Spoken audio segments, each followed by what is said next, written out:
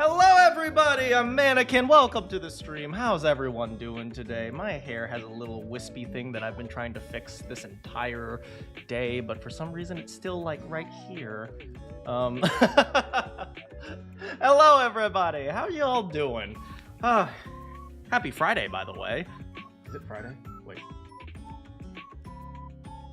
Thursday. It is Friday! Happy Friday, everyone! How have you all been?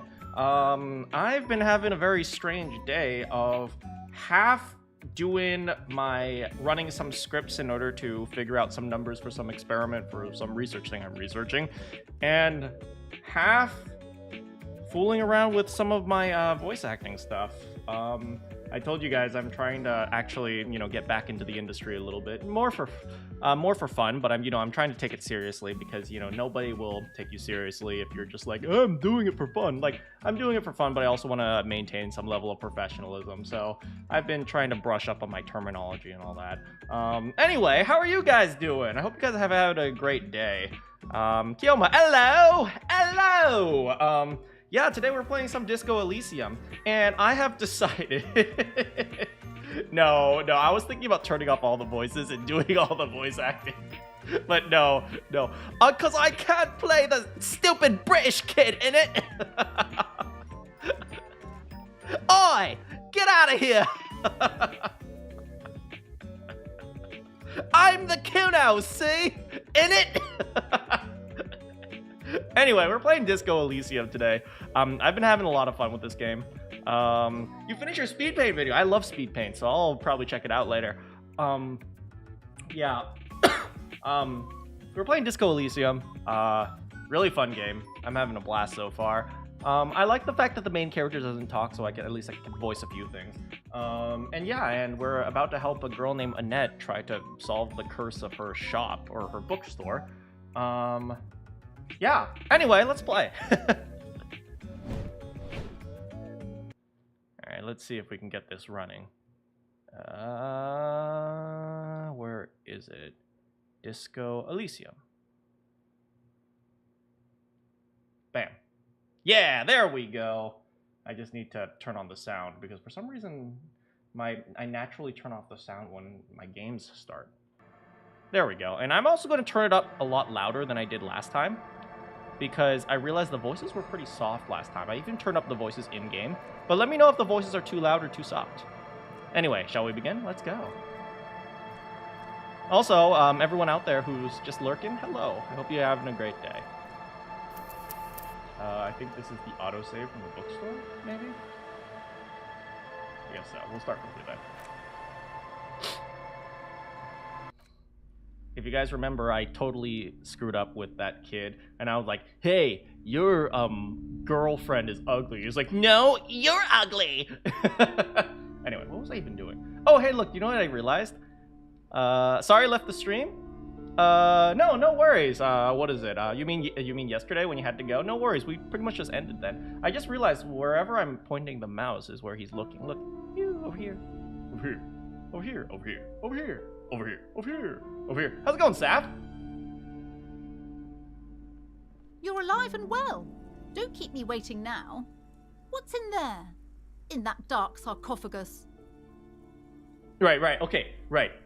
I'm a hard-boiled detective. Trying to run from my past. Wait, what? I'm a hard-boiled egg. Okay. Hold on. I haven't actually done anything yet. I just wanted to ask a few questions. Oh. What about? I had a few more questions about the curse. Okay, but please, only a few questions. You wouldn't want to disturb the spirits. All right. Why didn't you tell me about the curse earlier? It's not good to talk about the curse, not in detail. The negativism, it's dangerous. Talking about the void wraiths angers them.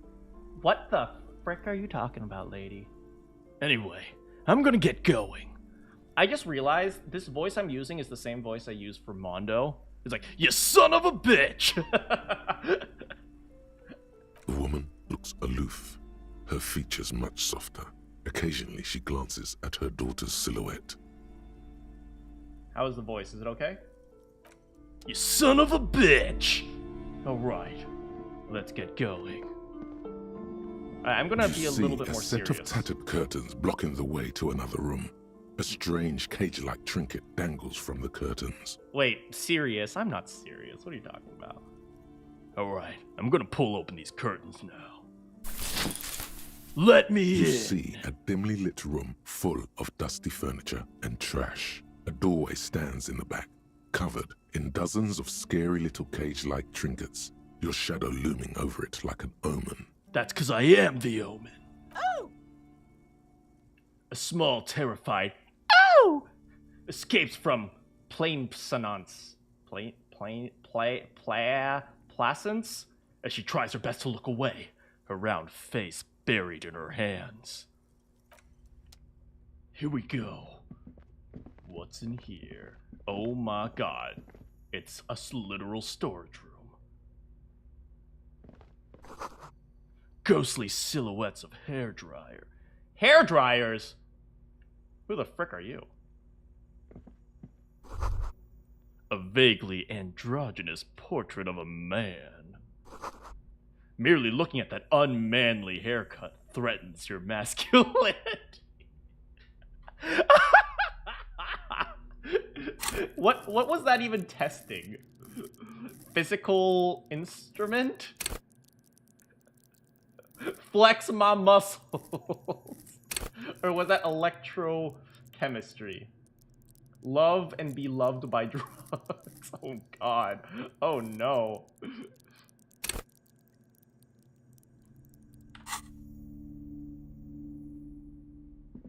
A heavy door with a missing handle stands before you, covered in dozens, if not hundreds, of little oddly shaped trinkets and charms. It appears to be locked. Well, I have the key, so maybe I'll break the door down. No, I'm gonna unlock it with the key. After exerting some force, you manage to turn the key. It's eerily silent. The door slides slightly open, letting a draft of cold air into the room. Hey Kim, maybe you should go first. No, I'm not gonna do that to my partner. Alright, here we go. Oh, he wants to talk to me. What is this place? The lieutenant stares at the dusty training equipment. It's the netherworld. Beyond the veil. No, it's a gym. Though it looks like no one's been here in ages. Well, we better check it out. Looks like people are training here. I doubt the electricity still works. We should find a flashlight if we want to go on. There should be one in my kinema. Kinema? Some specks of dust shimmer in a faint beam of daylight falling from the window. Other than that, the room is dark. In my kinema? Is that his car? An eerie feeling rises in your chest. What if there's a reason no one's been here for ages? Yes, because it's closed. Kim, you are no fun. No need to look for supernatural explanations where a banal one will do. Now, let's go get the flashlight, shall we? Kim, you're no fun. Kim's the best. Kim is like the antithesis of me, Manakyn. Alright, let's go get a flashlight. Alright, let's go. I'll be right back. We're gonna come back and they're gonna be dead. Oh god. Alright, let's go get a flashlight. Before they all die! Is this the flashlight? Inside, you see a set of steering levers, a radio microphone, a pull-out toolbox, and the soft glow of the fuel preheater gauge. I better pull out the toolbox and get the flashlight. A metallic drawer slides out from under the seat and clicks into place. The tools inside are neatly organized. Kim, why are these organized? Aren't you a detective? A hard-boiled detective with nothing to lose. Take what you need, officer. It's going to be a long case. I'm not protective of my tools, like some men are. I'm very protective of my tools. He's clearly a little protective of his tools. But what can you do? Work is work. Alright, let's take the crank, Hand crank flashlight. What? We don't have batteries? It's robust, weatherproof, and well made. Police issue, blue. Lets you see things in the dark you would otherwise miss. Alright, that's all we need for now. The pull-out toolbox slides back into its nest. Preheater gauge casts a warm glow on the steering levers and the radio on its hook. Alright, let's go. Alright, Kim. We got what we need. Now don't slow me down. Here we go! Into the haunted room of the gym. Oh, they're still alive, thank God. Speaking of which, we still need $25 to buy Dungeons and Dragons. Gonna get some ice cream? What the heck? I'm jelly. Alright, how do we turn on the flashlight? Yes? Okay,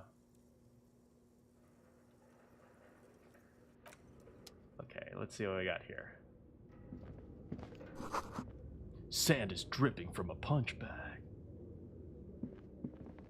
What about this? Oh, no. Wait. Oh, what's this? Smells like leather and sweat. You had an ice cream sandwich. That sounds good. What do we got? Shot put ball. I'll take it. The poster says Sitius Fortis. What? The rest is worn off. Yo, let's see if I can lift. All right, baby, let's do this. Barbell lies on the floor. The color has worn off its weight plates. It's 60 kilograms. Your triceps hum at the sight of these weights. Show the world what kind of beast it's dealing with. Baby! Let's try to be a big, strong man! Why does it feel so familiar? Is this familiar because I'm a weightlifter? No, it's not that. It's the stale smell of rubber, the squeaky sound of sneakers, your bruised knee against the mat, and a whistle. Then the feeling is gone. And a whistle? A memory from another life, when you were young and fit. Dang, I didn't always used to be this fat. Dang, my young self must be jealous of this physique. Look at me. A circle. All right, let's do this. Uh-oh. Baby. Oh, God, I'm in pain. You managed to hoist it off the ground, but the barbell feels wobbly and dangerous. Your hands slick with sweat. Turns out you're no beast, just an old man with bad form. I am literally on the cusp of dying. And the reason is because I tried to lift some weights and I talked about my ex-wife. This is just reality in a nutshell. See? See? This place is cursed.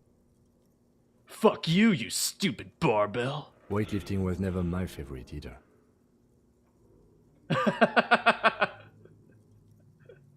The lieutenant's obviously handling. At the station gym, I mean. I prefer running. It clears your head. The lieutenant steps away from the barbell, letting me recover in peace.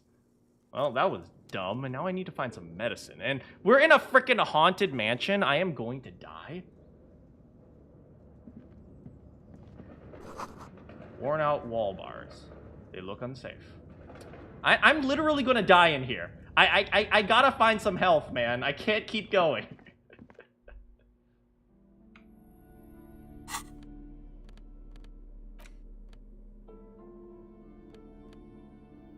But some mystery. I will come back once I find out how not to die from talking about my ex-wife.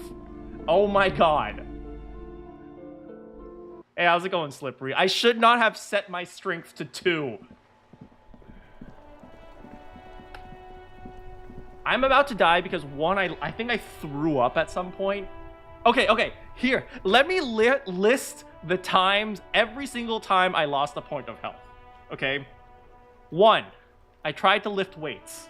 2, I talked about my ex-wife. And 3, I turned on the lights. That is the number. That is how I have lost health in this freaking game. I am pathetic.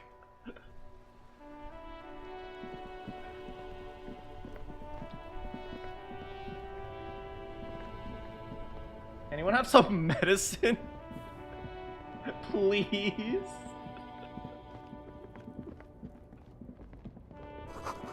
Goods from the lorry haphazardly litter the surroundings.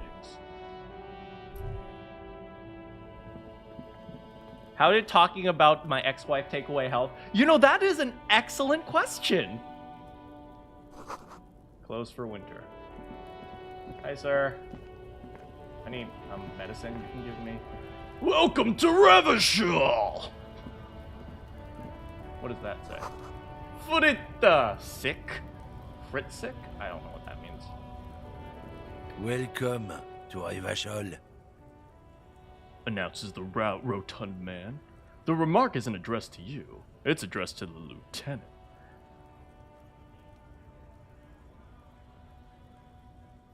Hey, I know Revachol. That's where we are. Don't you welcome to Revachol me. My grandfather came here from a 3,000-year-old racist isolationist culture, while your ancestors came to this island a mere 300 years ago. Damn, bro. Every school of thought and government has failed in the city, but I love it nonetheless. It belongs to me as much as it belongs to you. You tell him, Japanese man. Wait, is he Japanese or Korean? I don't know. It's men like you who keep Revachol divided, making it that much harder for everyone to climb out of this post-war limbo. Limbo? What's going on here? Wait, is that it? Welcome to The fat man stops mid-sentence, noticing Lieutenant Kitsura. Do continue, sir. Oh, he's going back at it again. Come on, man. The hooler. It's just a greeting. A lorry driver thing. Oh, it's a lorry driver. I know exactly what you meant. You think my kind doesn't belong here, that I should watch myself and behave. Damn, Kim. I think you have some unresolved issues. Just be chill. But you see, I'm an officer of the RCM. It's actually my job to make sure you behave. I would advise you to remember that. Kim has zero chill. Like, holy God.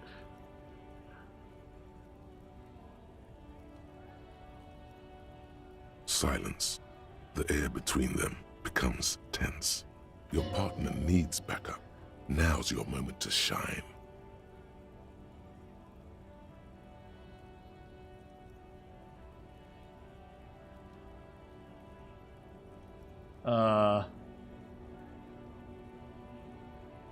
Fucking A, Kim. I got your back. You two make a cute couple. You know that? The lorry man spits at me, I'm gonna give him a The punch. lieutenant exhales and resumes his regular calmness. That's right, Kim loves me. Now that's settled, we have a couple of questions. Whatever you say, officers.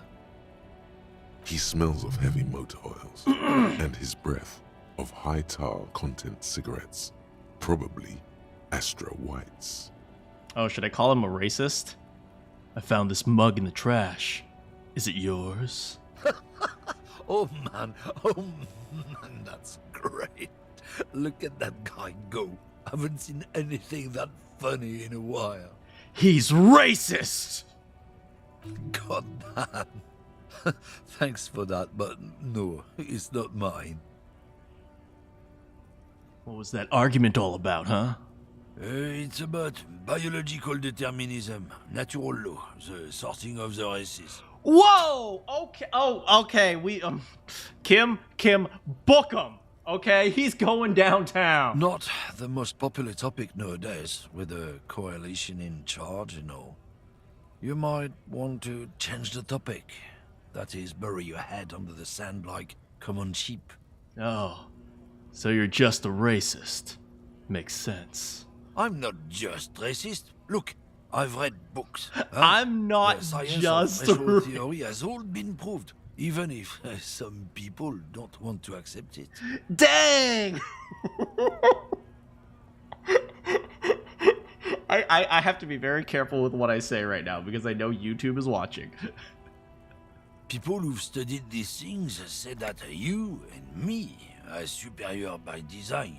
So, naturally, we Occidentals should be in charge. Obviously, you can see the merits in that.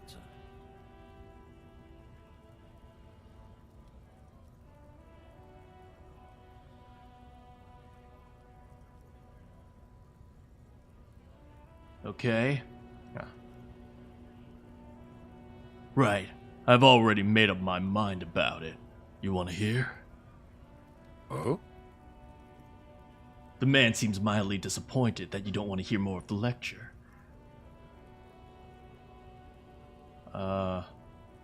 Yeah, I'm not down with this. Why don't you go fuck yourself? Don't push your luck, runt. Huh. We didn't need his help. Jump Jams! A popular music bag! Screw you, man. A glossy magazine, Most Able-Bodied Men. Issue hosts top 10 list. What is this? It's only magnesium! I need health, not morale!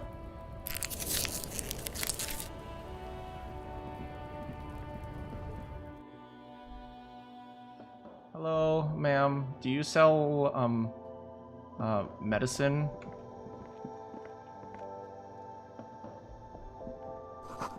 Yellow roses. Dozens of them. Turnips, too. Wait, tulips, too. Yep, roses and turnips. That's a very classic, flower shop thing. Melancholy pop song plays on the radio. You see several packaged raincoats fill a low shelf beneath a display of croissants and juice bottles. The raincoats Croissant! are transparent, except for the big Fritta slogan on the back. The packages are small, discreet, sloppily stacked, making them easier to take unnoticed. No need to worry about knocking over a display. Nah, we don't want to steal. Hey, what's that? Just show some interest. What is what? It's a raincoat. Okay, never mind. This girl needs her ass checked, okay? If you want to buy one, then it's only 4 real. She taps the glass counter. The raincoats patiently await purchase. Girl, you gotta treat your customers better. Her attention is drawn to the raincoats. Stealing one undetected will now be more difficult. I'm not trying to steal! God.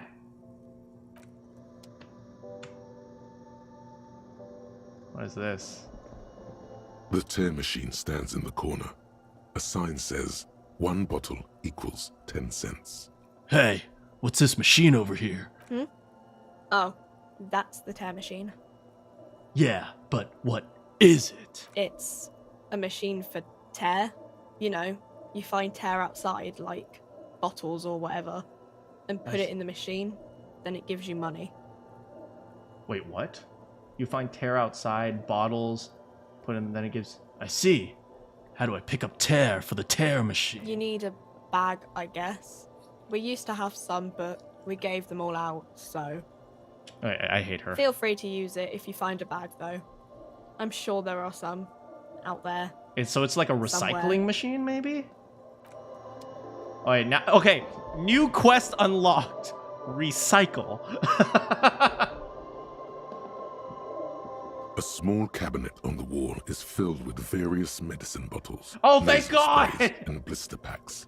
They all bear the Saint Baptiste Pharmaceuticals I need logo. some Tylenol. I've been talking about my ex-wife, and I'm about to die. Just ask me if you need anything from Saint Baptiste. We don't stock prescription meds, but we do have Nosafed, Duramine, Magnesium, and Hypnogamma. What is Nosafed? Who is Saint Baptiste? I don't know. Let's see. Nosafed is a nasal spray. Duramine is a really good painkiller. Magnesium is a dietary supplement. Hypnogamma is... I guess I need Dramamine? I don't really know what hypnogamma is. I guess it makes you feel less shit. It's recommended to use after lots of partying, studying, or exercising. Maybe I should get hypnogamma. Can you be a little bit more specific? No, sorry. I'm not like a doctor or anything. I'm not like a doctor or anything. Oh my god, quit asking me like questions. Go talk to like the medical people. Nosafed heals +1 health. Dramine heals +3 health. Okay. Magnesium heals +1 morale. Hypnogamma heals +3 morale. Okay, what's 9 times 3 is 270. So Dramine is actually more cost efficient, but I can only heal 2 at a time because if I heal 3, that means I'm also dead. So I'll have 1. Okay, here. I hope Saint Baptiste makes you feel better or something. Well, it makes me feel less dead.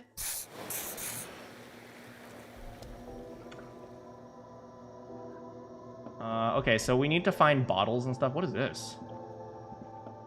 A colorful display of cigarettes and alcohol bottles line the shop wall, inviting you closer. Do we drink? Do we drink on the job? We do have a, the hangover feels really bad. You have to take the edge off. Found a bottle of alcohol and put it in your hand. Equip it. And the magic will happen by its own. Okay, okay, you know what? 1 drink won't hurt. The bottles wink at you in the light. The smokes too glitter in their wrapping. It's like looking into a kind of heaven. Your knees are weak. Oh god, I'm falling in love with the alcohol. There, in that dark green glass, all in vain. The great flowing river of warmth, wine, alcohol, beer, alcohol, love, alcohol. Love alcohol. This is not a good place for a recovering addict. Guess not, no. No, I guess not. Anyway, you gonna buy some beer? I'm obliged to inform you that both alcohol and cigarettes damage your health. But I guess you already know that. Don't ask, don't look, don't do anything here. Just go away. Get back to work. Tell me more about these products. The pale aged vodka is special, I guess. It's stored in pale for a couple of years, which makes it super expensive and super strong. What will it do to my body? I mean, I already said it'd hurt you. I don't know what else they do. Substances give powerful bonuses to your main stats at the cost of damage to your health or morale. Cigarettes raise your intellect while damaging your health. Alcohol raises physique while damaging your morale. Yo, I have tons of morale to damage. Use medication, like Nosafed and magnesium, to counteract the negative effects of substances. Note: consuming substances can have unforeseen consequences for you.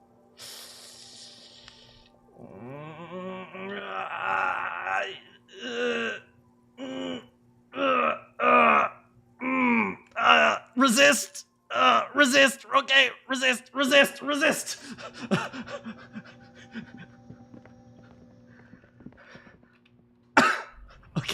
Okay. Crisis averted. Okay, we have 1 more health. I think that's good enough. Time to get back to work. We still have to take the body off of the thing, but it's like, I can't do it because I'm not drunk enough, apparently. Let's go.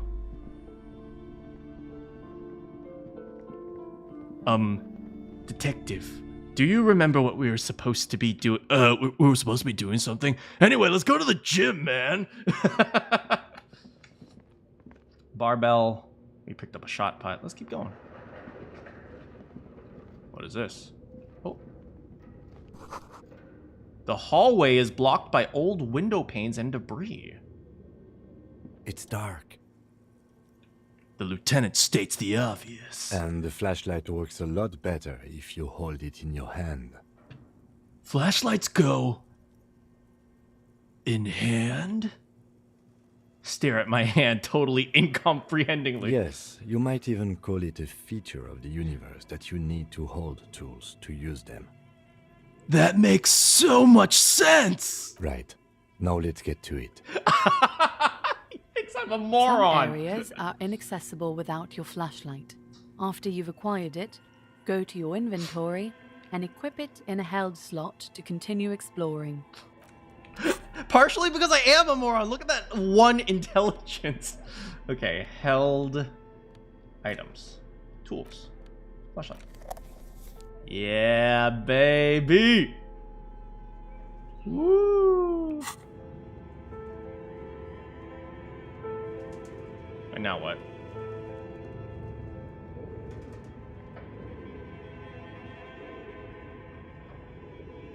I'm holding it upside down. Can you point a little bit better, buddy?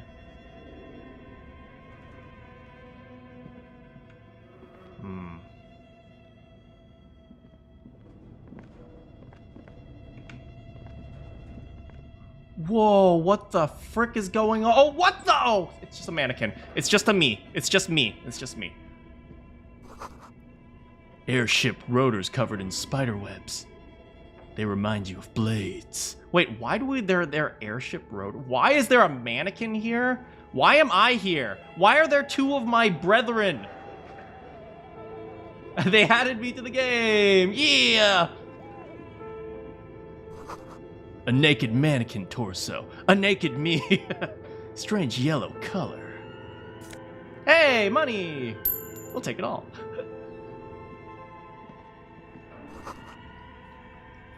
Blue velvet. Soft to the touch. Moth bitten. Hey, more money. Oh. But where are the clothes they used to display it? Oh, they used to display it. It used to display. Oh, interesting. Good question. This place is kind of creepy. Oh, what's this? Wild animals stare at you in the dark. Stuffed and mounted. Wasn't there a guy who was doing like a stuffed hawk in the hotel?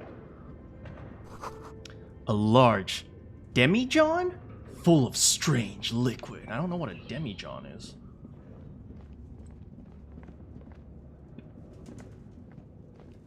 Oh. What the frick is the what? Your flashlight slides over an old green chalkboard covered in scribbles, sketches, and schemes, like some ancient cave mural. What the frick is this? There's a dude here with a sword and like some sort of road map and then some sort of pictures up here. Some of the writing has faded with age, but you can still make out sections here and there. Photos and drawings have been pinned to the board. All right, let's see the photos. The photo collage depicts barren, icy landscapes wrapped in perpetual night. You see permafrost and glacial landforms, dead trees grown in under the snow. Why? Entire oceans have been frozen from shore to shore. There are pictures of settlements on dried up riverbeds, abandoned in a storm. Animal corpses in the dark, carcasses and bones. Are they just documenting Alaska or something? You see primitive oil rigs built into glaciers, boreal dvorg, yurts under the snow, great mammoth-like beasts of burden. Albeit dark and cold, this vision also feels cozy in its own way, like eggnog or morphine, a much-needed respite from our own world. What? A pinned postcard reads, "The heat death scenario. A desperate fight for geothermal energy engulfs the world as Wirral becomes untethered from its sun, drifting through the universe." Are we about to go into like the fantasy / like supernatural sci-fi crap? Because I swear to God, man, I cannot deal with horror right now. What about the drawings? These lithe, pointy-eared creatures appear to be different types of welkins. You make out autumnal candle welkins casting wax-based magic. Wait, were people just like playing D&D on this chalkboard? Translucent welkins, with organs shining under their skin, and even ether welkins, hailing from the vast emptiness of sidereal space. Wait, were people playing D&D back here? Who are all those creatures? Fantasies of a tortured, feverish mind? One of the welkins, towering among the rest, appears to be different, however. Okay, so why is this Welkin so important? Probably it's just D&D. It's Vara Hamira, a high welkin. his face white and scarred. How do like I know cracked this? marble. This is clearly a Welkin supremacist. The note says all non-Welkin races will be purged. What the frick? The Haldor, the Twarg, the humans, and even headless men, all of them, purged. Imagine a world filled only with Welkin, Green Welkin, Dread Welkin, and the High Welkin to rule them all. Dread Welkin? Oh my god. An inordinate amount of time has gone into drawing these little Welkin creatures. Who are they? Who drew them? Are they real? This looks like concept art for a project. It's not really real. Why would anyone spend so much time on this? Some people really like building a world, I think. Even if it's just for a game. Oh my, I think they're just playing D&D. I legitimately think they're just playing D&D in here. One of them is a Welkin supremacist. Mm-hmm. Political commentary. That one has a great beard, too. Hey, he knows his D&D. Okay, Kim went up by like 10 points in my head. Just look at those details. So much effort. Yo, does Kim play D&D? Because, like, I'm gonna invite him to my session. And for what? All gone. Inspect. Oh my god, inspect the schedule. It's going to be the schedule of players, I bet. This is a monthly calendar from the year 50. Cryptic words like sprint, daily minimi, and GPI span the marker-drawn grid, GPI? the grand scheme of production and money.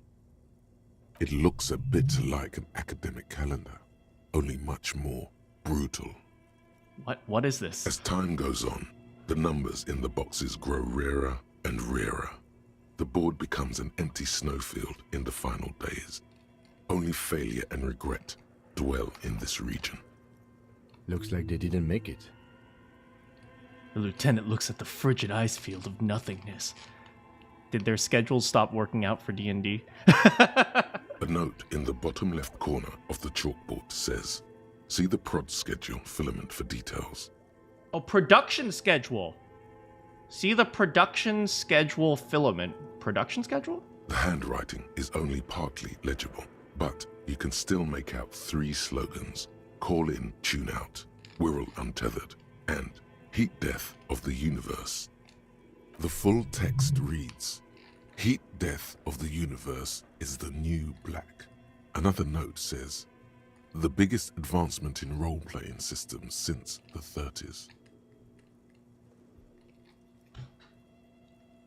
I think they were making D&D in here. This wasn't just a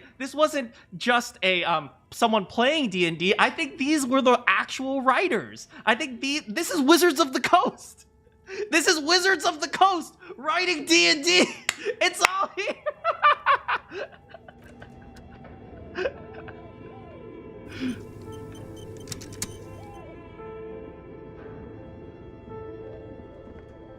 What is this? Appears to be some kind of machine with a cube-shaped heart and a wired framework. The keyboard has a rectangular on-off button. A piece of paper still hangs from the printer. Lost media? A radio computer. Just sitting here without anyone inside. He sounds a bit cautious. What he means is that these things cost money. Why would anyone just leave it behind? Oh yeah, computers weren't really a thing in the 51, huh? This is the Ream Civic radio computer, model RC5120, equipped with a Feld mainframe and a Ream-compatible printer. Do you think I should turn it on? We have one of these down at the station, but I never really learned how to use it. I think it's time to turn it on. The machine lights up like some prehistoric animal stirring from its slumber, revealing fluorescent play and print keys on the keyboard. The hatch on the machine's central compartment is wide open. I better look inside the compartment first. It's empty like a beehive without its brood. Some cables have been left dangling. This is where the memory should go. Press play. Nothing happens. Something's missing. There's no tape in the player. Press print. Nothing happens. Dang it. You've never been in a D&D session before? I mean, you have plenty of time to find one, but you should give it a try when you get the chance. What is this? This old fireplace is covered in lines drawn in blue and Oh, red. there's a fireplace? The mesh spreading over the stone like blood vessels on alabaster skin. It looks ghostly and strangely ancient. Look at this. The triangles here are probably trees, and there's probably like some sort of hill over here. Maybe there's water over here. A diagram for summoning some time-forgotten being. The symbols seem very esoteric. Yeah, this is D&D. This is 100%. And if you remember correctly, the mom doesn't like D&D. What am I looking at? Radio frequencies, it seems. UKV 123.6. UKV 123.7. What? UKV 123.9. What does UKV Some mean? written notes, too. Sparse and cryptic. Radio frequencies? For what? Unclear. It looks like a cardiovascular system split into veins and capillaries. Very advanced. Of course! The anatomy of the curse! Perhaps. The web is comprised of radio stations, all lead back to one red heart, titled the Game Master Frequency. A note says, this one can listen in on any station it wants. The Game Master Frequency? They must have had massive airwidth. These things don't come cheap. If it's a game, then who's playing? Whoever decides to call in to a call-in station, it looks like. Wait. So, does that mean this game is GM'd by just a random calling station? What? A list of names under the stations suggests people across 6 Isolas would be playing. Muindi, Insulinda, Kotla, Grad, Samara, and even Ilmara. Wait, is this like the first, Zoom D&D session? All of this is gone, left unrealized. My God. It's as if the less money they had, the more ambitious their project became. The less money they had, the more ambitious? The cost of airwidth alone must have been huge. Exactly. This schedule, I know DUM when I see it. The company was running out of funding. What else? Nothing. It's just lines on marble. An echo from times long gone. No one has used the fireplace in ages. Wait, so are these all, different companies that went out of business, maybe? I don't know. Oh, you have something to say? Okay. What do you think is going on with that computer, chalkboard, and fireplace?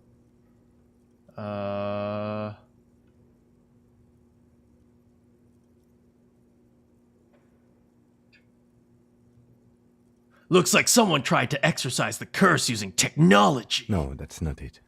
I think... The lieutenant takes a step back. Like he's ready to lay out a fine theory, crafted together like a puzzle box. It looks like one of those popular pen and paper role-playing games. Only these people are trying to automate it. Make it work on radio computers. Dang! They were making Baldur's Gate in here! Utter madness, he thinks, as a compliment. How are they planning to do that? Through call-in stations. None of the players have to be physically present. Anyone in the world can participate in the game, as long as they have a two-way radio. Then there's the Game Master Frequency that listens in on the smaller call-in stations. I think that was supposed to coordinate the stories, functioning as a master of ceremonies of sorts. Coordinating so many games would take a whole switchboard of people, possibly divided into sub-frequencies. This was Baldur's Gate, but it was too ambitious for its time. Has anyone ever done this before? Not to my knowledge. They make automated games in Grad, Messina, Königstein. You know, places with industry. But I don't think anyone has attempted to create an interisolary game before. We just don't have the technology. But now we do. And this was role-playing. Indeed. Those Welkins are a dead giveaway. Role-playing people love that stuff. The world looks like a modified version of the WeWorld board game, with hit death thrown in. And what do you think happened to the company? No idea. They stopped filling out the schedule on the chalkboard. Maybe people just stopped calling because they didn't care anymore. Indeed, it's ambitious and untethered from reality, but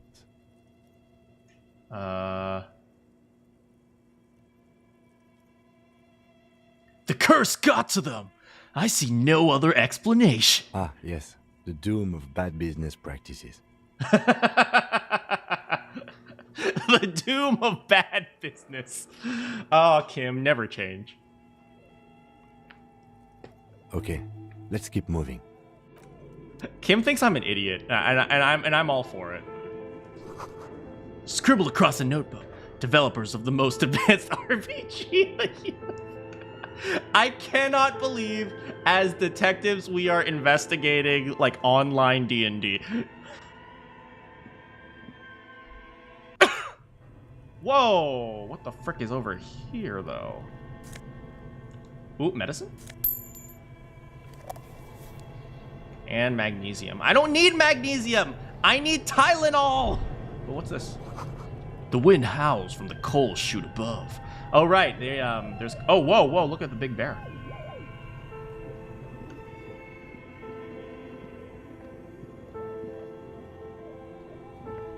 Is it a refrigerator? You see a terrifying ice bear with a strange compartment in its belly. The door is covered in frost, and the bear's eyes are glowing red. What is that thing? Looks like a giant ice bear. The lieutenant doesn't answer. His eyes are glued to the animal. A sharp slice of light shines out from its mysterious belly door. All right, let's open it up. A gust of freezing cold air rushes to greet you.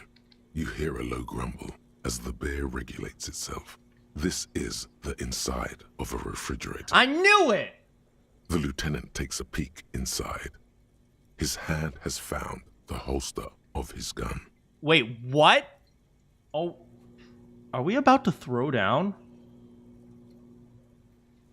Let's look inside. The shelves are empty. All you see are crumpled ice cream wrappers with the brand name, Revachol Ice City.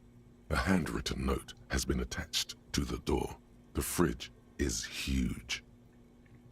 What's the note You say? pocket the note and the little fridge magnets keeping it on the door. Hey, we got fridge magnets! What about the A ice cream friendly wrappers? cartoon bear smiles back at you from a glossy cellophane wrapper. It looks nothing like the fridge. Okay, maybe this is like a failed ice cream company? The paper still smells of vanilla and chocolate. Why is a giant bear fridge do? What is a giant bear-shaped fridge doing in an abandoned cellar in the first place? Good question. It looks like an ice cream fridge. So they tried to sell ice cream from this hyper I carnivore? know. What an unfortunate marketing choice. What is even worse, the bear is still costing them money to this day. Wait, is this why they're losing money? They're losing money because their electricity bill is high? Is that it? Is that it? The fridge buzzes with energy. The electricity bill on this thing must be catastrophic. Yo, we solved the curse!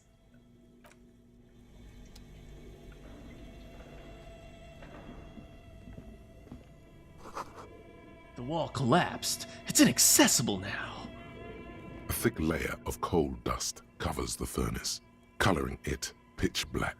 Looks like this furnace has a face, and it's a face of agony. Kim, what is this thing? Is it a furnace? Looks like it. Looks like an old central furnace used to heat the building. It's connected to the chimney. No one has used it in ages. No signs of any recent fire. Only dead rats. I'll look inside. It's dark and grimy here. In the darkness you can hear chatter. It's coming from above. A voice or several voices talking to each other.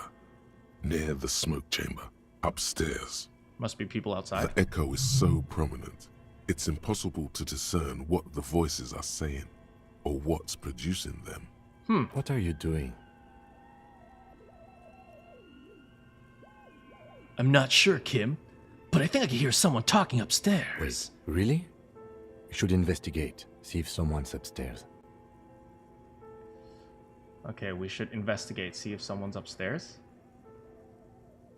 Should I yell? No, I wanna remain cautious. Someone's talking upstairs in the chimney area?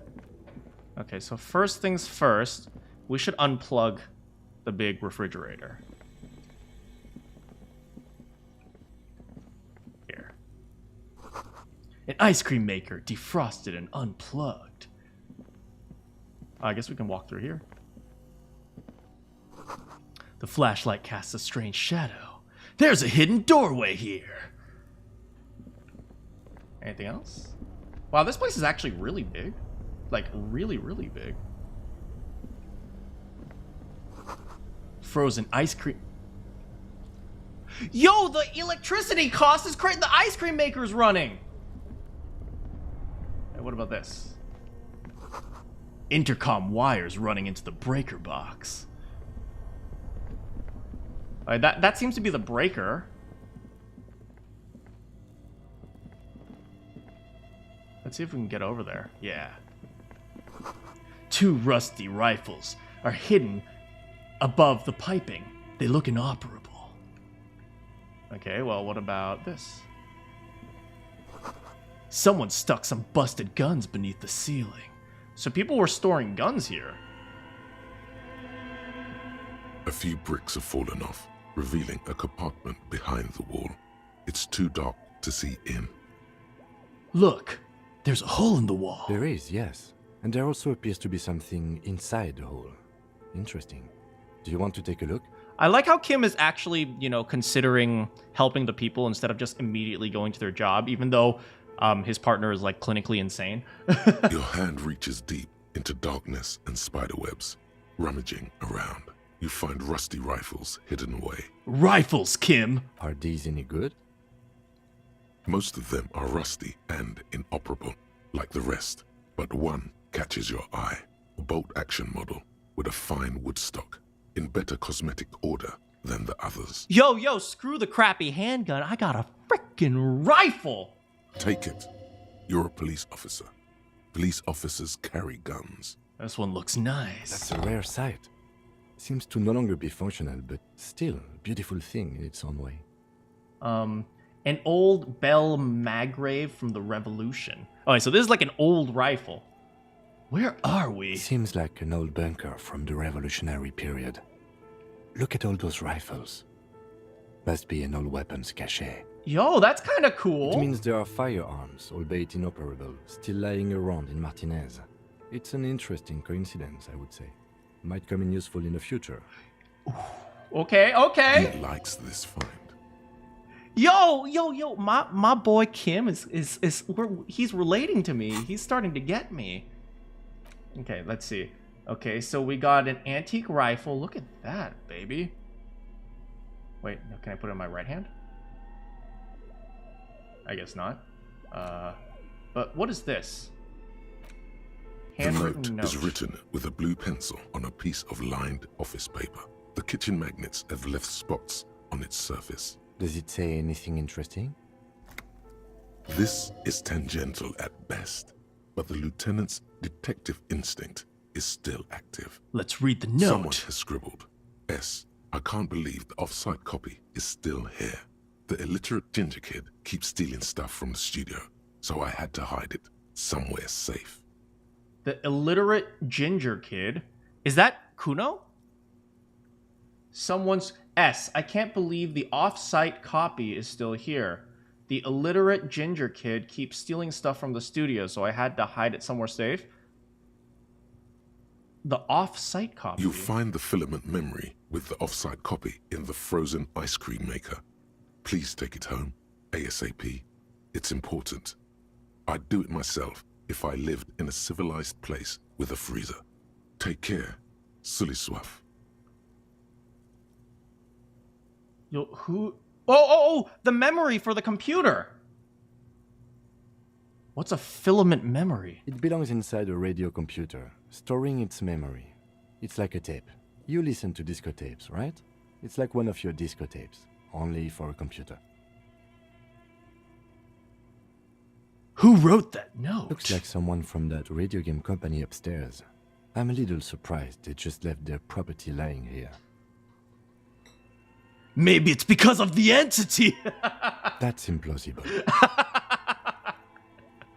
Come on, Kim, play along. I feel like Kim and I have a good thing going. He's the straight man, and I'm the loose cannon detective. I feel like we got something going on here, me and Kim.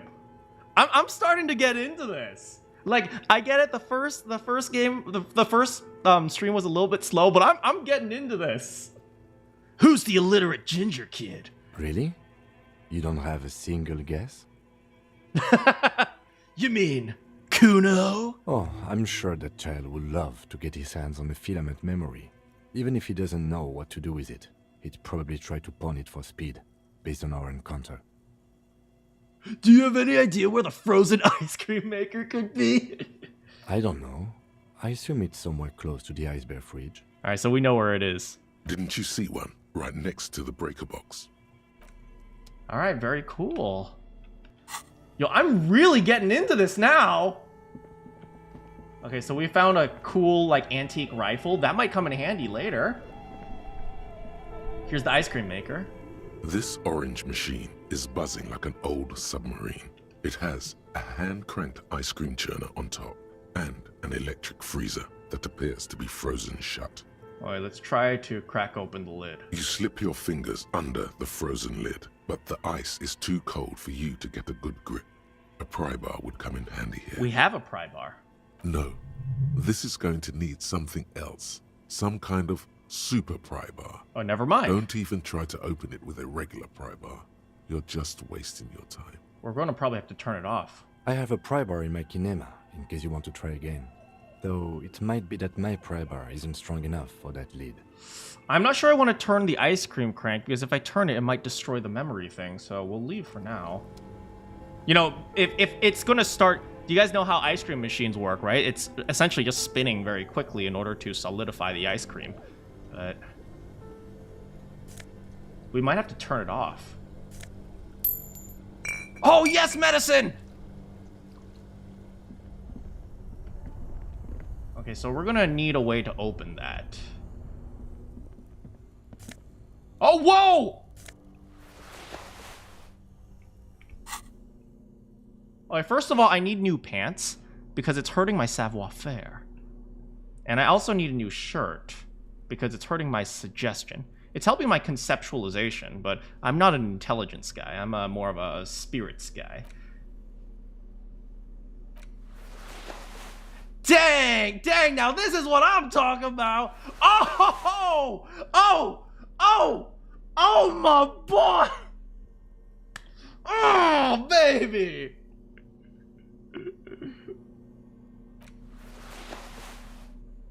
All right, we got +1 in drama. I think drama will help us because if we're going to, you know, use emotions, we're also going to have to act a bit.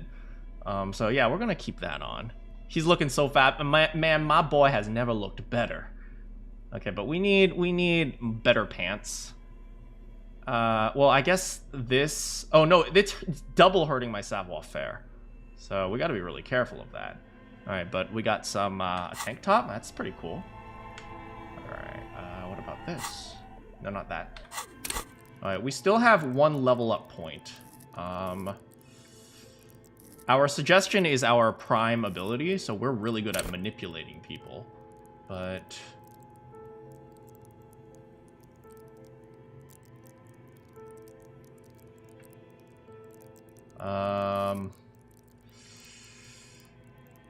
yeah.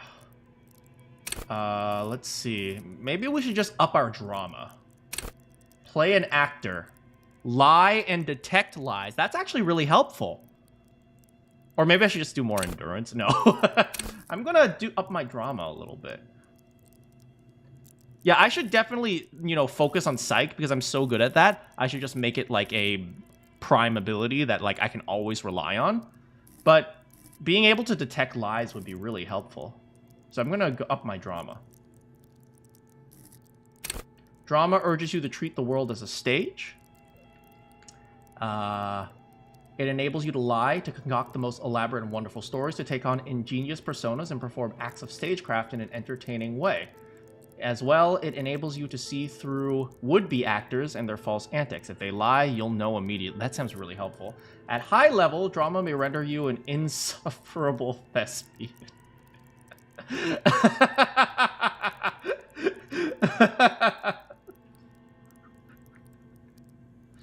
For to know the world is a stage is to know how that truth is a vanity. However, low, you can't lie. And a cop who can't do either is going to be lying 6 feet on. Yeah, definitely drama. Okay. All right, we're slowly getting there.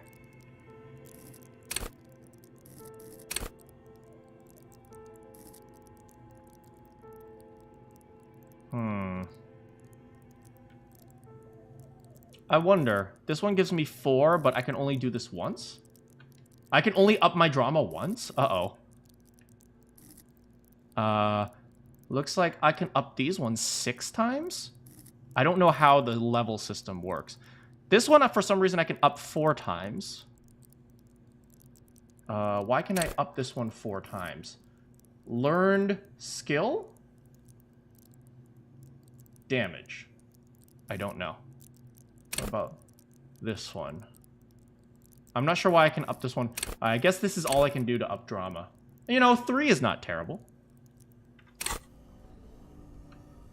Okay. Let's see if we can turn off the ice-making machine. 2 cables are plugged into the breaker box. The red one leads to the ice bear fridge, and the black one to the ice cream maker nearby. Alright, let's turn off the black one first. Something close to you dies with a soft electric purr. Why did you do that?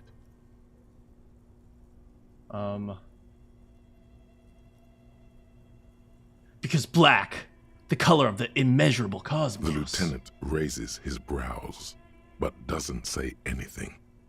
The electric distribution board now has 1 cable missing. Now maybe we can open it. This orange machine is dead still. It has a hand-cranked ice cream churner and an electric freezer. The ice around it slowly melting. Let's see if we You can open slip the your lid now. fingers under the frozen lid, but the ice is too cold for you to get a good grip. A pry bar would come in handy here. No, this is going to need something else. Some kind of super pry bar. Don't even try to open it with a regular pry bar. You're just wasting your time. I have a pry bar in my kinema, in case you want to try again. Though it might be that my pry bar isn't strong enough for that lid. Let's plug it back in. Just in case. I don't want Only the anything to red get cable wet. is plugged into the breaker box, Alright, let's while plug- the black one lies neglected on the floor. Let's plug it back in for now. Somewhere, a machine hums along with the current, happy and contented. Alright, let's unplug the red cable for now. An electric sizzle. The room is slightly quieter now. Alright. Let's go back to the bear. See if anything obvious. The bear's eyes are dead and empty. Ice inside the fridge slowly melting. The power has been cut off. Alright, nothing. Yeah, I don't want the electric crap to get wet. That's the problem. I want to open it, but if it gets wet, it might be bad for the memory. I don't know. Oh, it leads out here!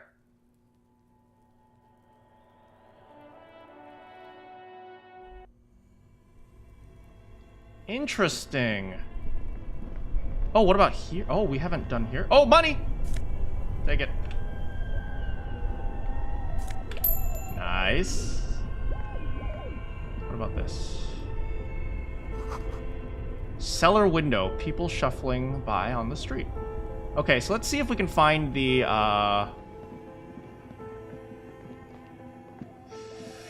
Okay, so we can hear people from there. Okay, I think we turned off their main source of problems, which is the electricity bill of the giant bear. And then we have to figure out this at some point. But I think we, for the most part, we solved some of their problems. Oh, what's this? I didn't go this way. earlier. Yeah. Okay, we'll go on the other side of the hall now. What is this over here? An iron safety curtain curves before your eyes, folded like a bellows. It covers half the room, blocking the way into a colossal industrial chimney. Oh, this is the witch that she was talking about, or something like that. This must be where the entity lives. Let's not deal with it right now. Let's see if we can find anything else. Oh, the floorboards are creaking. Shoes in a puddle of melting snow. Somebody's here. Shoes. Somebody is here, man. Postcard. Best shot put ball. We got a postcard. See if we can get in. As before, what an odd thing to do. Nothing happens. Still nothing. No one's home. Knock even harder. Those curtains prove to be surprisingly sturdy. Your fist hurts now.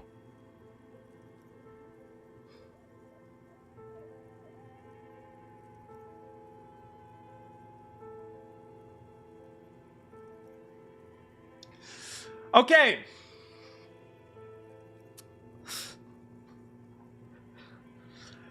Picked up some weights. Talked about my ex-wife. Turned on some lights. And now let's add punched a wall.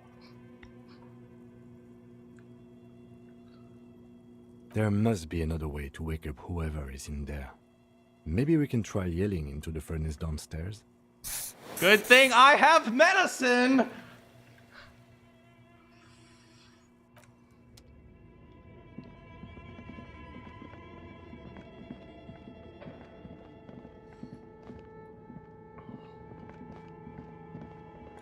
Do you guys know what I mean? I want to turn off the ice cream machine, but if the ice melts and gets everything wet, that would be a disaster for whatever's inside. A thick layer of coal dust covers the furnace, coloring it pitch black. Let's give it a shot. You muster all your strength and yell. Your dehydrated, hungover throat can produce little more than a dry croak. Well, butts. A lifetime of smoking and drinking will do that to you. Well, thank you for that information. The chatter from the chimney continues on as before. You seem to have made no impression on whatever's up there. Kim, you want to give me a shot? Then again, Help. maybe it's worth actually trying something up there. Maybe you should let your voice rest, officer. Try again later. Maybe it's the entity, though. She said it lives in a chimney. You're right. The rooms do look like they're connected. But malignant entities don't exist. At least not the supernatural kind.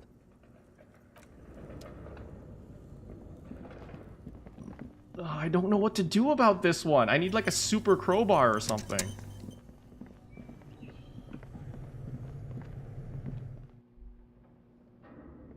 Alright, well, we can't do anything about it right now, so we'll have to come back later. Oh, what's over here? We missed something here. Production schedule filament memory. Oh. Steel rotor blades bearing a Slipstream logo. Skis with the Slipstream printed on the Okay, so it seems like there was a winter sports company here at some point as well? I don't know.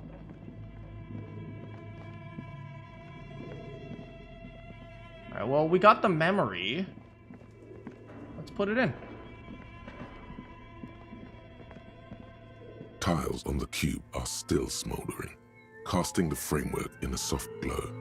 Fluorescent play and print keys shine on the keyboard. Insert the production Like schedule. a smooth draw, the filament slides into place. On the keyboard, the play key starts blinking. Let's press play. A bar of fabric right above the keyboard starts producing a soft hum. The sound of static seeps through the machine's planar magnetic driver. Okay. Have you stirred the ghost of the doomed commercial area from its rest? Could this be its dismembered heart beginning to flutter? What have I done? The static gets louder, slowly filling up the abandoned hall, until a voice speaks out, crackling and old, cutting into the air. Good afternoon. Fortress accident en rue de Saint-Ghislaine. This is East Insulindian Repeater Station 1. Repeater station on? Please repeat. Is this the production schedule? Please repeat. Is this the production schedule?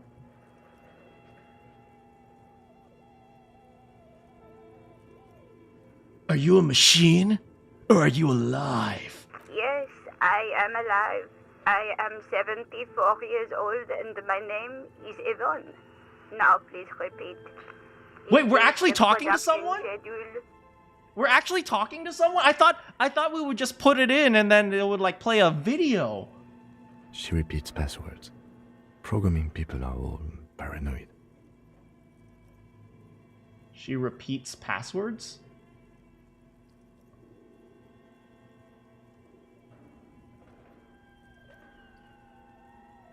She repeats passwords. Programming people are all paranoid.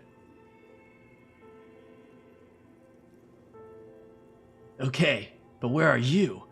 How do you know where I am? I work as a repeater at the East Insulindian Repeater Station. It's my job to know where you are, Fortress Accident. As for me, well, I am sitting in my cubicle, surrounded by a wall of radios. What the heck? Doesn't it get lonely, sitting there all by herself? Doesn't it get lonely doing this job? Lonely? Why would it get lonely? I get to talk to people all day. Because you don't get face-to-face interaction. I think the internet has proven that anonymity causes people to go insane. That's why she does this. Now please tell me the reason for your call, Fortress Accident.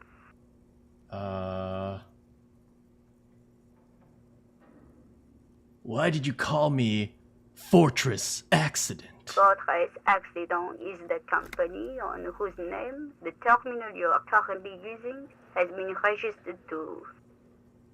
Do you have any other information about this company? Wait.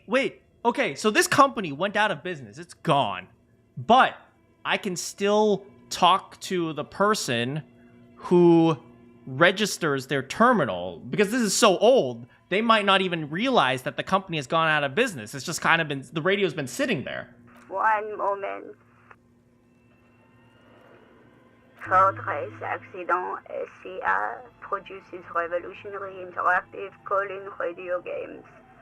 That's what the catalog says. And what's that? This interactive call-in radio game? Any other questions? Oh, she didn't answer. Oh, the static drowns her response. Okay, fair enough. What's the production schedule? The filament you have inserted into the reader. You mean the glowing thing I put inside? Yes. Is that the production schedule?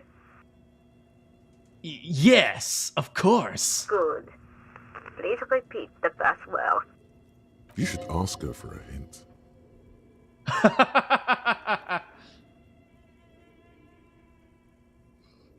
Should I ask her for a hint? The password? I'm really bad at passwords. Can you give me a hint? No.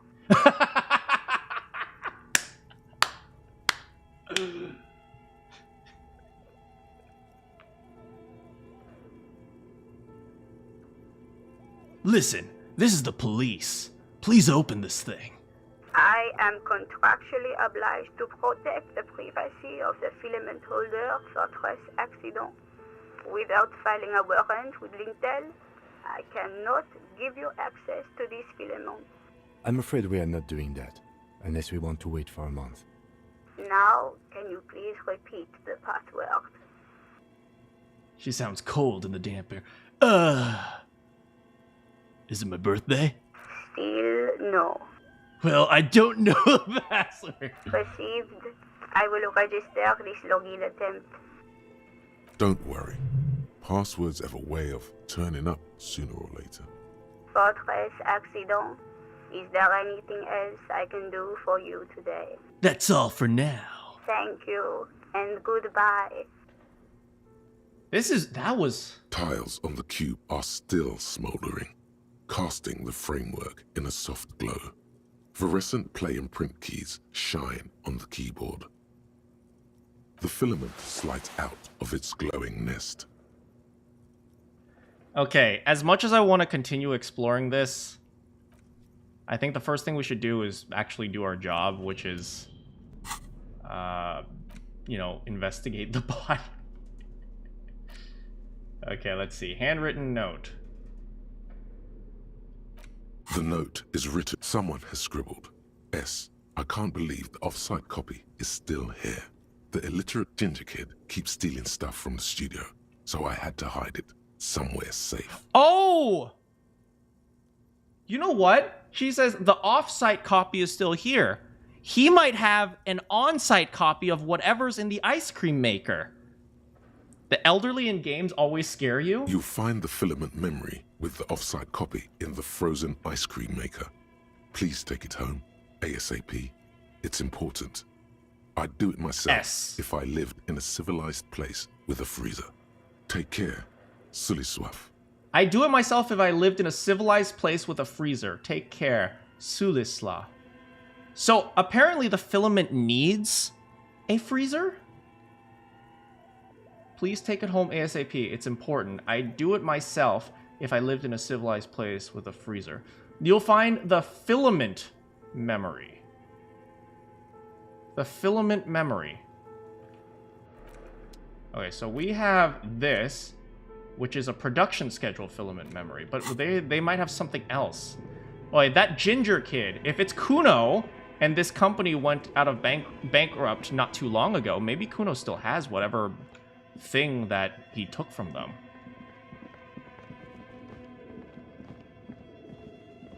Stupid ginger kid. Okay, well, so far we found one source of their problem, which is the freezer that's been eating up all their power. And there was also a gym back here.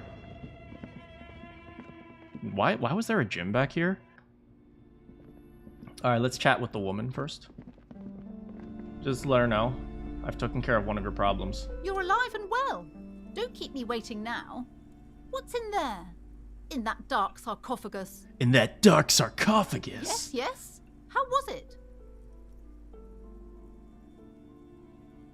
It was charred house of failed business enterprises, leeching life energy from the bookstore. Should I be honest or should I be dramatic?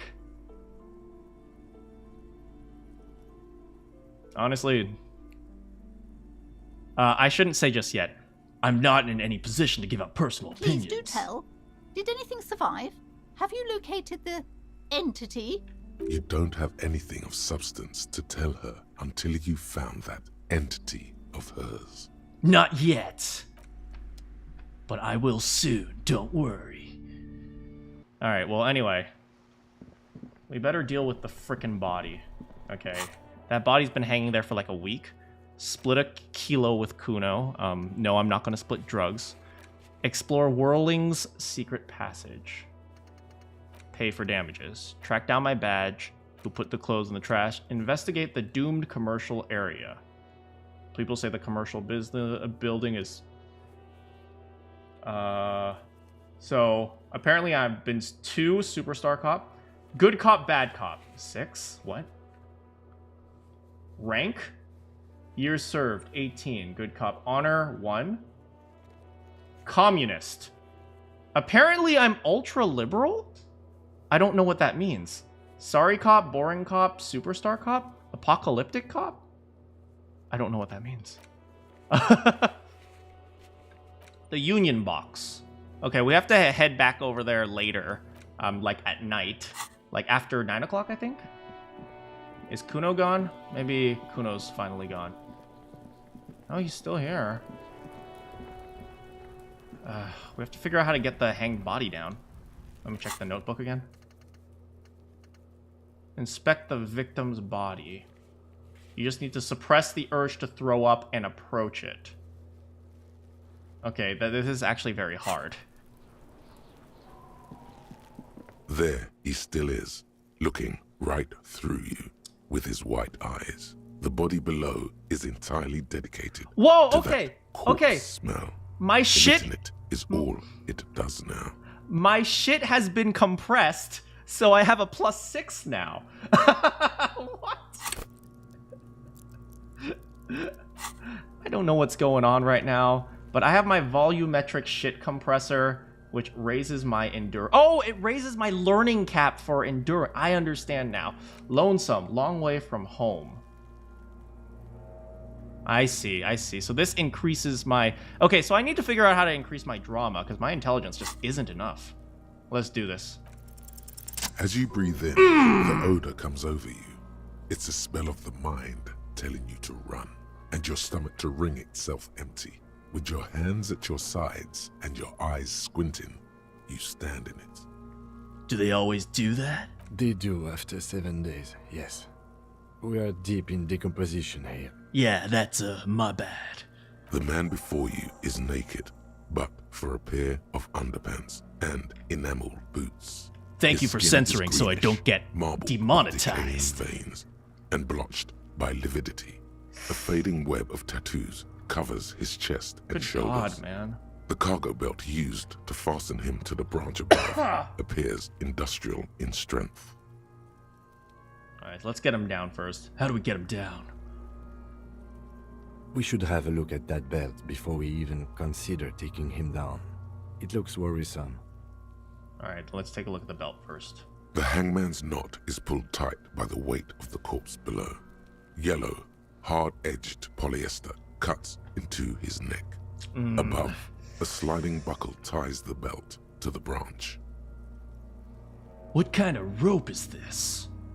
Industrial strength. The kind used for tying cargo to lorries. Like in a circus. When the circus leaves town and they tie a black-spotted giraffe to the wall of a carry pen.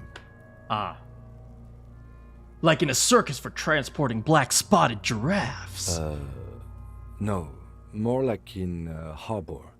Like the one just east of here. Why I get does the my sense they insane used mind whatever keep was on lying hand, to me? without paying much attention to not incriminating themselves.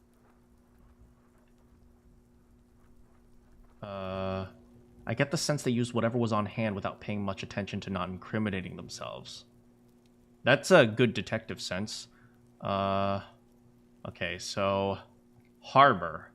Okay, so industrial strength rope like those used for, like, seamen or dock workers or something.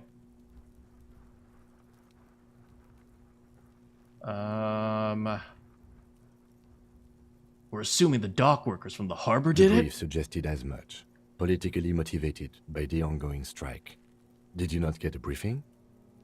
My past has undergone total annihilation. Nothing remains. My mother, the love of my life. Certainly not a briefing. Okay, you should ask me for one the first moment we get. Oh, hey, you know, Kim is such a cool dude. I want him to be my partner for the rest of my life. Can I just become a detective and meet some dude named Kim? They sure wanted him to stay there. It's not merely polyester. It's steel reinforced. Oh, I See see. these lines? This is where the wires run. I see rabbits for more than 20 strands. Okay, so this is a really strong rope. This makes getting him down much more problematic than I had assumed. How did they get up here? How did they get them up A there? noose is one of those things that's easier to use one way around. That's true. It's easier to get up, to put him up, than to take him down. That makes sense. I think they lassoed the branch, then pulled on the belt. Buckle closes. It's what I would do. Seems easier than climbing up there. The cadaver hangs from the cargo belt, limbs limp and torso covered in tattoos. Well, now that he's, since he's up there, we should at least look at his boots. The material appears to be ceramic. Its clean white stands in stark contrast to the decaying flesh above the knee. The man wore thick polymer socks, probably for padding. A fine array of interlocking plates covers them. Delicate and fragile, they feel alien to the world around you, out of place somehow. What boots are these? They're armor, no boots. What? Technically speaking, these are sabatons. Why is this dude wearing armor? Ceramic plate. Zirconium dioxide, most likely. This is where the make would be. Under the heel. Fair weather. Fair weather model T500 VE. I'm guessing that's vitreous enamel. This is advanced stuff. Okay, so my best guess is this guy was part of riot police, maybe?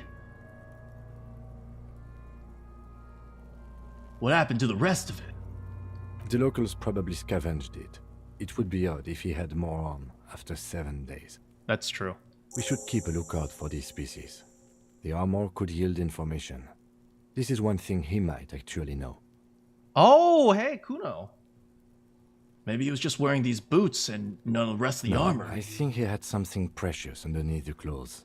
They had to remove the jeans and shirt we found to get to it. Right. And this kind of armor is often worn under fabrics. Okay. So this guy seems to be some sort of like maybe cop for like riot. You know, like if you guys have ever seen riot police, besides the shields, I know everyone knows what a riot shield is, but they're wearing really like heavy duty stuff. It's like that stuff can like survive explosions. What if they told him to strip before they hung him? They usually hang them completely naked for that. Oh, La puta swear. madre. Fair enough. The Mazda, the Besmerties, and the like. This one still has his underpants. Fair enough, yeah. So it didn't seem like they wanted to humiliate him by making him naked. Fucking talking about underpants. Frickin' Kuno. Alright, Kuno's chill. Kuno's chill. Let's knock on the boot, see how hard it A is. small bell-like sound fills the air, like tapping on the side of a porcelain cup. Porcelain cup. It's anything but. This material is a kinetic redistributor. It spreads kinetic energy horizontally, from plate to plate, dissipating it entirely. See? Faint, organic lines cover the plates where they separate into smaller ones. These plates then divide into smaller plates until there are hundreds of them altogether. Oh, so it takes like one impact and tries to spread it across the body. That makes sense. I know people try to do that. I don't know if it works, but I know the concept of that type of armor at least. Like the scales of some ancient white monster, cracked and pearly.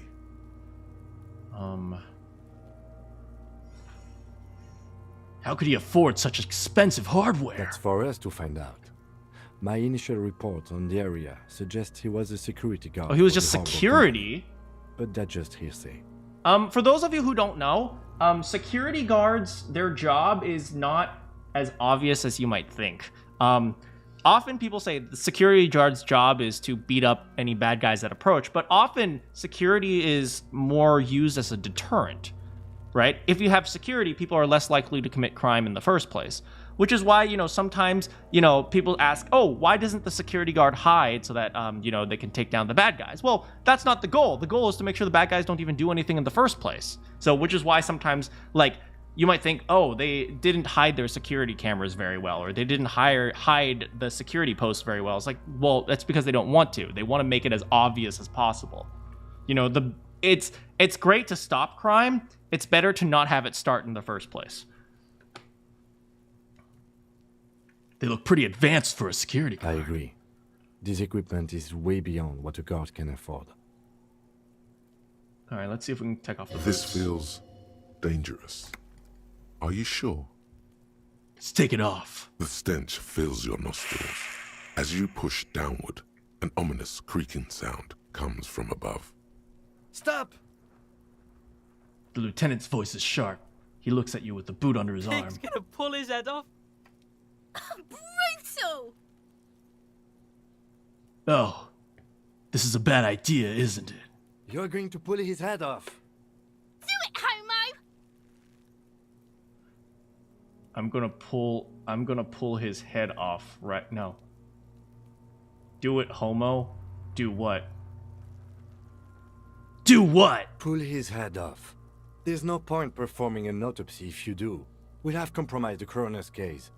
What are you trying to achieve anyway? Why are you hanging on to that boot?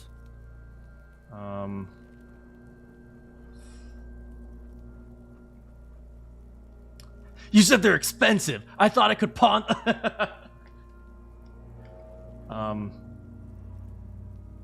There might be clues inside the boots. Have a great night, Saf. Maybe we should concentrate on what's outside the boot and leave what's inside to the boys at processing? Just this once.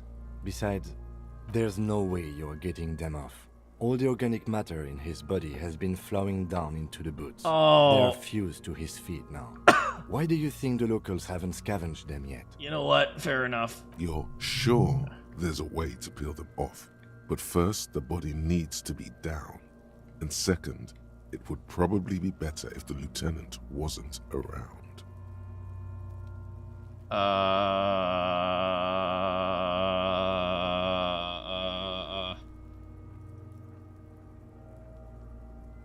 Sounds like a plan. The anticipation makes you crack your fingers.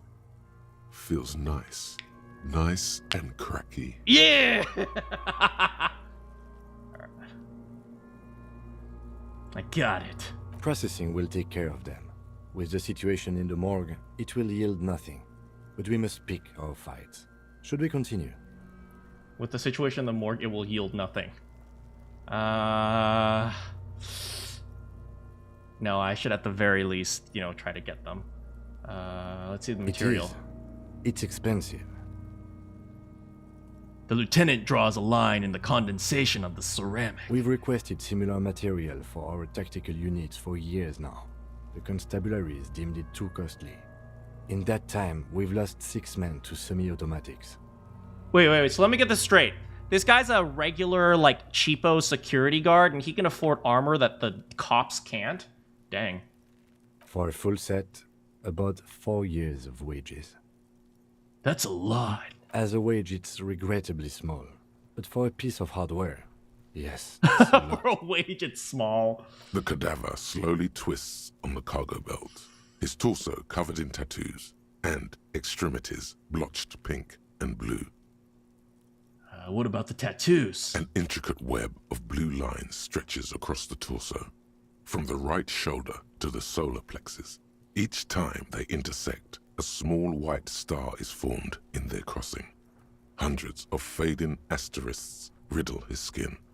Their concentration is highest around his heart. What does that mean? Is he part of a gang, maybe? His corpse is marked by stars. What will mine be marked by? Alcohol and heartbreak. You didn't have to do me like that. You really didn't have to do me like that. No, I mean really. You really didn't have to do me like that.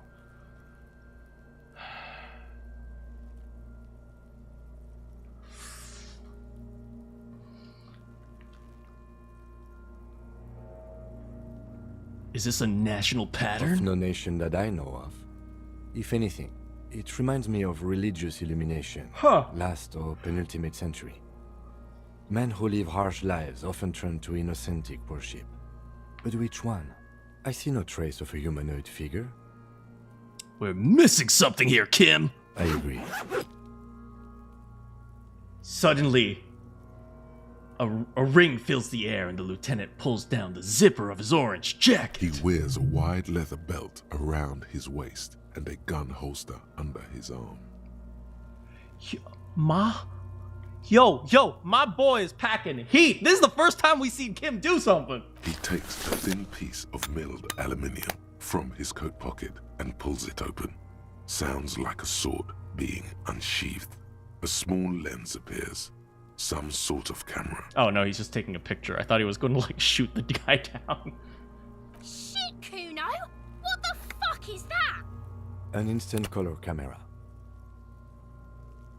He produces 2 metal-capped ampules and clicks them into place on the side of the apparatus. A thin slot shines. lens. This is the first time he openly acknowledges the kid's existence. I have only 2 ampoules, so nobody move. I don't want to waste one. He points the camera to the corpse. He adjusts the lens. And then... A sound, a shrill flash, followed by the breaking of a small ampoule of glass. Yo! You see streams of color pour onto the thick, Do we greasy keep piece the- of paper. Do we keep rolling out. the pictures as evidence? In case we need it. The lieutenant says, shaking the picture, letting it dry in the cold wind. On it, a perfect color copy of the dead man's tattooed chest. I think it would be lacking in blue, though. Or is it blue, or is it... Yeah, I think it would be lacking in blue. I think it would have... I don't remember what type of crap these cameras used to be to create. Cool machine. Yes, it is pretty cool, isn't it? I think this is the first time Kim has shown emotion to me. Does this mean he is in love with me now? Because I am in love with this man. There is only one ampoule left. Use it wisely. What do we need it for? It contains insight to the victim's person. By his build, I'd say this was a man of physical violence. Probably. The story he wanted his body to tell was important to him. It is his letter to us. Someone should decipher it. We'll need to show it around. I should look at it later without... Can I have it? I'll look at it later without the corpse smell. Sure. Just don't lose it. That's difficult for me. Ask about the tattoo's meaning.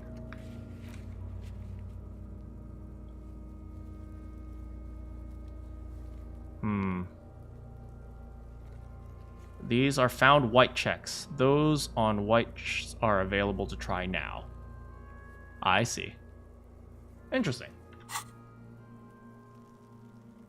He hands you a piece of rolled up photo paper. It's no larger than a pack of The cigarettes. glossy-eyed corpse looks by, his mouth mute and his skin as colorful as the chemical rainbow on the photo paper, teeming with opportunistic organisms. Oh god, he's being eaten by bacteria.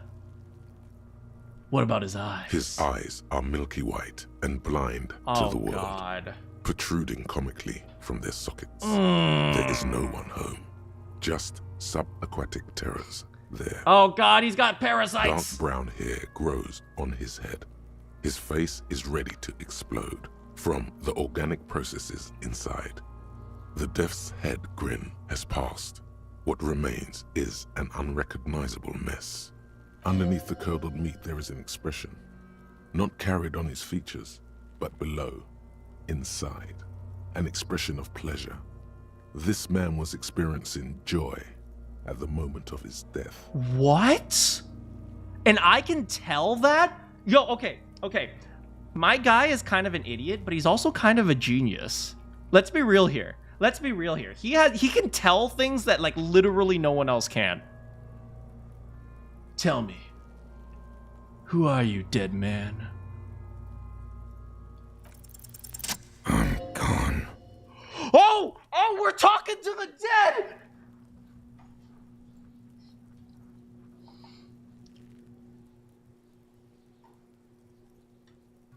Why were you feeling pleasure when you died? Maybe I was getting my rocks off.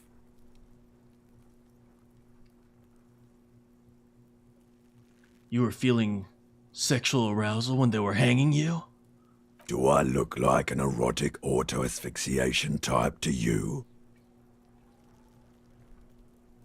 No, you don't. Captain Coppadromo, I fear we are drifting away, fixating on sexuality again. Let's go with a simpler question. Tell me again. Maybe I was getting my rocks off. First of all, do you have to speak like that? What dialect is that? It's a mishmash, Coppabolo. You think I'm Messinian, don't you? For you, this is how people from Messina speak like. I'm not even sure what Messina is. We are talking to a dead body by emulating what we think this body would say. It's like, I don't know if this is proper detective work, but I know, like, I know stories of things like this before where people somehow have the ability to just understand people. Like, I know people like this exist, so that's crazy. I'm not even sure what Messina is. Well, I'm not from Messina, am I? My hair is too light a shade of brown. Trust your inner racist. What are you? Racist now too? You think I am. You think I was a racist because this lump looks military and has tattoos. That's called profiling.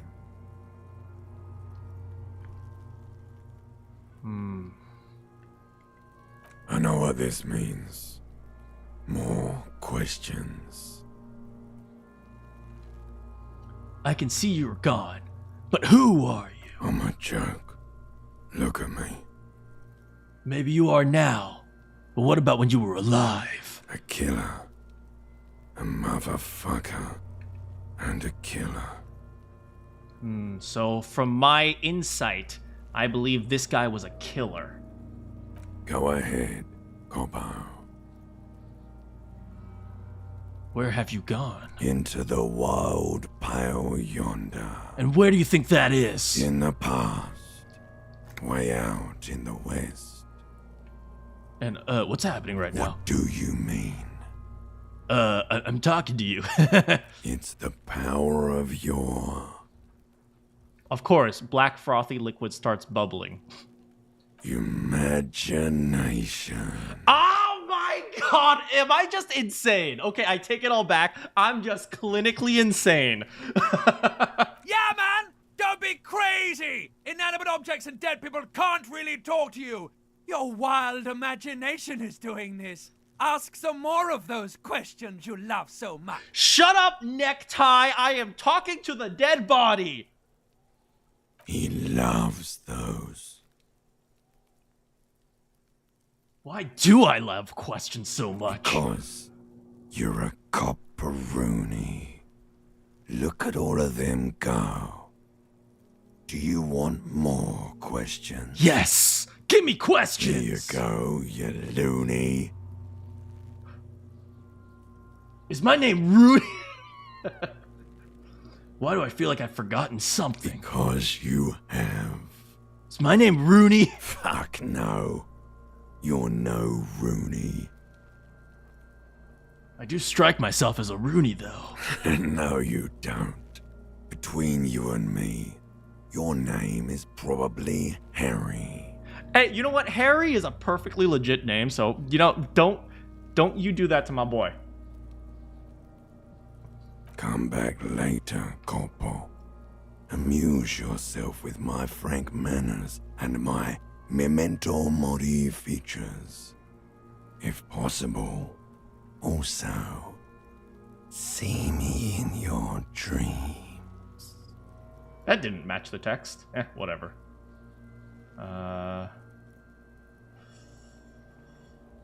We've looked at the belt. How do we get him down? Are you sure we finished the preliminary examination of the cadaver? We might miss some of these things once he's done. Step back. The cadaver slowly twists on the cargo belt, his torso covered in tattoos, and extremities blotched pink and blue. Squint and take a step back. As you narrow your eyes, the monster before you blurs into a violent mess of green and pink. Only the lower extremities are pink with a dash of blue. His fatted hands, thighs, and his neck, just above the noose. The rest of the corpse appears dark green in the cold spring air.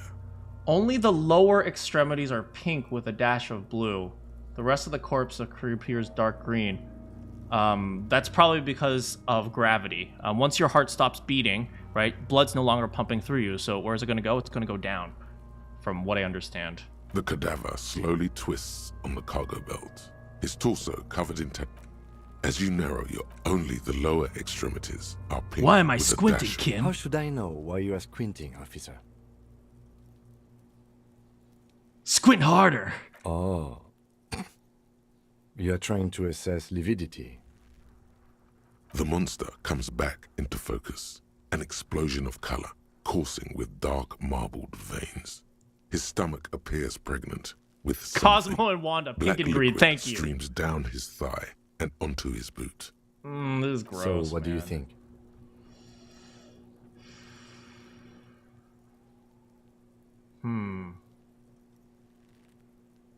There's something coming out of him? Yeah.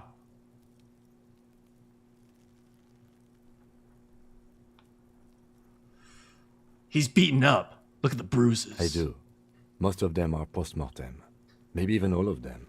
The delinquents have made our jobs harder with their little sport. Wait, so let me get this straight. These guys were just like punching him and throwing crap at him.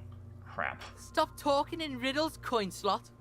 He means you fucked him up good, Kuno. Fucked him up brutal like. Shut up, Kuno-S! Go murder your dogs or something. Something's coming out of him. A pool of blood and feces has eaten into the frozen mud below the man's feet. Purge liquid is dripping into it, drop by drop. The victim appears to have contained no more than half a kilogram of digestion at the time of death. The fuck he's saying? He's saying he pooped. Talking about shit.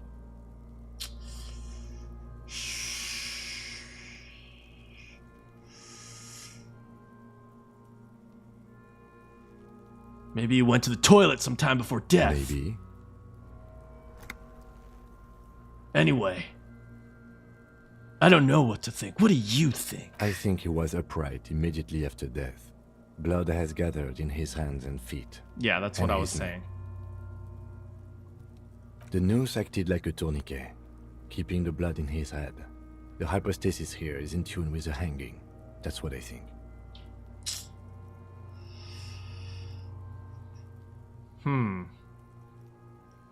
The noose was acting like a tourniquet.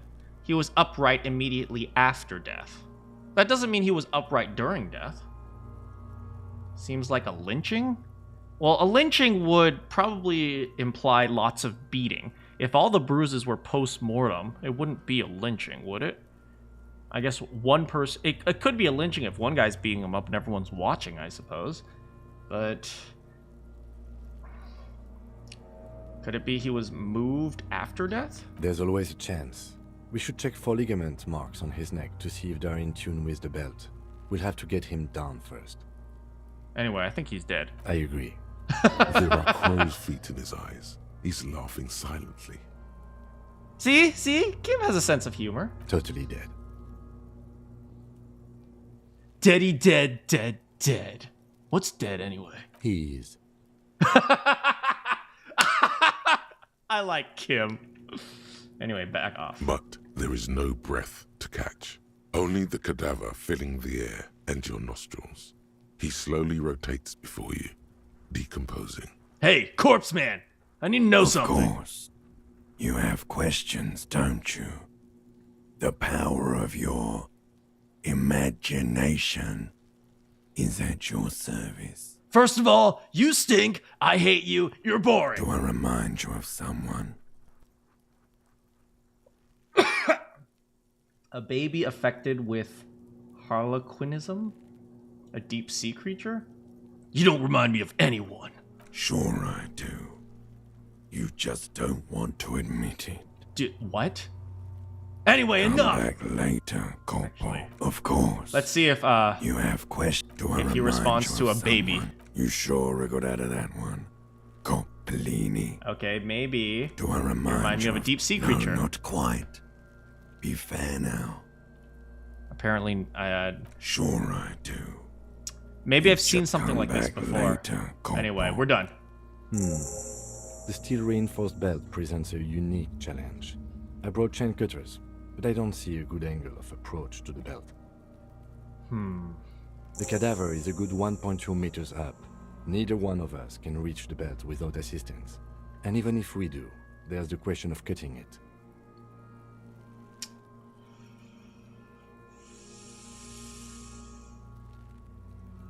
Let's see. Maybe we can ask the kids to help. They seem like they could climb up the thing. I bet Kuno would be like, yeah, you cops are relying on me. I'm so cool. Sawing the branch would probably be a bad idea. Seems like a lot of hassle. Maybe we can shoot him down. Can't someone else do it, though? Someone else? You mean like the police? Exactly! Let's call the police! Someone already did. You know who came? We did. Because we have made bad life decisions. I love this man. Kim is like a national treasure. I need this man in my life to support me in a very passive-aggressive way. I know it's hard, but I assure you, the others won't come to help us. And we have a growing sanitary concern here.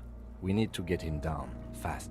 Oh, I'm gonna suggest sawing the branch, but I wouldn't do it. Climb up there and saw the branch? Either one of us could do it. We could use the kid's ladder. I don't trust that ladder. The assailants didn't use it. It's rotten and less sturdy than it looks. And I don't see another good way up there. Well, then get Kuno to do it. If he falls and dies, it's like, oh no, another piece of crap eliminated from the world. Honestly, I prefer a non-acrobatic solution to this. Seems dangerous. There has to be a less risky way, with less falling down of trees. Why don't we ask someone from the harbor? I was really hoping we wouldn't. The Union appeared to be suspect in this case. It seems like a dangerous route to go down. Alright, let's see. Let's reconsider. But what other options? The corpse twists on the belt, like chicken on a skewer.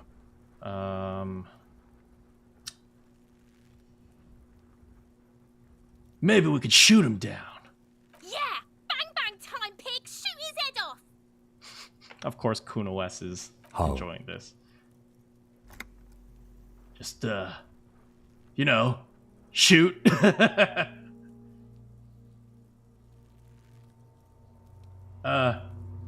Shoot the belt, man. It absolutely will not, officer.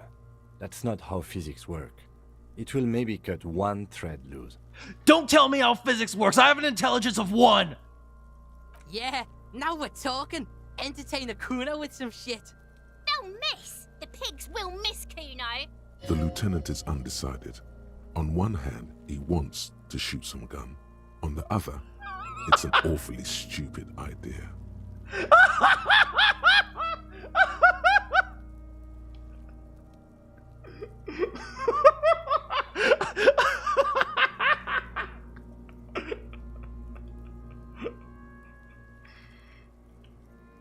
You know what? I'll say nothing. I'll let him choose. Silence. With his elbow sharp, the lieutenant unzips his jacket. Yo! He's gonna do it! And produces a lightweight firearm. He drops a paper cartridge in the barrel, separates the scouring stick, and gives the cartridge 5 tucks. Yo! Oh my god! He's gonna do it! Securing it in place. You got this, Kim! He then steps back and assumes the fellow's desk position, taking aim. The corner of his eye twitches. His finger is on the trigger.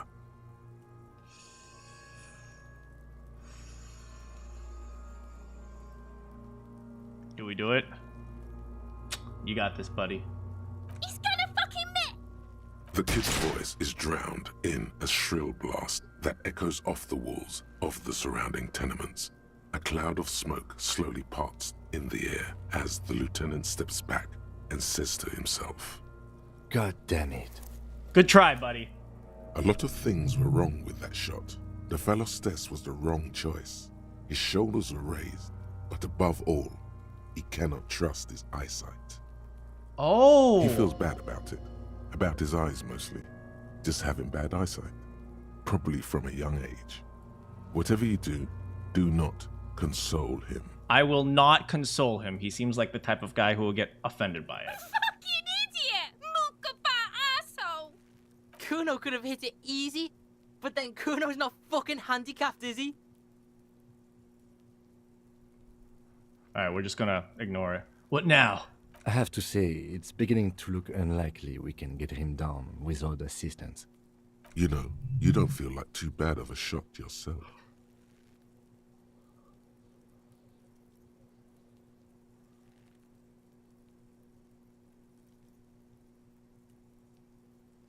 Give me the gun! It's bad as it is. Us shooting firearms like punks. He pauses, then shrugs and proceeds to load. Yo, we got Kim on his wild side! Go ahead. I'm not stopping you. Just don't lose it. They only have one gun. This is the sorriest pair of pigs Kuno's ever seen. I hate these kids. Yeah, take it, you fucking banana pointer. Take it and shoot yourself in the mouth. Feel the weight. The cold piece of bakelite and gunmetal is surprisingly light. Your fingers fit right through the guard, instinctively resting on the trigger. Alright, this is gun memory coming back, huh? You've held this, an A9 Armistice, before. At some point, it probably used to be your choice of firearm. It still feels comfortable, like you never laid it down. Oh. The fuck are you waiting for, Kuno? Tell him to shoot himself in the mouth. The buckle comes into focus in your sights. You stand with your feet planted firmly in the ground and your left hand supporting your gun arm. Okay. Why don't you just shoot yourself in your mouth? At least you won't miss. Point the gun at Kuno. No. Close my left eye. Your field of view narrows.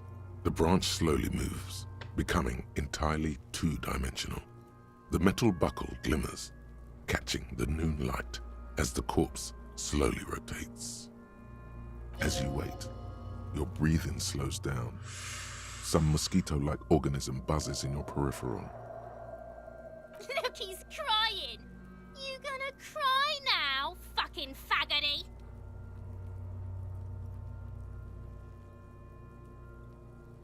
Hand-eye coordination.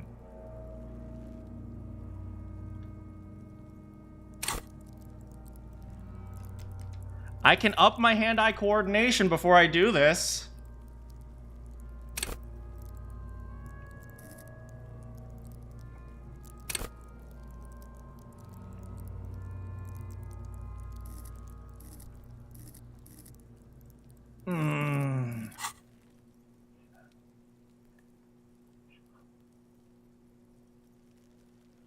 I'm not going to say shut up because then they're just going to keep talking. Point the gun at Kuno now.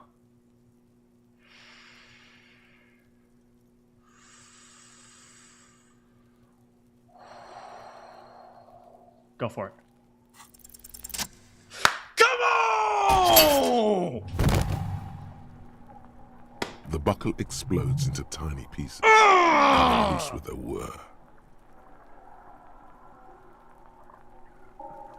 With your hand numb from the recoil, you look at the body slump down.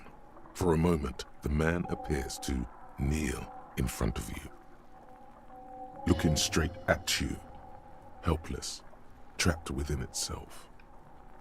Who killed you? Tell me. Communism. I was looking for like a more literal answer, but I guess we could go with the philosophical answer too, okay? Sure. It takes a millisecond for the association to flash within your cortex. You have no idea where it's coming from, only that it's right. Then the rigor in his muscles gives up, and he smashes sideways into the spring mud, letting out a horrid stench. Easiest game of my life! Look at these big muscles! Yeah, I'm a big, strong man! Hey, who's laughing now, you little shit?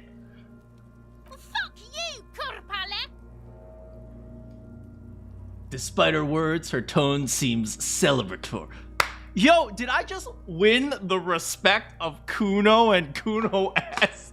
Yo, I'm down with the 12-year-olds. You little 12-year-olds thought I was your bitch? You my bitch now. Oh. You've been policed. Ace is high. Yo! He raises his right hand waiting for you to slap it. The Aces High, a custom invented by the aerostatic brigades during the revolution, is used to celebrate success in Revachol, especially in sports. The gesture is spread across the world despite the defeat of the revolutionaries themselves. He wants a high five! You could add an Aces Low to it, if you like, by turning your back after the high and waiting for another. Do we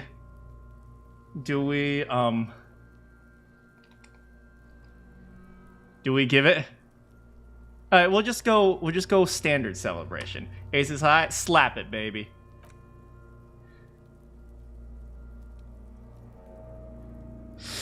Yeah, The attack takes baby! a little hot to perform the customary salutation.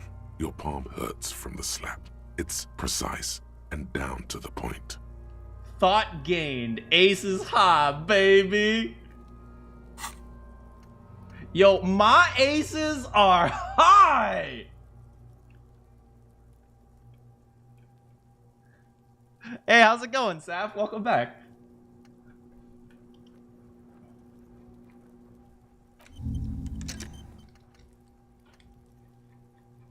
Empathy towards Kim. This is what I want. This is what I want. This is what I want. I want my lifelong love with Kim. It's literally all I live for. Literally all I want in my life. Also, Hobocop. I knew these guys were His voice is deeply approving. What now? We will perform a field autopsy and determine the cause of death. But before... Excuse me. He needs to turn away from the corpse. Slumped on the ground like that has not improved the way the corpse Oh smells. God, The fall seems to have released something deep inside it. It looks like I feel like taking a break from the stench. I'm sorry to interrupt the jubilations here. Just a little breather before we do the autopsy. All right. I'll give him back his gun. In the meantime, we should try to interview Everard Clare, the leader of the Union. Harbor property was clearly used in the hanging. The harbor just east of here. Getting in might prove a challenge, though. Or we could ask around for the representative of the logistics company. My initial information says the Wild Pines have sent some sort of strike negotiator. to Oh, wind the yeah, control huh? back from Everard. We gotta get involved in the strike, huh? So this guy's a security guard, apparently. Why do I still have my flashlight? You could ask the gardener for directions. Is this the famous initial list of Yes. interviews?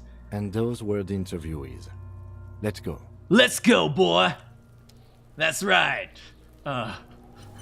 We got straight man and wild off the chain.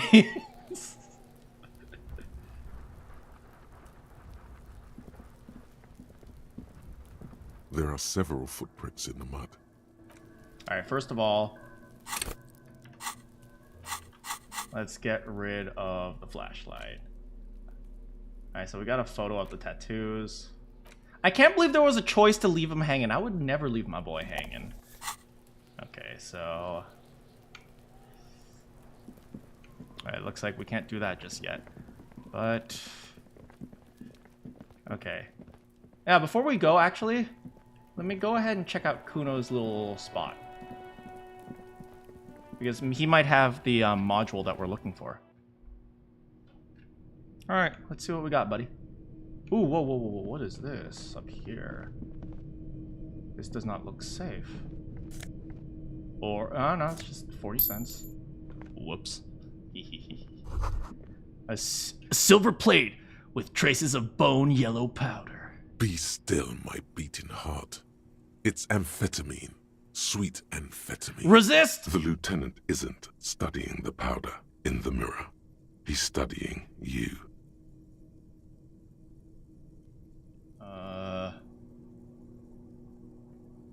I've heard amphetamines make you a really good No. Someone's taking narcotics here. Maybe the police should interfere. Perhaps not. This is below our pay grade, detective. However, He points to the ladder. See that ladder there? It's probably another way into the industrial harbor, no? A secret path the local kids use. Yo, that could be helpful. Yo, now that we have their respect, maybe they can actually help us out a bit. The poster says, "Get out of the way or get fucked up." Cured pig's head. An empty tube of Manakyn. Okay, actually, okay, so, what's his name? He's coming in a bit more useful than we initially thought. How's it going, old hunter? We're playing a game called Disco Elysium. It's a very story-based game about being detectives. And it's very kind of hard-boiled detective style. It almost has like this noir feel. All right, hey. Oh, we should talk to him about the memory card. Fuck does Kuno care? The boy turns to you. He doesn't care. I found your shack, Kuno. Yeah, did you fuck in there? Could you get to the harbor from the roof? Of course you fucking can. How do you think Kuno made all the docky boys his gimps? Just got a fly pig. That's it? Easy. Not for you, pig. Kuno can't wait to see you get all scared and shit your pants. Well, you know what, Kuno? I'll probably do that. Kuno can't wait to see you shit your fat pants. You know what, Kuno S? I'm gonna punch you in the face. That's all there is to it then. Don't be a pansy. Just jump. Anyway, What was with the tube, Kuno? It's a vitamin, pig. Don't you know anything? He looks at you just like, he looks like you just pointed at the sun and asked what You it could was. use some. I could use some. It's magnesium, right? Yeah, it's the mag. You fucking need that shit to stay on top of your game. Kuno goes through like a tube a day, rips mag like a motherfucker, and you could use a bottle. What? Oh, don't teach him, Kuno. He's gonna use it against you, Kuno. Oh, I know about magnesium. I rock it all the time. You're not getting this, pig. It completely takes away the hangover. It's like you didn't do anything. Like you stayed home playing with your choo-choo. Fuck you, pig. Don't do mag. You're gonna OD and you're gonna fucking die. Anyway, what's with the pig head? Oh, that? Kuno decapitates pigs. That's just a Kuno demo tape.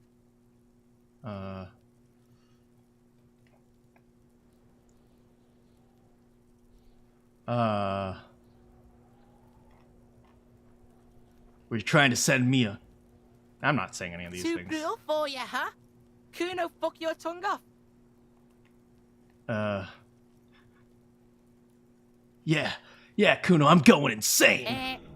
Why are you fucking on yourself in front of Kuno? Talk kingdom to Kuno, or fuck off. Well, that made my morale go down. Good call, Pigmeister. Don't come and talk to Kuno about his kingdom. Alright, I'm off. Kuno doesn't fucking care. Why are all the slums in these British games? You know, that's a great question. Hear that? Magnesium. That's what you're lacking. The lack of magnesium has you slouched. So there's a lack of magnesium. Yes, and it's critical. Look at yourself. You're practically devolving into a fish due to the lack of magnesium in your bloodstream. So I need to mag it up, huh? You need to get so magged up. You've probably had 2 heart attacks and a minor stroke already.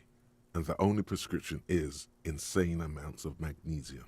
You're saying I need to become a magnesium-based life form, huh? Yes. If you want to live, you need to evolve. You need to transcend the carbon barrier. Go to the apothecary and buy insane amounts of magnesium. It will reverse the damage to your circulatory system. Why are there so many slums in these British games? You know, maybe that says something about the UK. What did we get? Magnesium? Magnesium-based life form. I get -1 shivers? No shakes. What? Temporary research bonus. -1 shivers.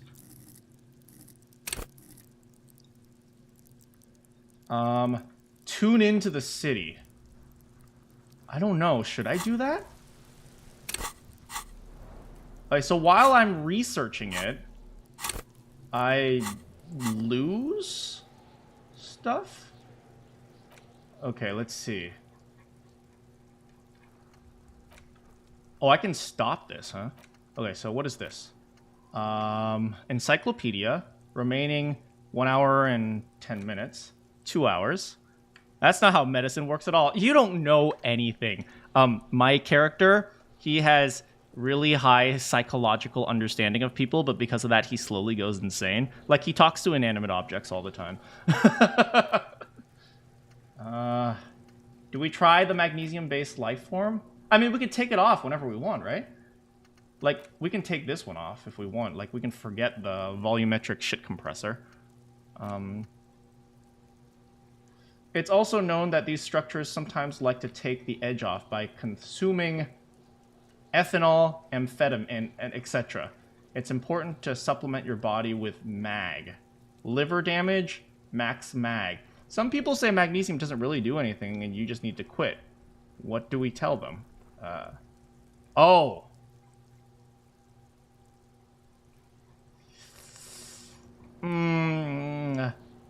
Amphetamine. Oh. I see. The magnesium-based life form is just doing extra drugs. Yeah, no, maybe I shouldn't try that out. Yeah.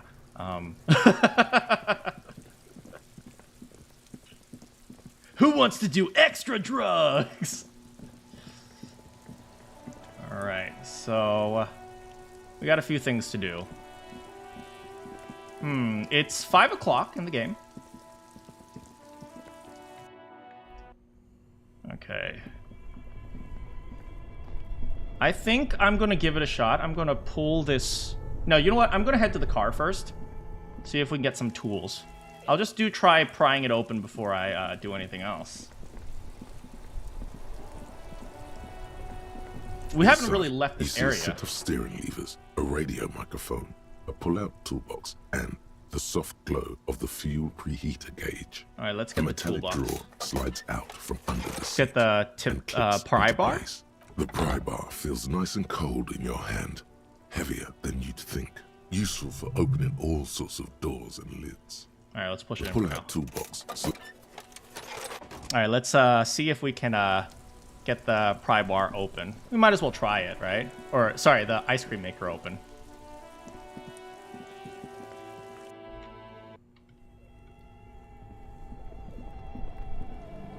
This orange machine is buzzing. You slip your fingers. No.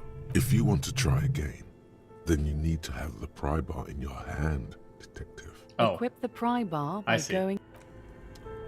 Okay, we'll try to equip it. This orange machine is buzzing like an old submarine. It has a hand-cranked ice cream churner on top and an electric freezer that appears to be frozen shut. -20. Pry bar not strong enough. But I got a +1 because I have good grip. Okay, I'm going to try to just unfreeze it. I can't think of any other way to open this thing. Only the black cable is plugged into the break somewhere in the dark. A giant... Alright, let's see. Find some salt. Oh, that's a good idea. This orange machine is buzzing like an... But let's let some of the ice melt first. Wait, let me see the description. This orange machine is buzzing like an old electric submarine. Freezer that appears to be a hand-cranked frozen. ice cream churner on top and an electric freezer that appears to be frozen shut. Oh, it has a hand-cranked ice cream churner and an electric freezer. Okay, I don't want to turn the ice cream crank because I don't want to destroy whatever's inside. If we find some salt, maybe we can try adding that as well while it's unfreezing. I just hope whatever is inside doesn't get, like, ruined because it gets wet. Let's see here. I'll unequip my crowbar so that nobody is intimidated by this. What else do we have to do today?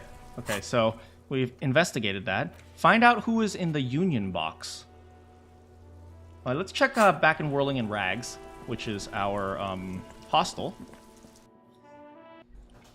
Anyone here yet? Oh, hey. Hello, sir. New people came by. It's all about the money, you know. You gotta spend money to make money. Anything else you want to say? No, nothing. Let's see. We need to figure out how to get to the blue door as well.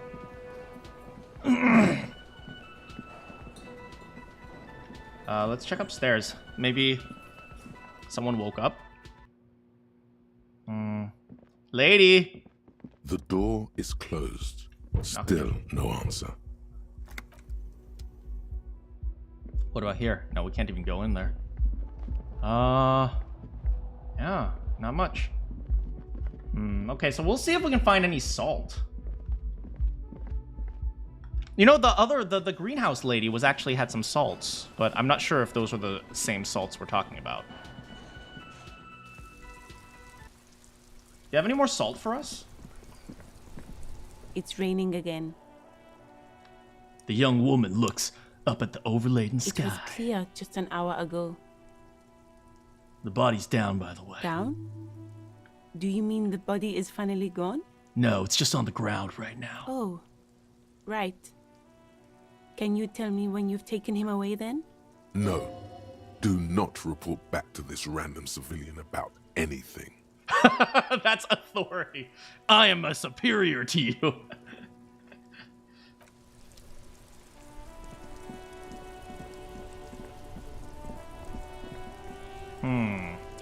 Alright, so we've done a few things.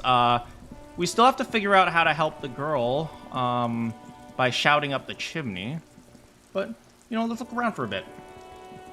This Post Lavantorie mail collection box has been heavily vandalized with graffito. A closer inspection reveals 2 bullet holes in the front. Oh! A faint sticker on the side reads, RCM Emergencies Desk number 8102, with a slogan, Mankind, be vigilant. Good mailbox delivery. Good mail delivery box. Good boy.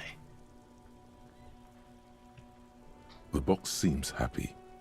Eat shit pig, fucked by the coon, and St. G with a crown have been scribbled on it. Jenny is a whore, and best set mailbox also.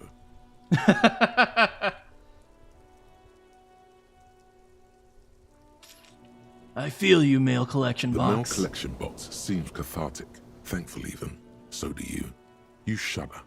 Then you swallow. Good boy. Good boy, mail collection box. You did it.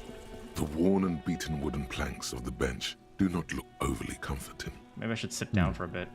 We can sit on benches after we've solved the murder. Let's go. But I want to sit on the bench now. You can revisit the bench if you ever need to pass the time when Lieutenant Kitsuragi is gone.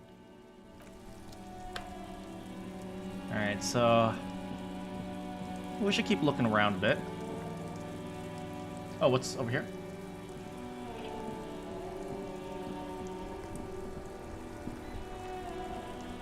Come on, click, come on, run. Some tectonic force has cracked the pavement. Hell yeah.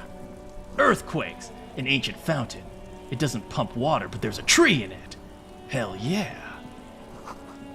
Tire tracks leading to the roof. Leading onto the roof. The slush and rain have almost washed it all off. Leading to the roof? What? What is this? Oh, they lead from here. What is over here? Hello, gentlemen. Life doesn't need to be a struggle.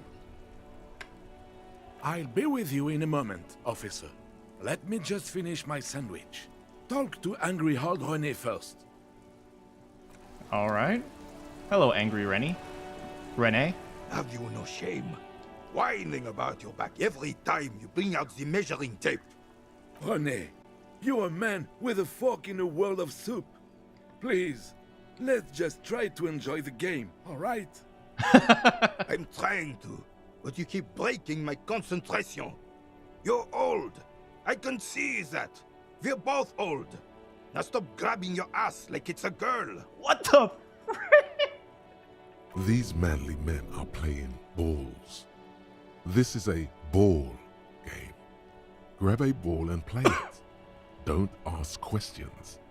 Shoot first. Ask questions never. Alright, I got this. Ball time! That's the spirit. Don't even waste your breath asking about the game. They wouldn't know anyway. They're way past their prime. Grab the ball and show them how it's done. Easiest game of my life!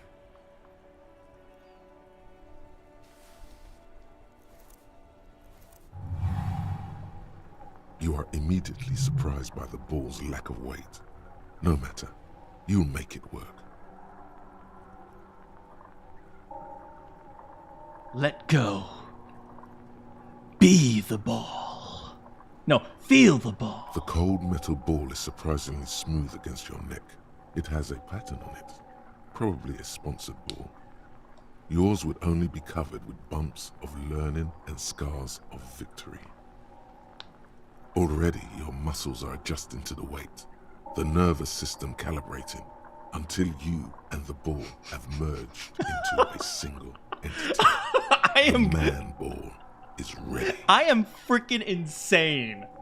A chilly breeze ruffles your hair as you stand there, feet firmly planted.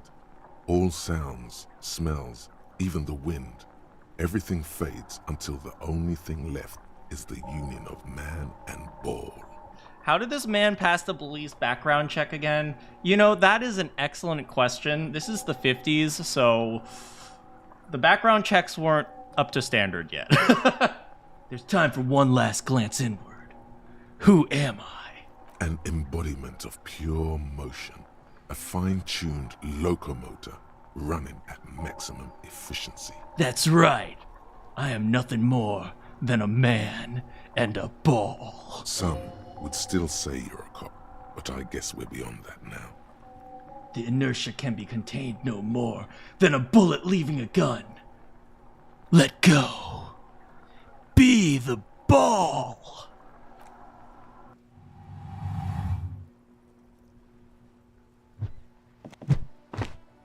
Why are you shot putting? Merde! Bordel de merde!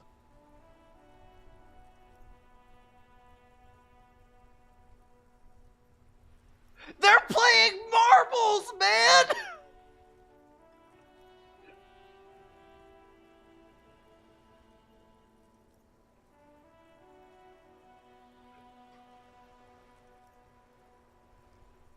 What the hell is your problem?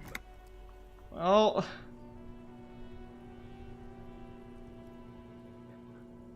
not a weak right triceps, that's for sure. I don't care if you are a cop. You do not just ruin someone's game. It's so goddamn disrespectful. I'm sensing anger, and I don't understand why. You vandalized our game, son. We can't play pétanque with 5 bull. we can't play Pépiton? Oh, I thought it was shot put. Well, it damn well isn't. It's pétanque. You ruined a pétanque game. We want our bull back. Why am I so dumb? Take it easy, René. This is just a misunderstanding, isn't it, officer? No harm done. My bad. I'll get you your ball. Of course there's harm done, you orange slug. You owe us a goddamn bull. I can give them my shot put ball, though. Here. I don't have a bull, but here's a shot put ball. Will this... No, it will goddamn not. Thank you, officer. This is really something. Honestly, I think it's better than our old bull, even. Mon Dieu. All right, fine. What do you want, officer? Why did I shot put a game of frickin' marbles? Just talk. It'll smooth things over. Old people like attention. Do you know anything about the man hanging in the backyard? Unfortunately, I don't. Unlike most of the locals, I have no qualms about assisting law enforcement. But this affair has passed me by completely. And most of the locals? In Martinez, the union is the law. So can you really blame them? But you don't have problems with cops. Cop is a pejorative term. I don't have a problem with policemen. On the contrary, I admire the effort to bring order to our streets. So you don't know anything, huh? If I knew, I would not be afraid to tell you. I simply don't. I'm an old man, not a coward. The daily business of the riffraff no longer concerns me. Fair enough, old man. This is a man with a lot of past, but little present, and almost no future. Aw, that's kind of sad. That's actually really sad. Can I just, show him a good time by throwing his marble into the river thinking it's a shot put? Yes. The terrain here provides an interesting variety to a familiar game. Do you know what created it? I do. Fire from heavy artillery.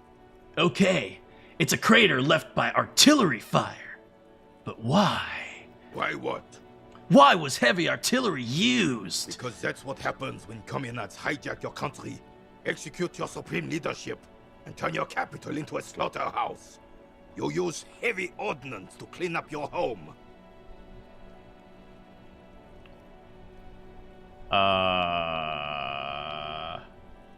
Who are the communards, huh? Commies, communists, socialists, anarchists, call them what you like. They just chose the name to feel special. Senseless sentimentality. And you used artillery fire against them, huh? Sadly, no. It was the foreigners who brought them to their knees. We fought valiantly. Too valiantly. So valiantly we got licked.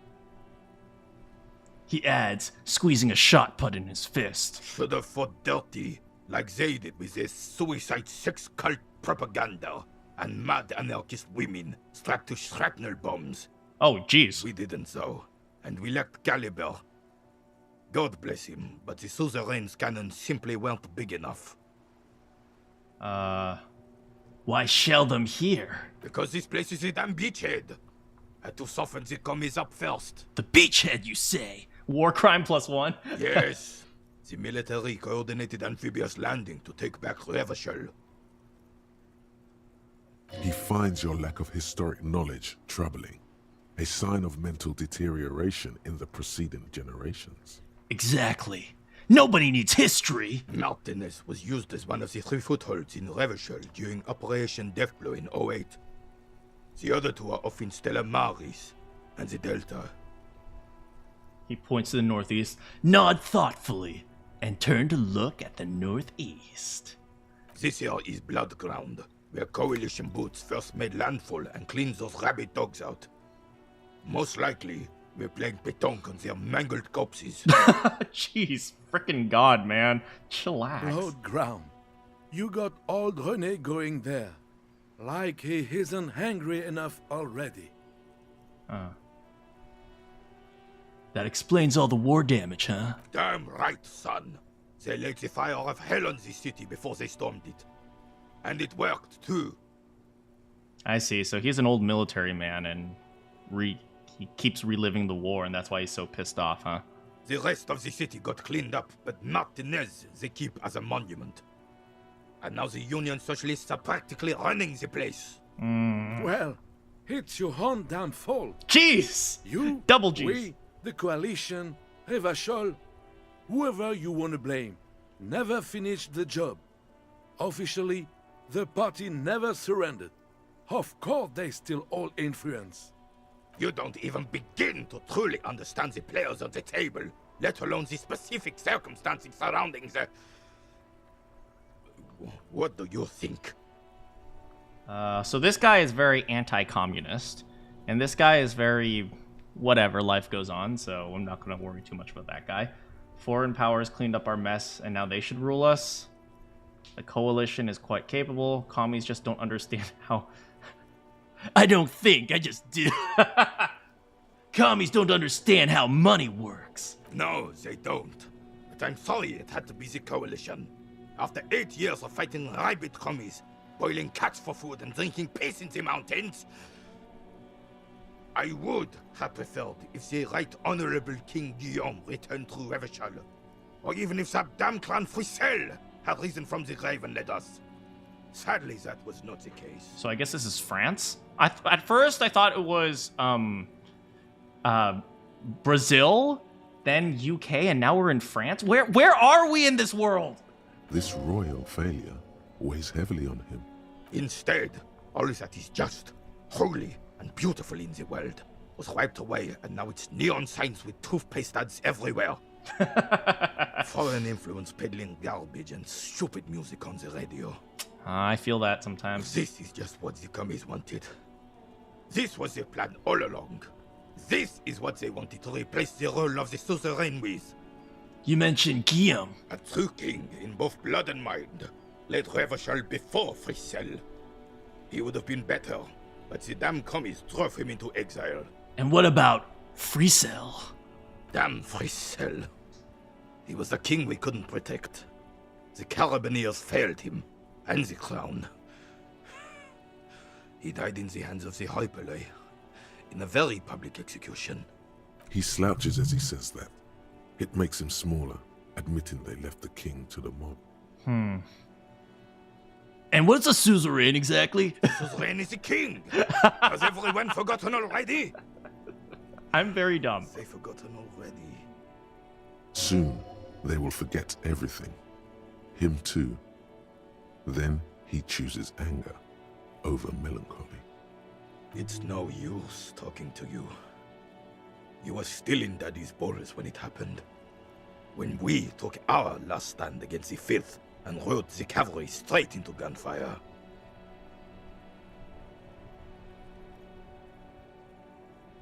Oh, hey, maybe we can inspire him by, holding out the rifle. We found this rifle, see? Your legacy's still here.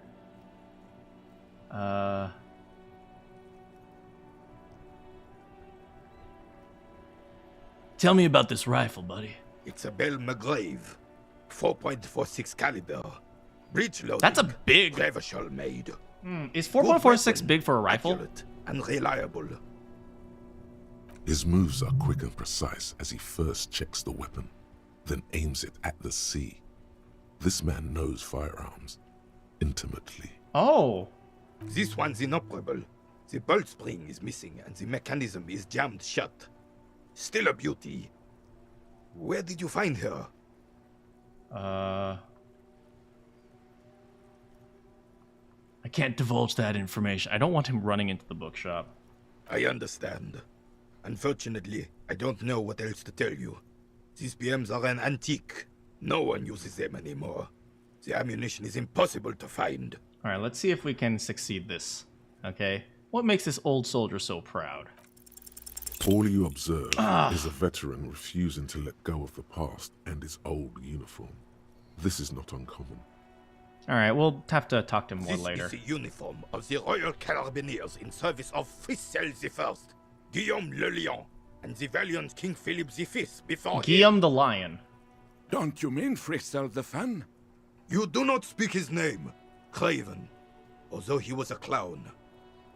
But he was our clown. Ours to ridicule and to mourn.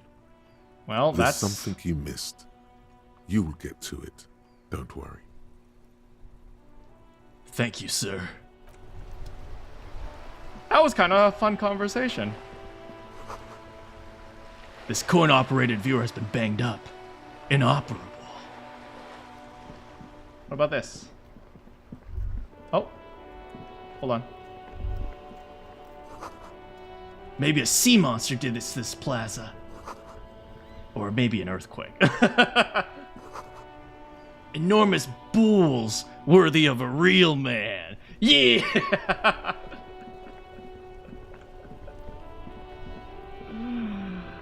Alright, let's see if we can check up on some people back here again. Also, what about this fence? We've never investigated the fence, You see a set of tire tracks in the Oh, ground no, we have. slushed. We ready to do the body yet, Kim? Yes?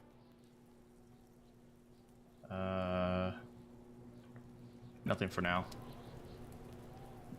Are you ready to do the body? The rotting man lies on his side with his eyes looking straight through you. The belt is still around his neck. His body is supine and open to intrusion.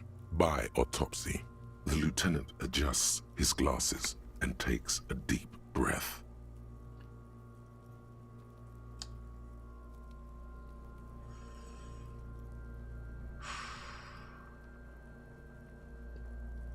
First, what's a field autopsy? Come on, officer.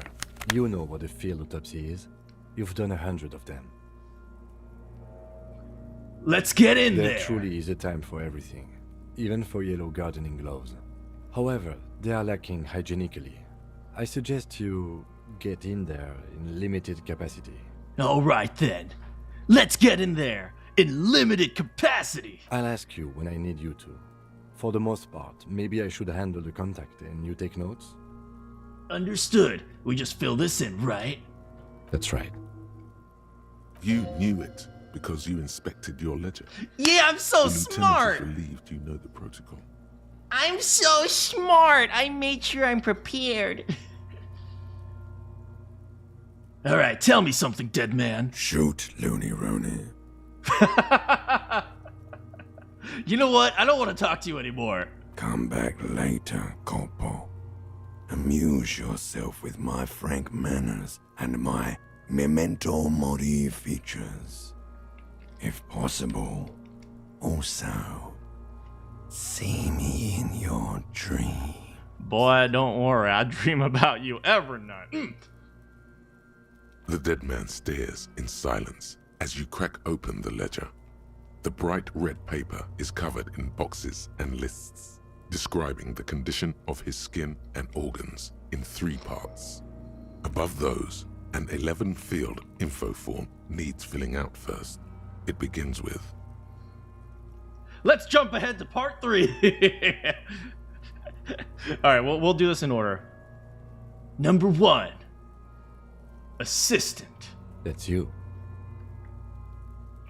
Only the first question and I already don't know the answer. I can't remember my name. Not an energetic start to an autopsy, I agree. Pig's messed up. Kuno feels pity. Shut up, Kuno! I own you! Just leave it empty, officer. the corpse lies there, indifferent to your retrograde amnesia. The next box says, Coroner's case number. KK57-0803.0815. Oh, that's easy. Next. Name. NA. Next. Not applicable? NA. Age, not applicable. Roughly 50. Roughly 50. The corpse looks ageless, like meat on a hook. How fast does he run? Mondial. The pudgy mess of curdled meat looks neither mondial nor anything other. Sex. Fucky fucky! Thank you, Kuno S! Male. Pigs can have sex? Right, fucky fucky.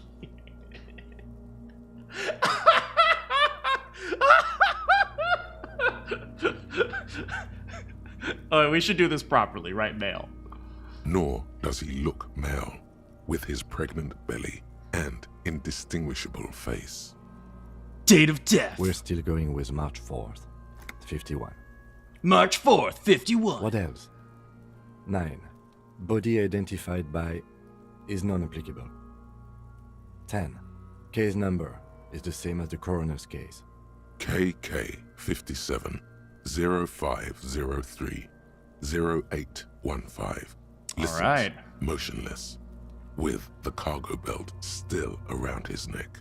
Only one box remains. Evidence of treatment. None. At least not after the initial examination. A strange word. Treatment.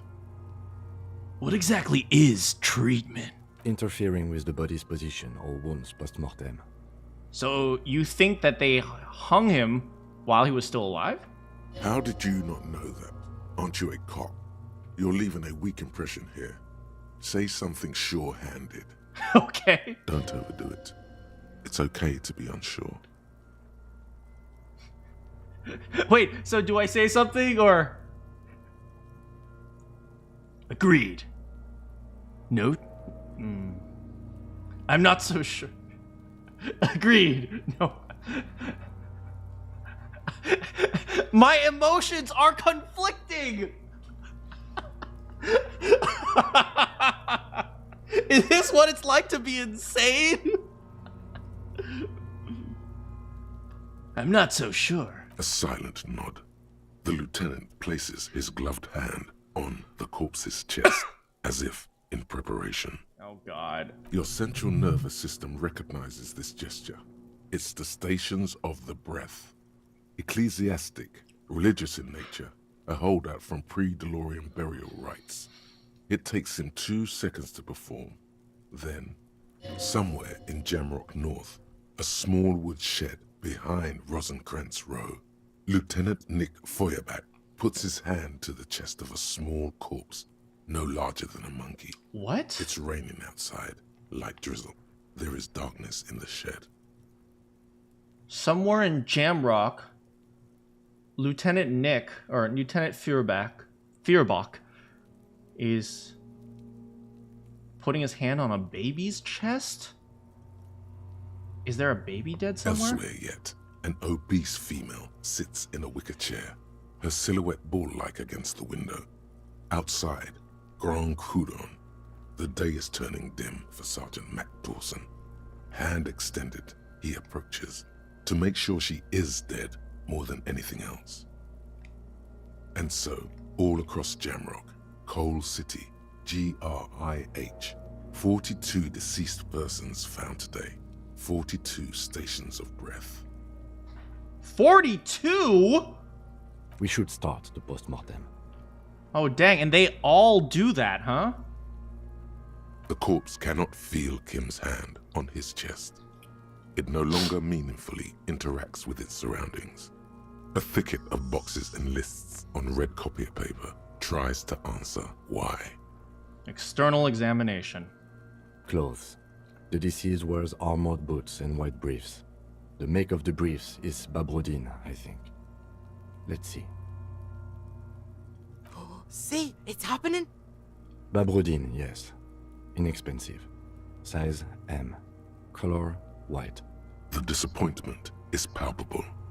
The red-haired thing was expecting something more lurid. Yo, we're not going to undress a dead body in front of 2 12-year-olds, okay? You guys are idiots. The boots are ceramic, vitreous enamel. They are fused to his skin from blood flowing downward post-mortem. Removal of the boots is left for processing. It would be clever of you to omit the boots altogether, sire. If you are to keep them for yourself, as you ought to, you have deserved them more than anyone else. When am I gonna get them? Patience. After the autopsy, before the body is taken away, there will be a window of opportunity. After the lieutenant has gone to sleep. I hope this has helped you, my liege. Omit the boots! Tattoos. Okay, yeah, I'll take those later. I'm good. The upper torso is covered in a single, continuous tattoo, resembling a national pattern. It reaches from the right shoulder to the heart. The ink is blue and white.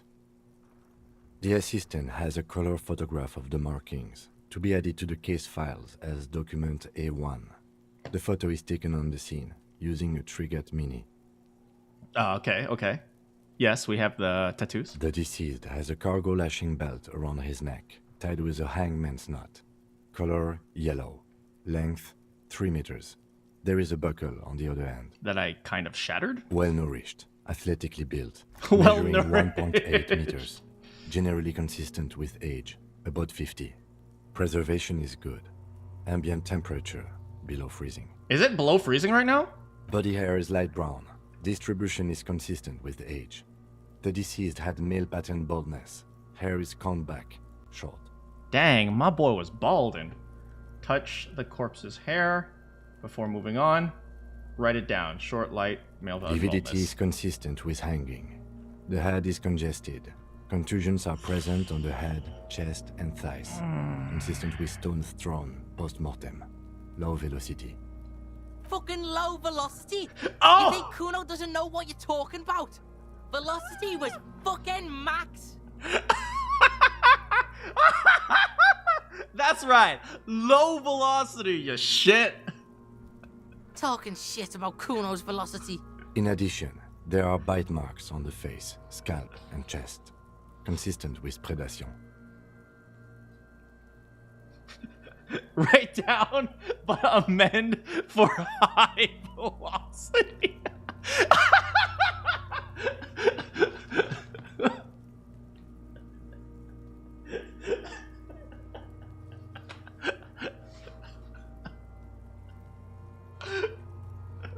What do you think? Do we got Kuno's back? Do we got Kuno's back? No, Kuno's a piece of shit. Ligature mark. The lieutenant produces a small folding knife, with the other hand pulling on the belt. He starts cutting into the polyester.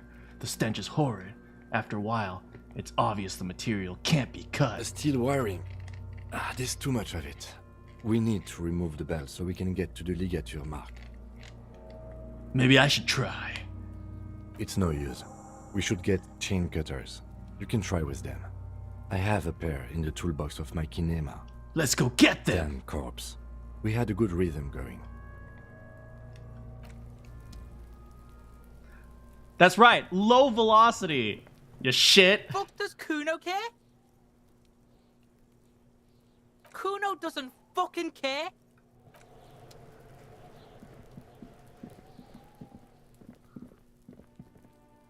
Also, we need to figure out how to get up to the roof.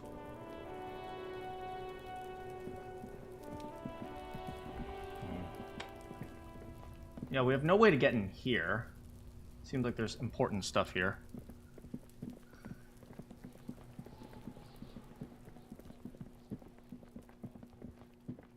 Alright. Why don't we head back in, see if the ice has melted yet?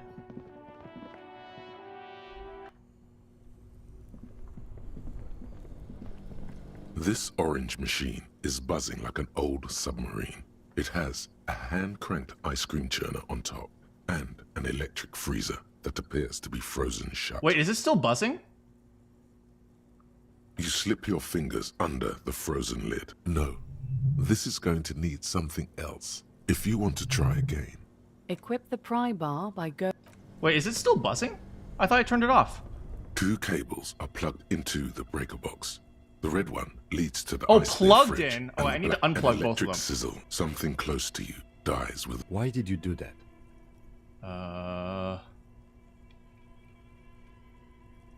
It's black. It's not like the red The one. lieutenant raises his brows. Alright, now maybe we can do it. This orange machine is dead still. It has a hand-cranked ice. You slip your fingers under the frozen lid. No. If you want to try. Equip the pry bar. Alright, let's get the pry bar. Now that we shut the ice cream machine off. This orange machine is dead still. It has a hand-cranked ice cream churner and an electric freezer. The ice around it slowly melting. Alright, so it looks like we have to give it a little bit more time, maybe. Or if we can find salt later. Disco Elysium. I know you wrote this a little bit earlier, but Disco Elysium, written by Daffy Duck and French Sherlock Holmes. Do we got any union members in here today? No, it's still not open yet. Yeah, nothing yet.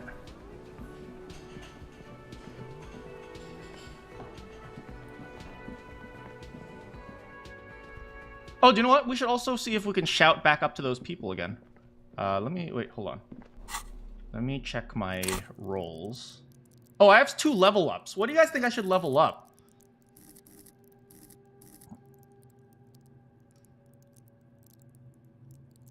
I think...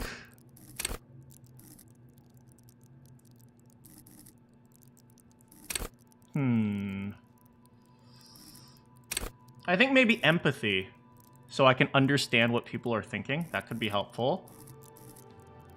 Oh, hand-eye coordination. I think maybe, what is it? If I can find my gun, if I need to use a gun, I feel like this is going to be really important. So I think I'm going to get that.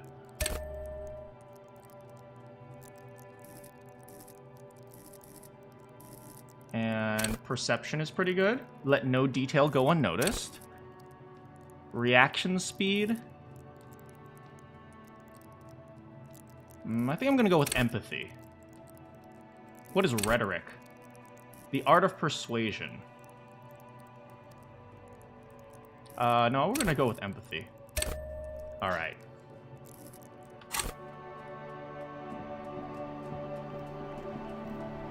All right, now we need to get the thingy-majiggy. Inside, you see a set of steering levers, a radio microphone. Let's get a the metallic toolbox. drawer slides. Get The the chain handles cutters. are long and sleek. Snap, snap, go the cutters in your hand. Yeah, let's you do can this. Do good work with these. Cut chains, locks, and ropes, especially belts. The pull-out Yeah, toolbox. let's go. All right, what do we got now? Let's cut that rope.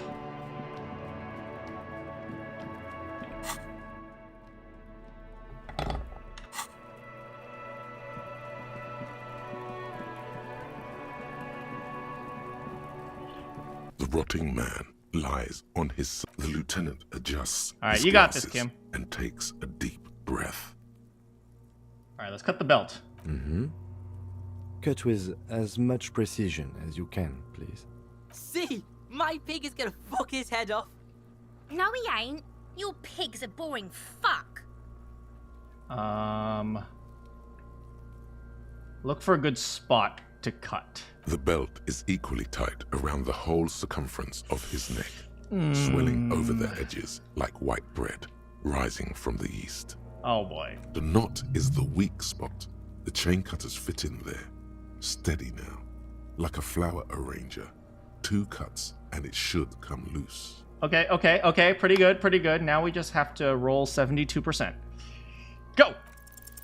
You jam the cutters right under the knot. That seems like a smart idea. Yeah, somewhere there. Already they're buried deep in the man's flesh. Then you rotate them to get a better hold. No! Then Well, fuckity fuck! the lieutenant looks by, somewhat worried as you summon power words to your aid. Enough, cut some more! Yeah, fuck him. Fuck that buggery. Corpse fucking time.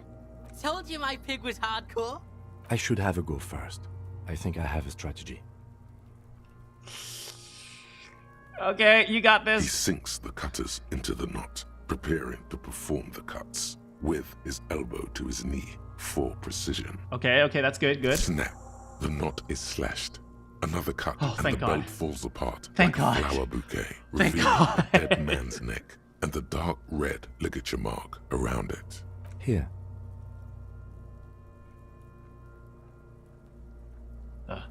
He hands the chain cutters back to me, then kneels closer to the body, running his finger around the dark red groove, until he comes The to a rope gap. rises to a point, leaving a gap in the ligature mark. The suspension point is in the back of the neck, on the nape. All right. Hemorrhaging is observed on the skin, above and below the ligature mark. The mark is well pronounced, consistent with a drop from 1 or 1.5 meters. Okay. Wait, 1 or 1.5 meters. Do you mean the drop is he was dropped or the drop from when we let him down? Chest is intact, normal contour. Abdomen is protuberant, pelvis intact, genitalia.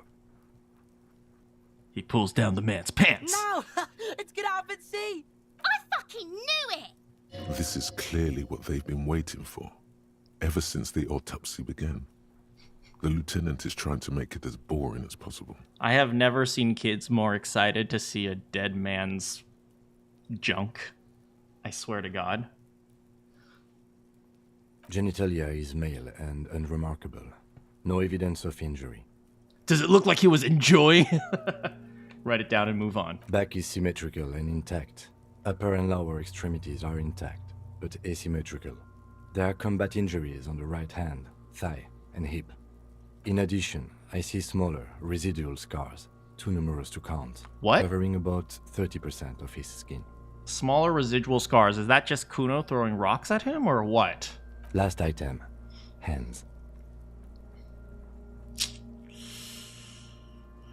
Let him work, let him Hands work. are clean. No sign of a recent struggle. Were we expecting any? I was. Maybe I'm just not seeing them. Honestly, this stench is making it hard for me to think at the moment. Working so close to the fumes coming from the corpse must be hard.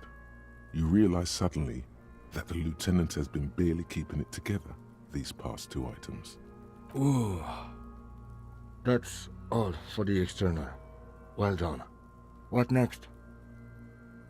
We gotta keep going. We gotta keep going. We'll just get it done with and let's move on. Okay, internal.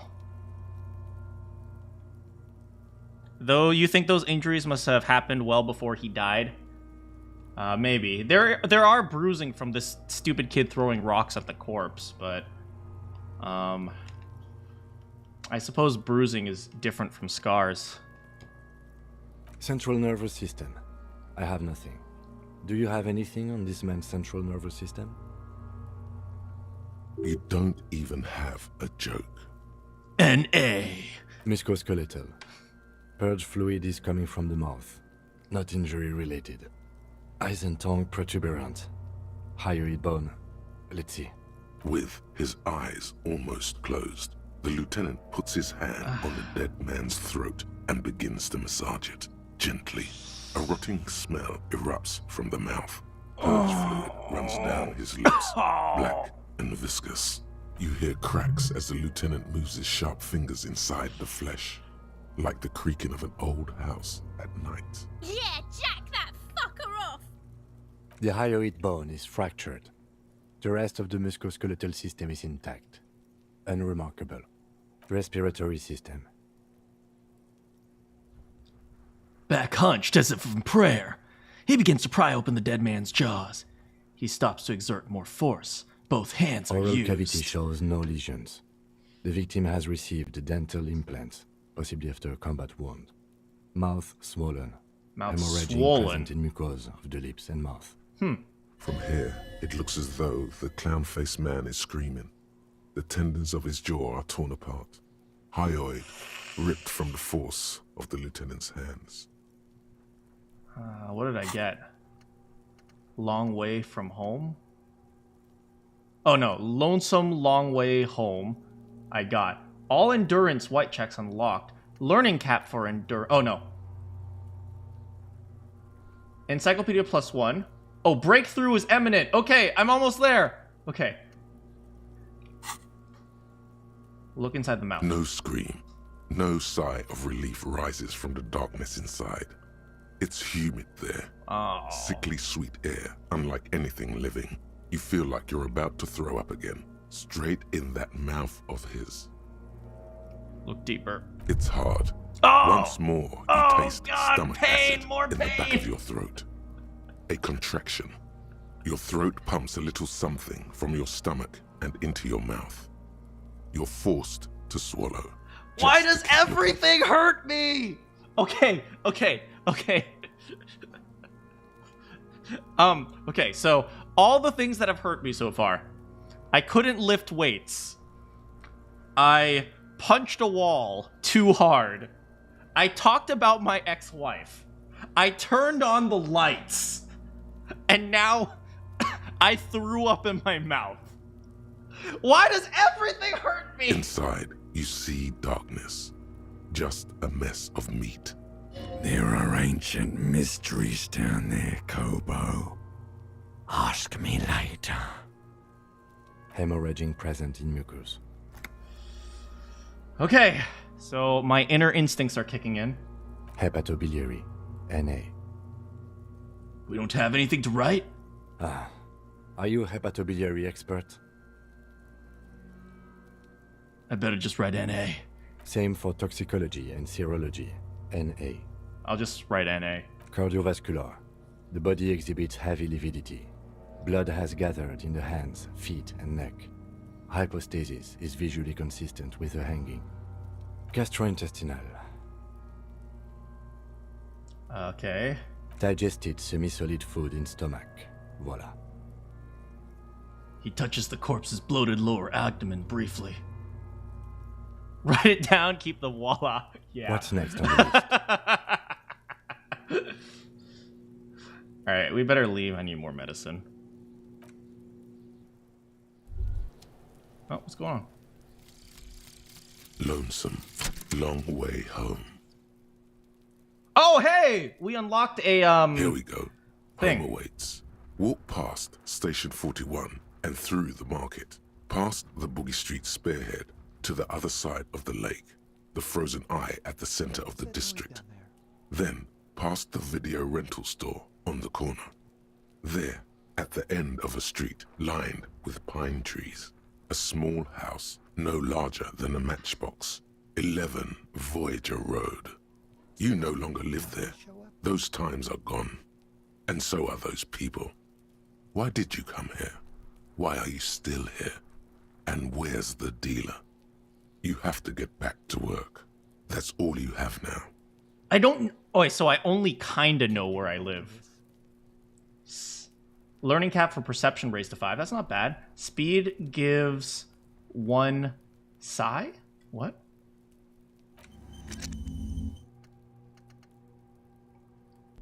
Hold on. Speed gives 1 psi? What is speed?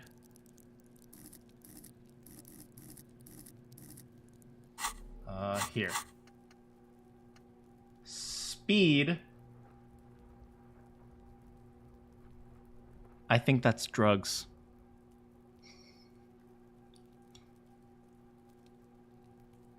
Doing speed gives me extra psi.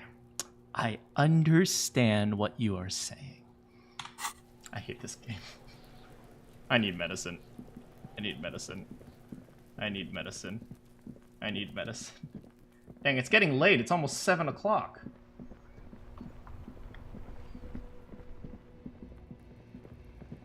Let's go. Come on, please be open. Please be open. Thank you. Okay, we need some medicine. Give me some meds, girl. A small cabinet on the wall is filled with various medicine bottles, nasal sprays, and blister packs. Give me some They Nosafed. all bear the Okay, here. Thank you. Oh. I'm probably going to have to level up my endurance a little bit more because I keep taking damage. Or I just have to stop being an idiot, okay? Maybe that's the key. The key here is to stop being an idiot, and then I won't die. Simple. Do you sell speed? A colorful Again, I'm obliged to inform you that both alcohol... Nope, you don't.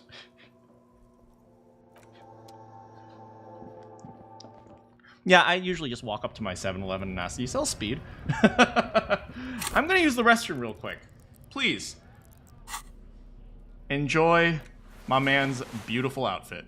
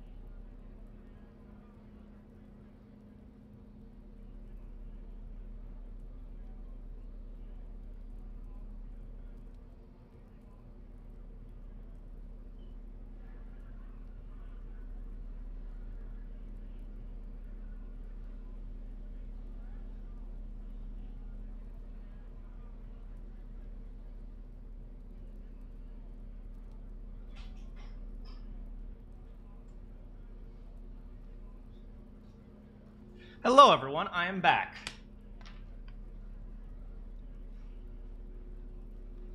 How's my horrific necktie looking? Inland Empire's doing pretty good. All right. Let me put on my jacket again. Let's go. Back to the grind. Please don't hurt me and myself anymore. Before we do, let's check up on that ice cream machine once more.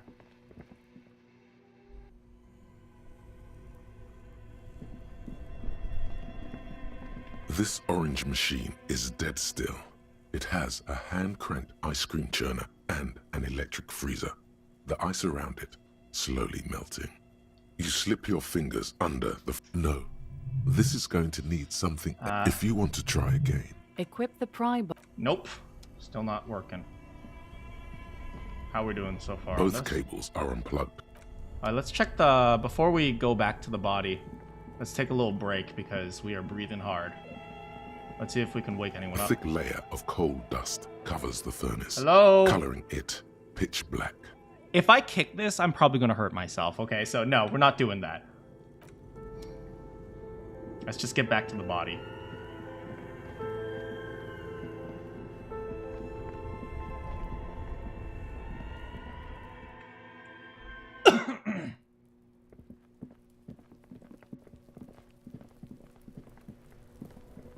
Let's finish this up. The rotting man, the lieutenant adjusts his glasses and takes a deep breath. Description of injuries. Let's see. We have bite marks, contusions on the head and chest, and a ligature mark. Bite encircling marks? the neck. You'll Bite- need 3 fields. Leave a 4th one too. Bite marks, contusions, and on head and chest, ligature mark. Is that alligator skin? I don't know, but I mean, my boy's looking fly. Be thorough if you want maximum results. What about the injuries we've inflicted? No. Bite marks, contusions, ligature. Bite marks? Head, chest, and scalp bite mark injuries. Predation by birds has caused damage to the body. Odontologist does not need to be consulted. Okay. And your opinion, officer? Head, chest, and scalp bite marks. Predation by birds has caused damage to the body. Bite marks, probably post-mortem. Agreed. Next injury? Let's see here. Oh, by the way, what's the 4th injury for? Field for? Nothing. Just in case. Okay, fair enough. Okay, contusions. I forgot my voice. So, the scalp bleeds from a post-mortem head injury. How do you know A it's stone. post-mortem? The injury does not have the rim of an early inflammatory response. Okay. The perpetrator on the scene has confessed to causing it post-mortem. That's what you were saying, Hunter. At maximum velocity, fucko! Low velocity, you shit! Has confessed to causing it at maximum velocity. The lieutenant's admission has caused great gratitude in Kuna. He is silent with it. Coagulated blood sticks to his scalp and chest, where the countless stones have hit the dead man. Beneath, the description of injury. 2 boxes. Coagulated blood sticks to his scalp and chest, where the countless stones have hit the dead man. That's probably post-mortem. Right. Next. And finally, the ligature.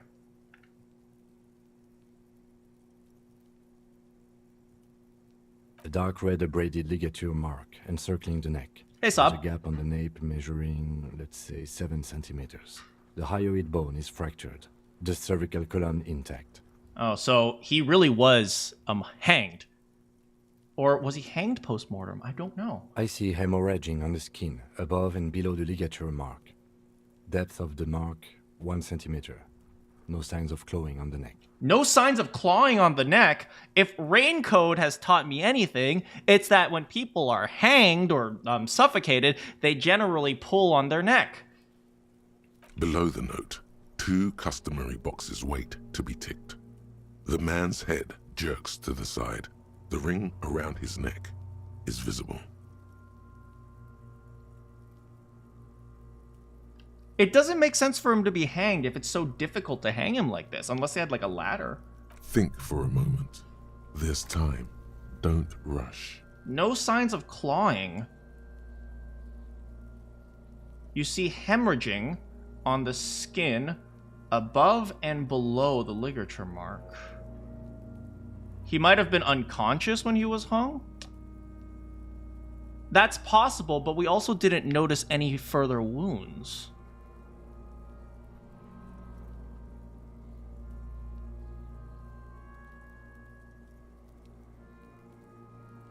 That's difficult. It's difficult. For example, he could have been chloroformed, right? Maybe he could have been chloroformed and then hanged.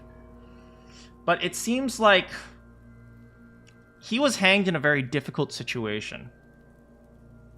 I wouldn't kill my victim like that.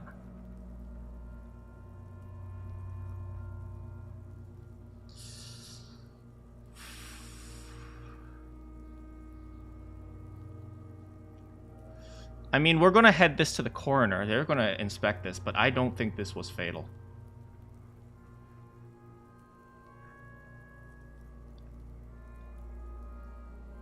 I think if they wanted to kill him, there are more effective ways to kill him than hanging him. I think hanging was done for other reasons than killing him. I think hanging was done with a purpose.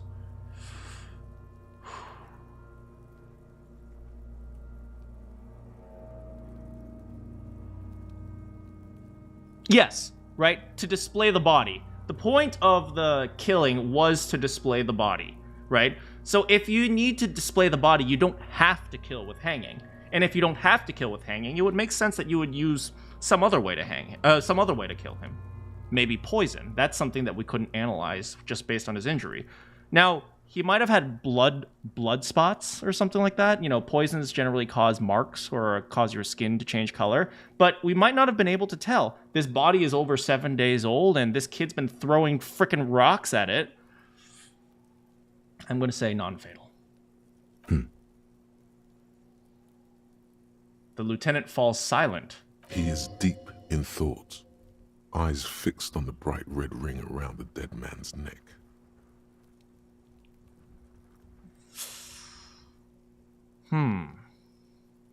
Why do you say that? I don't think it was the injury that killed him. And you can trust me, I have an intellect of 1.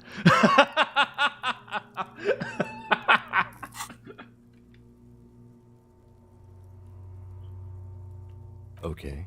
Why don't you think it was fatal?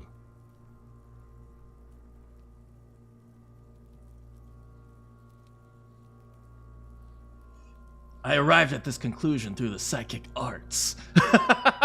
I can actually, I can talk to dead bodies. I mean, it's through my imagination, but from my perspective, it's real. I can't shake the fact that he was doing something else when he died. Why weren't his hands tied? Big man like this, I would tie his hands when marching him to the gallows. That's reasonable. You know, there was no clawing, right? Which means either, you know, if he was conscious, then they'd have to have a way to restrain him for there to be no clawing, but there doesn't seem like any obvious signs that there was no restraints. If there were restraints, he'd probably have some marks on his wrists, which we didn't notice. I'll just say, why weren't his hands tied? Why weren't his hands tied? A big man like this, I'd tie his hands when marching him to the gallows. He might have been part of a fabled suicide sex cult. No, we found his clothes. His clothes were thrown in the dumpster. He's not there to get it on, that's for sure.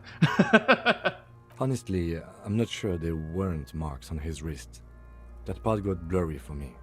The stench. But you're right, I was ready to call this. Now I think we should leave it empty, at least for the time being. Hey, look at that! He actually is appreciating my detective senses. Let's wrap this up. I pronounce this field autopsy over. Alright. How'd it go? It was an irregular field autopsy. We did not establish cause of death, which is supposed to be the goal of an autopsy. But, personally, I do not see this as a parameter for success. What else? We were thorough with the list of injuries, too. We described them all in detail. What is there to say? Given the circumstances, it was a professional field autopsy. That's right. At an intelligence of 1, I'm still a professional, baby. I need a copy of that autopsy form. Then I will drive him to Faubourg. Rip out a copy. For processing. All right, looks good. He looks at the dead man one more time. Then at the slip of red paper. Then the corpse. He's thinking, did I miss something? You tilt your head, also looking at the corpse. Okay, I need to wait for him to leave before I steal his boots, so... Alright, let's see if we can... We didn't establish a probable cause.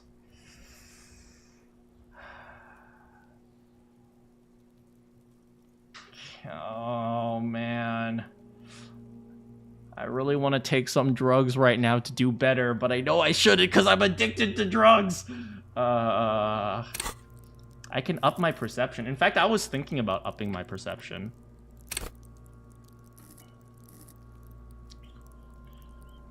And I do have that perception bonus. This one right here, right? Learning cap for perception. Ace is high. My empathy towards Kim is pretty high too. Do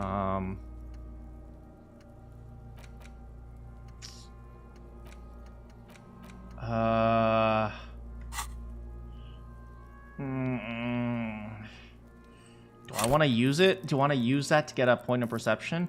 But my psych is already so good. Composure? Do I? Why is my savoir-faire so bad? Bonus from item. Oh, frick. I'll do it.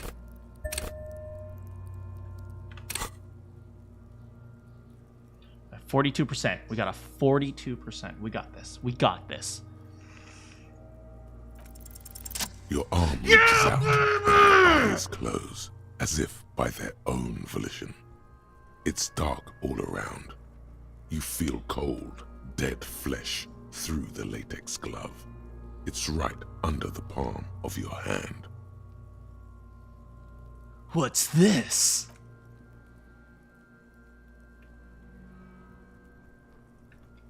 His face, his cheeks, his nose, his fat, swollen lips. Like a rubber spider, your gloved hand crawls on his features. Everything is silent, all around. Huh. His face, his cheeks, his nose, his lips. Let's check his mouth.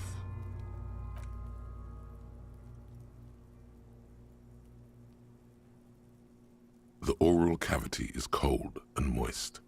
A ball-like tongue attaches itself to the base of the mouth, lolling around like a scallop. You're on the right track.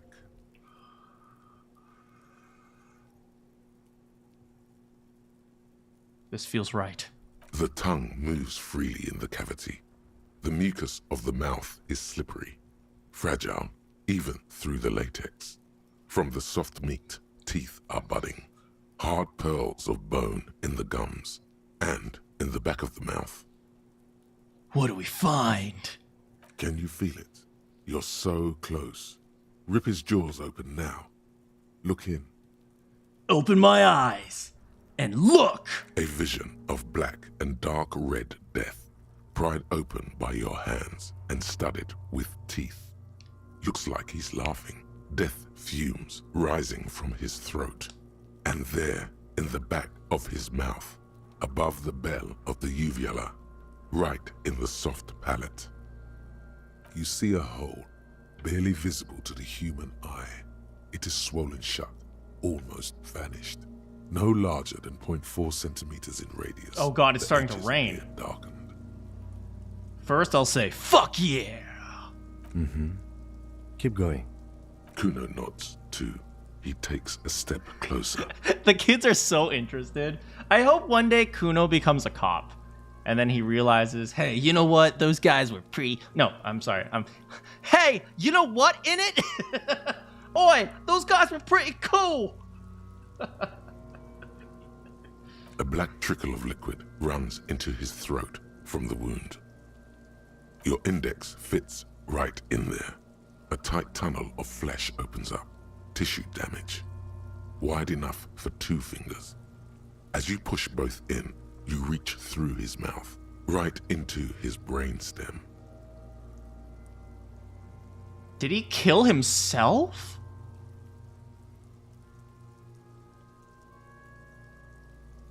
Is this suicide? For those of you who don't know, a very traditional way of killing yourself is to stick the gun in your mouth.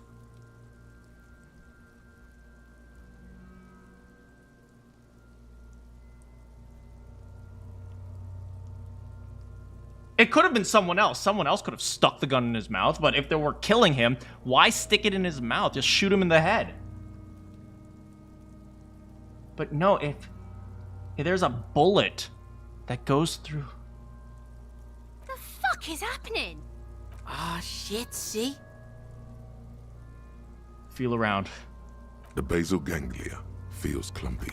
What entered here has torn apart his reptilian complex. Push deeper. Your yellow fingers slide into the remains of the limbic system. There is no resistance. Oh. It's gelatinous. The slug-like structures are damaged too. The tearing extends deep into both hemispheres. For the same reason why he was hung after he was dead, to send a message, huh? Maybe.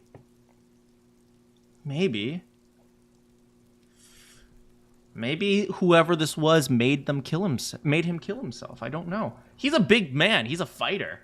You know, we were thinking, how did someone take this guy down? You know, with a gun. There were no gun wounds. Well, I think we just found one.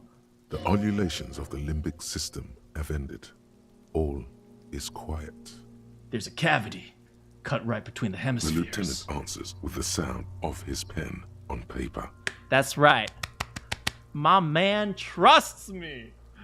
Me and Kim are gonna get married. I don't care if you already have a wife. I don't care if I probably already have a wife or an ex-wife. We gonna get married. I love this man. I would die for this man. Kim, you my homie. Fucking cavity, see? Quivering with awe. Your fingers are all the way in now, reaching toward the inside of his skull. The cavity goes further, but the entry wound isn't wide enough for the rest of your hand to follow. All right, we wiggling. We wiggling. Wiggle, wiggle, wiggle. Your fingers reach toward his skull. His cerebral cortex feels like jelly. Cold jelly. Strange fluid streams down your wrist as you push deeper until you feel it on the tip of your finger.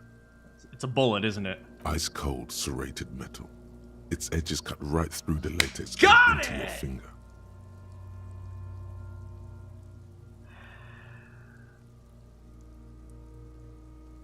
Inspect the skull. There's a tiny crack, a protrusion in the cranium, right in the back of his head. Your finger must be pointing straight at it from the inside.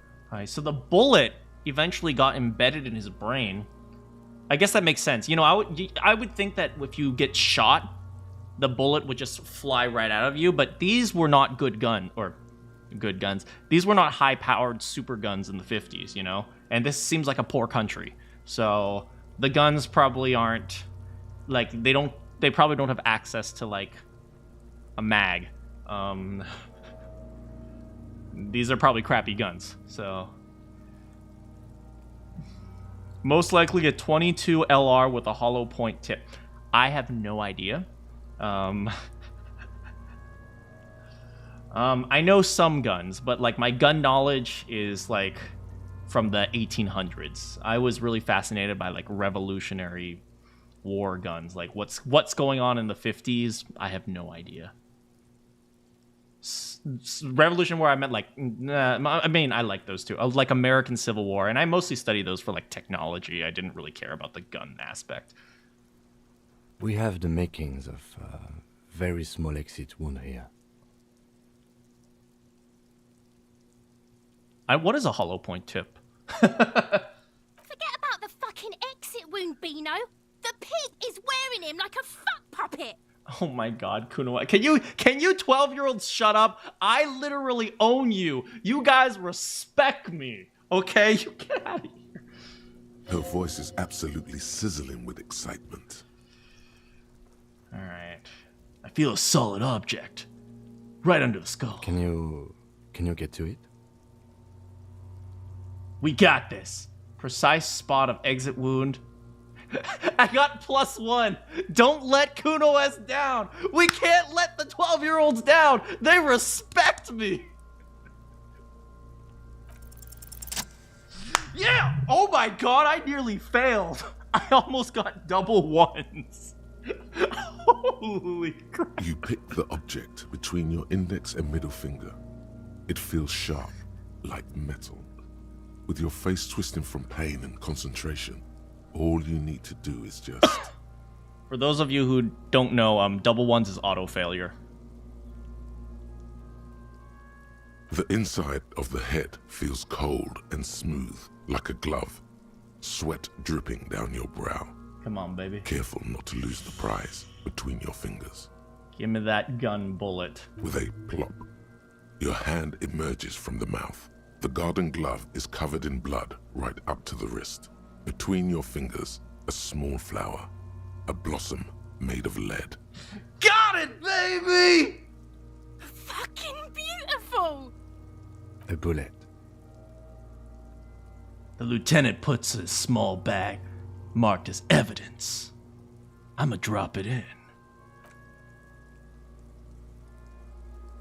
The bullet falls in the bag, leaving a smattering of blood on the plastic. He raises the bag under his eyes and says, A non-calibre. Rifled. Some kind of brittle alloy. Fractured on impact. Keep it, Lieutenant. As a gift. No, you deserve it. We can log it later.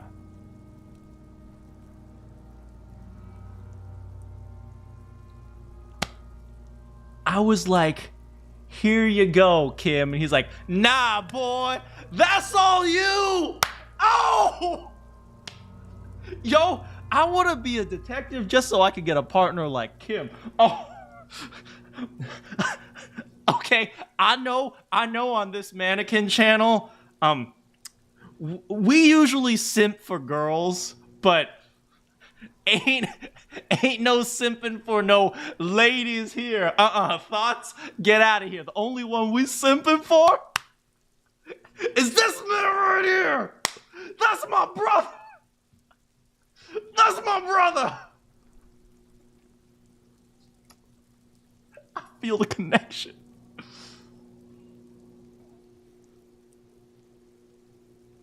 We need to add an item to the injury list. Injury number 4. Oval entry wound with an abrasion color. Soft palate, back of mouth. High velocity. Temporary cavity in brain tissue. Small exit wound on the occiput. How does that sound?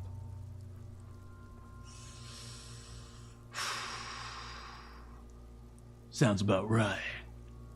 Opinion, fatal injury.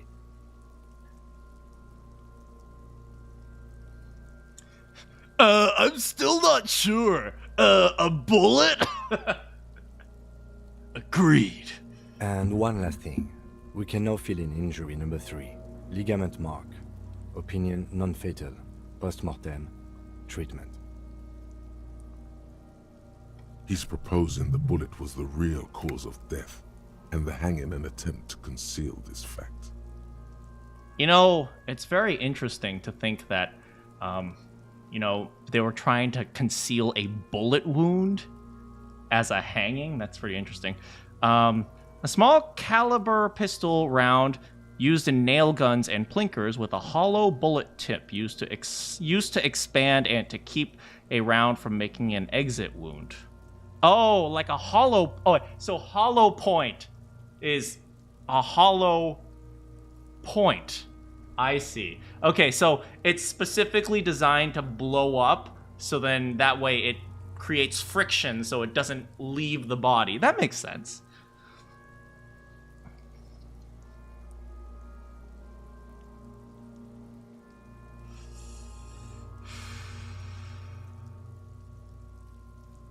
It was all treatment. Yes, and the belt around his neck, the hanging, even dragging him to the yard. All of it was done after this man was already dead.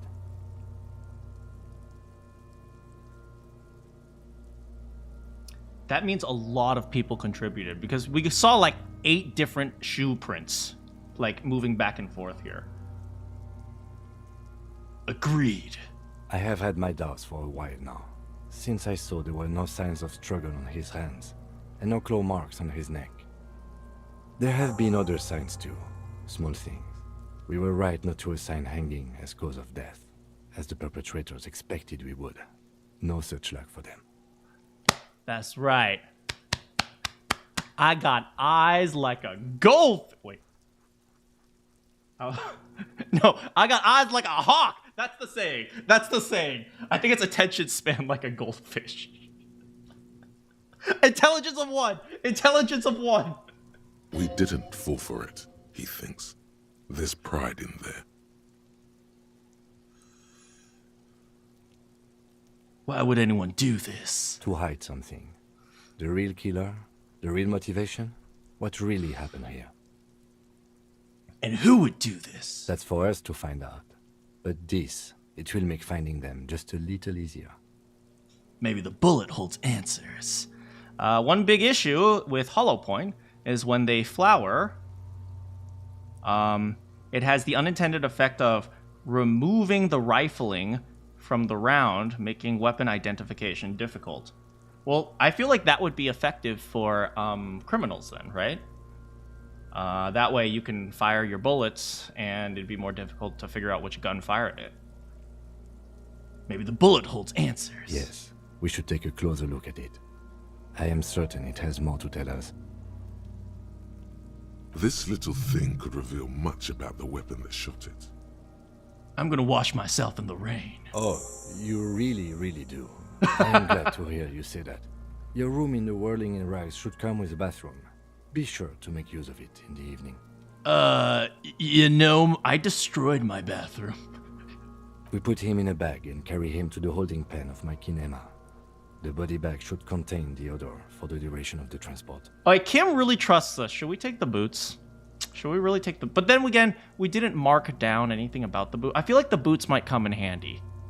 I don't feel like... I'm not going to steal them to pawn them. I might pawn them. But I'm going to take them off of him. Specifically because...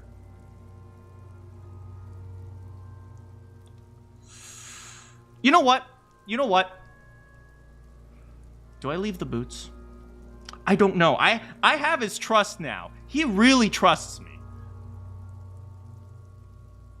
Steal the boots. They probably give +1 move. That is a good argument. We're taking the boots. How's it going, Arcane? I would drive him to processing, but it's too late to do that today. I'll do it first thing tomorrow. No problem. Have you been here the whole time, or are you just tuning in? Do you have any idea what's going on? One more thing. This was really good work, Detective. That's what I thought. This man is my brother! I love this man! The word lingers in the air of the yard.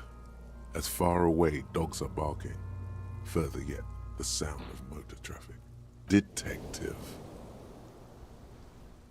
That's right. Try to remove the dead man's boot. Not in front of Kim. No idea, just finish your cleaning your room and doing your homework. This is like Baldur's Gate, but less combat, more detective going completely insane.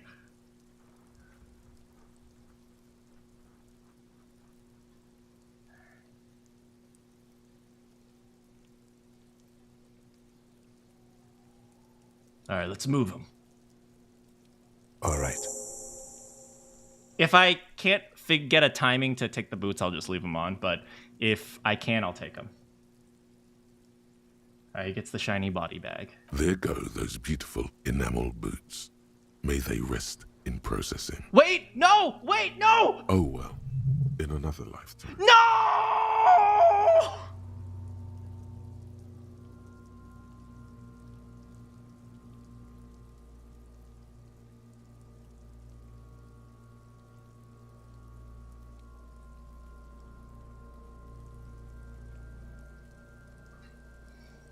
Well, I think I answered my own question. You know what? I wasn't sure what to do. This game just gave me an answer.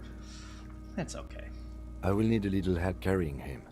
You take the hands, I'll take the legs. Let's bag him.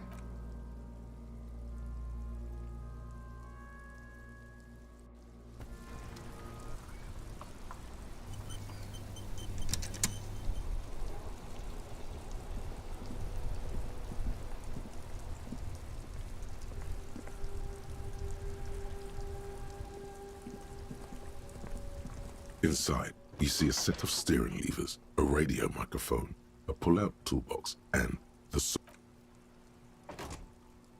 Alright. We still gotta check on that ice cream machine.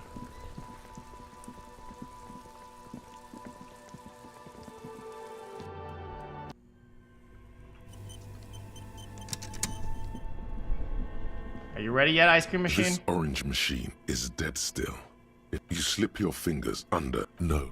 This is if you want to try again. Equip the prime. Okay, we'll see if the ice has melted at all.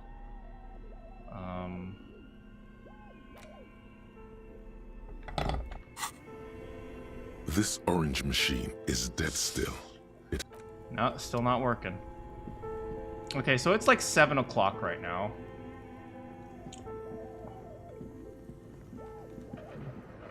A thick layer of coal dust covers the furnace, coloring it pitch black. Alright, well... Let's see, let's go knock to see if they hear us. Assassin rounds are usually... modified hollow points. I see. Where am I? Oh, right, I don't have my flashlight on. Flashlight... There we go, now we can see. Hello, sirs? Please let me in. As before, an iron safety curtain curves before your eyes. It covers half the room, blocking the way into a colossal industrial chimney. Hello? I yelled, it didn't work. Again, your voice becomes a raspy croak mid-sentence. It's silent in the abandoned office building. No one answers you. A sudden bout of self-pity comes over you. So, may we suggest something? Think of the yelling into the furnace as a grand performance. Use your chest voice, not your head voice. Sing from the diaphragm. Whoa. Perhaps it's not such a bad idea. Try it again, son. I got it. Okay, here we go. Good thing I upped that drama, right?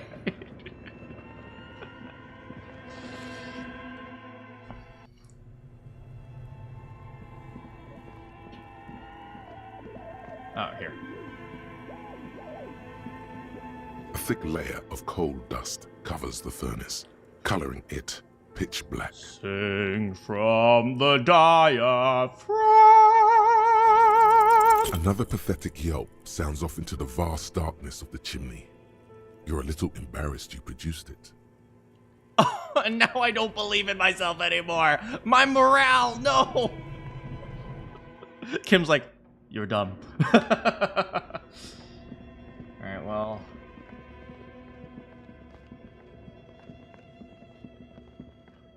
As before. Please. As before. Again, a sudden bout. Sire, perhaps it's not... They're like, keep trying. You can do it. You can do it, man.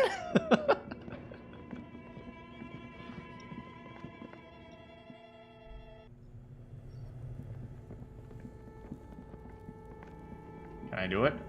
A thick layer of coal dust. No, it won't let me try again. Coloring it pitch black. Well, at least of all the fails to have, I'm glad I failed here and not while doing the autopsy.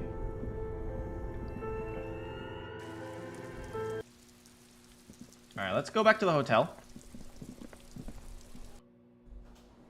Ah, looks like the party's here.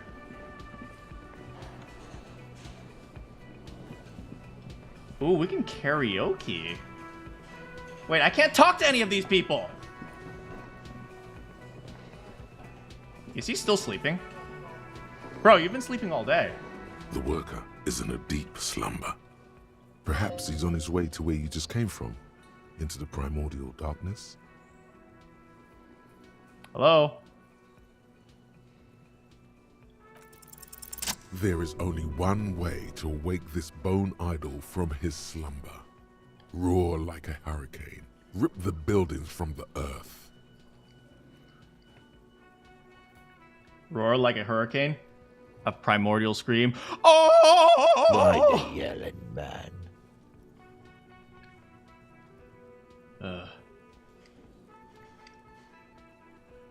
You alive?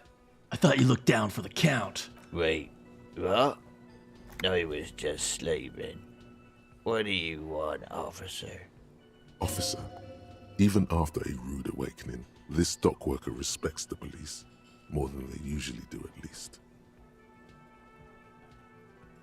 Why don't you tell me about Wild Pines? That's the name of my employer. I work in logistics. Oh, this is a dock worker. We can probably get some info about from He him. doesn't sound too enthusiastic about this. And how's that going? How's it going? The dock worker lets out a big yawn. Haven't you noticed what's going on outside?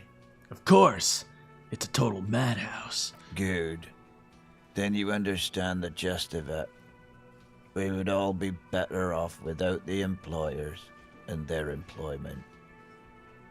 22 LR is one of the weakest calibers in modern use. It's it allows for near perfect silence when used with a suppressor.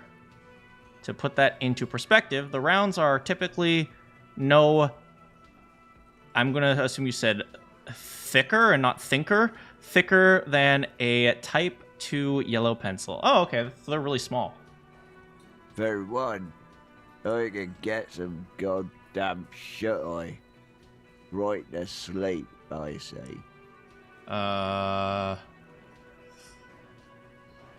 Who's organizing the strike?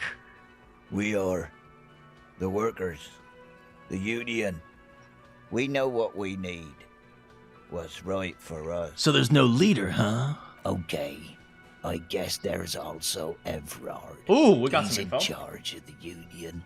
He's smart. Knows how to Everard. negotiate. He's got our back.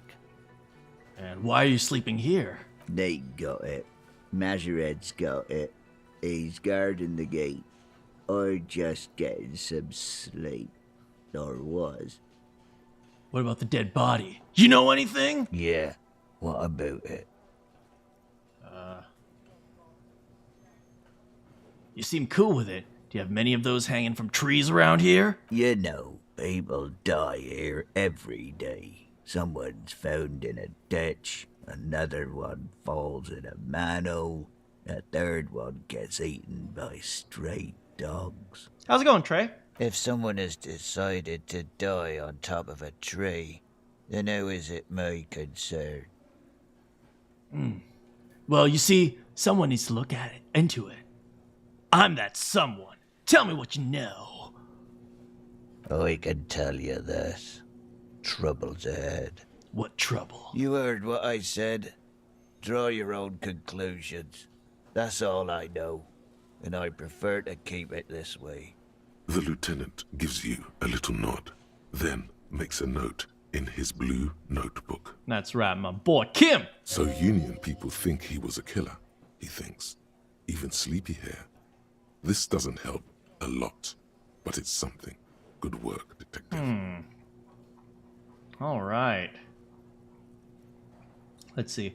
I can tell you this, trouble's ahead. All right, okay. So Union people think that guy was a killer. Interesting. Is this yours, by the way? Indeed. Help yourself to some. Wait. No. Oh, it's empty. Sorry about that, pal. Yeah, whatever. He rubs his face before burying it in his hands. You can hear a faint snore. By the way, see anything in your dreams? Maybe me? Thank God, no.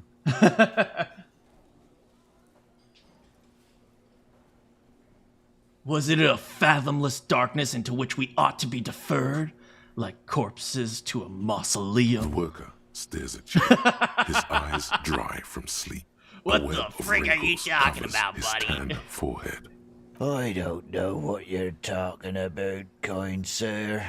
But when I'm out, then I'm really out. No corpses.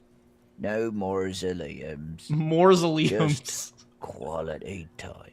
A little me time in the abyssal pelagic zone.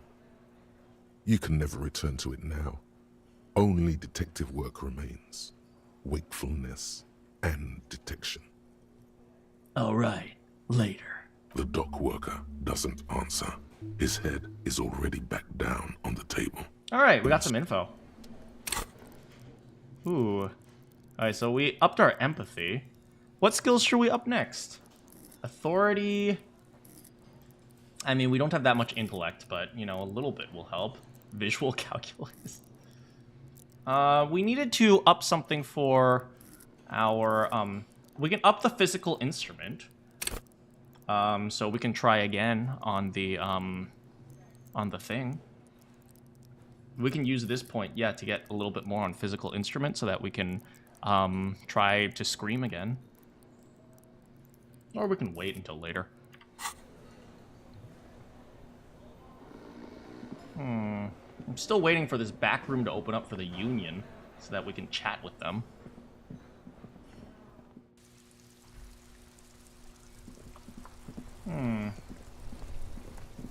Besides that, what's going on down here?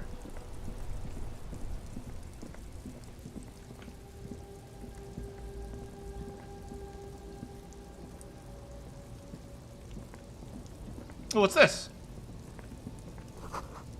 Bold slogan. Humanox covers the truck. Oh, what's... Oh, here. Ooh, a tank top! Yeah, baby! Alright, what do we got now? Clothes. A white tank top. Physical instrument +1. Oh, sweet. That'll overwrite my drama +1, I suppose, but... that could help.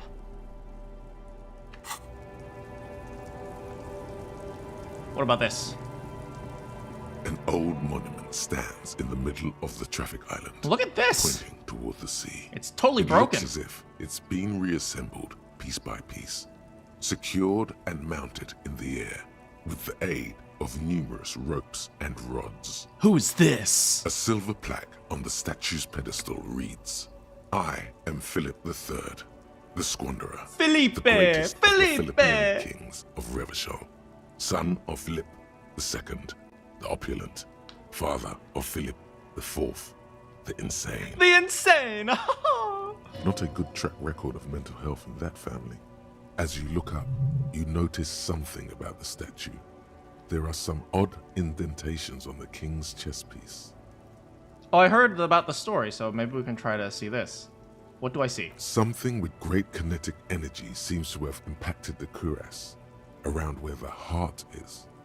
A bullet? Lieutenant, someone shot the king. Okay, I can't see it, but I take your word for it. What do you think? Well, Martinez is riddled with bullet holes. This place saw a lot of action during the revolution. But the statue is recently renovated, so maybe a joke? Target practice or a political statement? Political. It's a king and he's shot. Why not? What this shows us is guns aren't too uncommon here, and people still shoot them, sometimes at kings. The king stands high above you, surveying the bay, mute and indifferent to your sightings. What did this king do? What did he do? You have no idea what you did a week ago. How would you know what this guy did many centuries ago? Okay, listen, narrator, you don't have to do that to me. Don't do that to my boy. High above you, the king stands triumphant. Alright, what else do we see? Ooh, money. We'll take that. I'm gonna put away my stuff.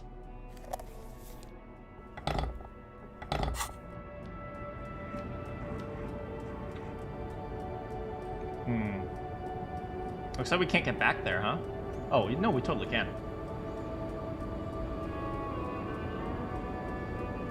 The small, wrinkled woman does not greet you. A Pale She driver? nods along to something on her radio.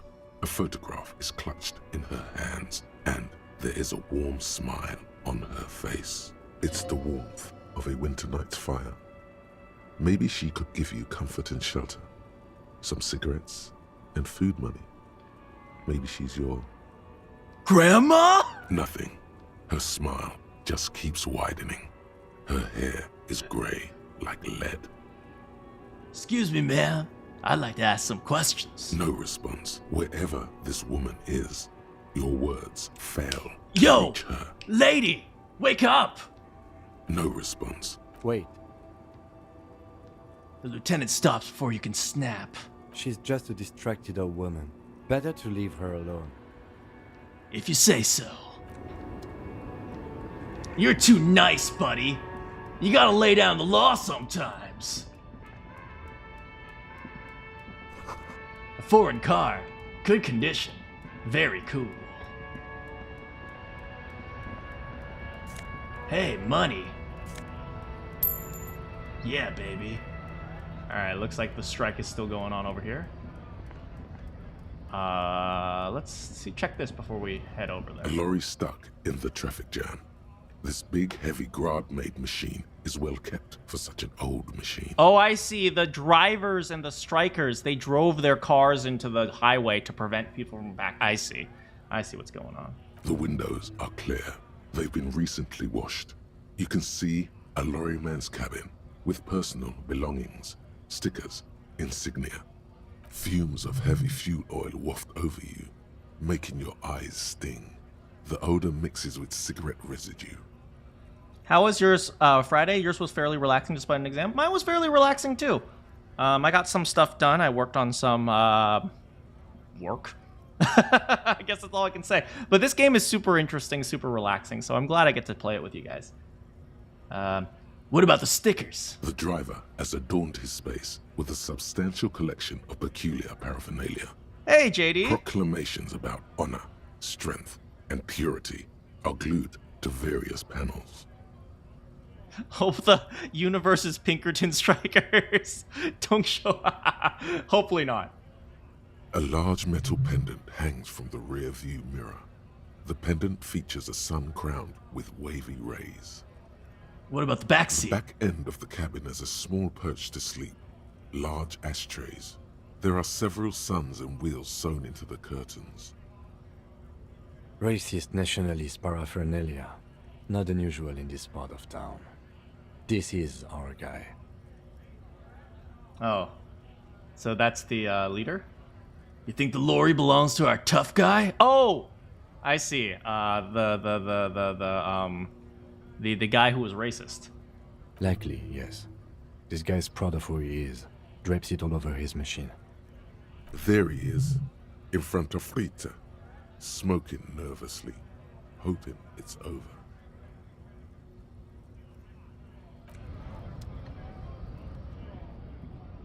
Alright, well, we know where his cabin is, if we ever want to screw with him a bit. Alright, but first, we have to get back over to the ice cream place once more. We'll try one more time. Yes, I keep trying, I know. I should put my flashlight on. Flashlight. Let's go. First, let's check this. This orange machine is dead. You slip your fingers. No. If you want to try again, Then you need No, to it's have still- the pry bar in your hand, detective. It's still icy, huh? Equip the pry. It's not working. We're just gonna have to wait for a while for the ice to melt, huh?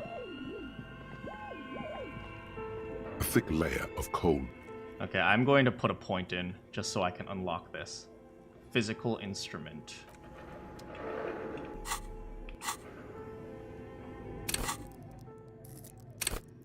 Alright, my psych is doing pretty good, so I'm not gonna worry too much about that. I'm gonna put more into psych later but we have so much time to because look at all these options that we can unlock. So yeah, okay, so physical instrument. Here we go. Up. A thick layer of cold dust. By covers the 83%, furnace, we're a lot better coloring now. it pitch black.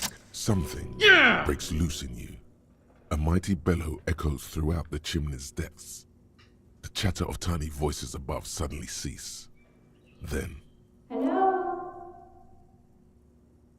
you've awakened the entity. The entity, right. Right, we're chasing a ghost. Hey!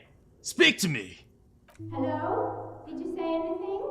I can't hear you. Please come upstairs. There's a safety curtain on the second floor. I'll open it. You hear a low rumble upstairs. The sound of a curtain being All pulled right! We found the After entity. you, officer. Let's not kick it because then I'm gonna injure myself again. Like I injured myself by turning on the lights!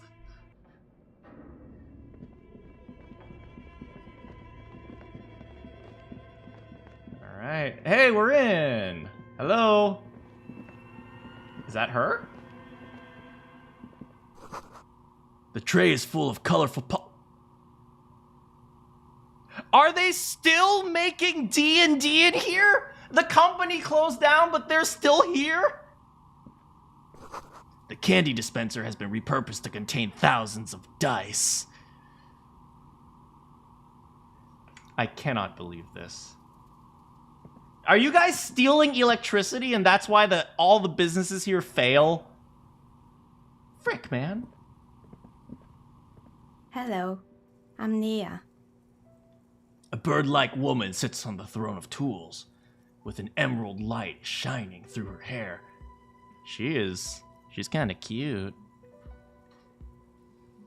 Did you try knocking on my window? I must have missed you. I've been listening to my Milius. Oh, I see. She has headphones on. So what kind of die are you looking for? Could this be the malicious entity? Perhaps it's wise to go along with this masquerade for now. Yes, I can't trust her. She's an evil spirit.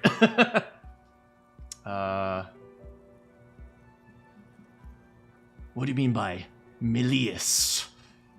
Yes, Amelia is like a call-in station. You need a two-way radio to access one. That's why I have these. Mostly, they just teach you to swear in different languages. But some of the stations can be quite interesting. I was so absorbed, I must have missed you knocking. You must have me confused with someone else. I haven't knocked on your Then window. how did you get inside? By the south entrance? You know what? It doesn't even matter. What matters is that you're finally here. Let's talk dice. Did you have something specific in mind? Why are you asking me about dice? I'm a novelty dice maker. Tell me the name of your role-playing system and I'll make the die you need. That's why you're here, yes? Oh? As she speaks, her bone-like fingers fiddle with a ring. Her bones light, but her hands strong. Role-playing games? You know the one made by Fortress Accident. Does that count?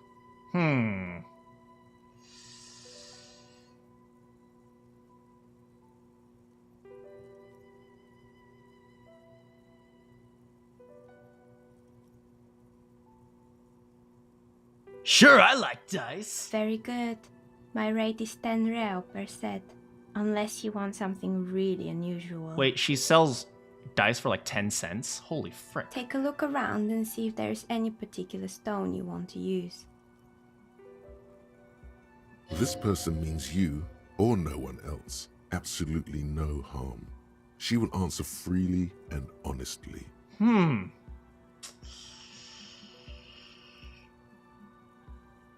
What is this place, by the way? We're inside the chimney of an old central furnace. It's strange, I know.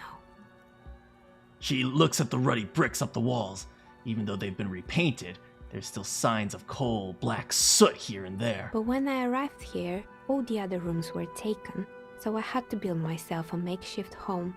Besides, I don't really have to pay any rent here, so that's a plus. Interesting. Plaisance was right. There's an entity living in the chimney. You should ask her about the curse. I guess we solved the curse. Creative.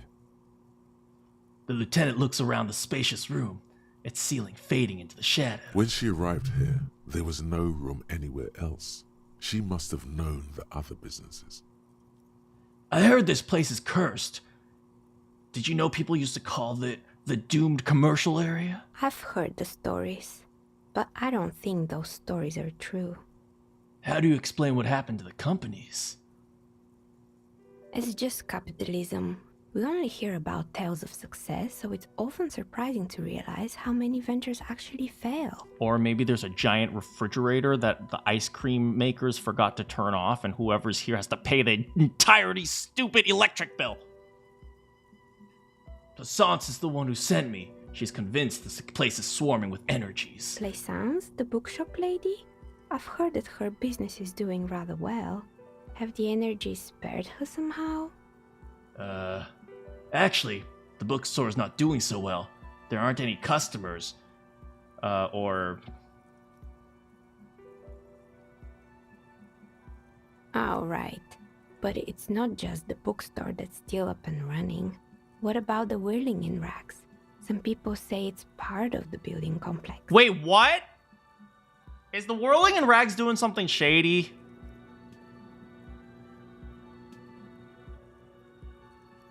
Wait, whirling is part of the doomed commercial area? I'd say so. Both houses were built at the same time and under the east of the Commerce Central project. Yeah, but it's a separate building. And then there is me. She looks at her messy work table. All kinds of tools lying there. I've been here for 14 years, selling novelty dice to role-playing enthusiasts. Not exactly a million-real business idea, yet somehow I've survived despite the talk of malicious energies. Strange, isn't it? It's because your business doesn't use electricity.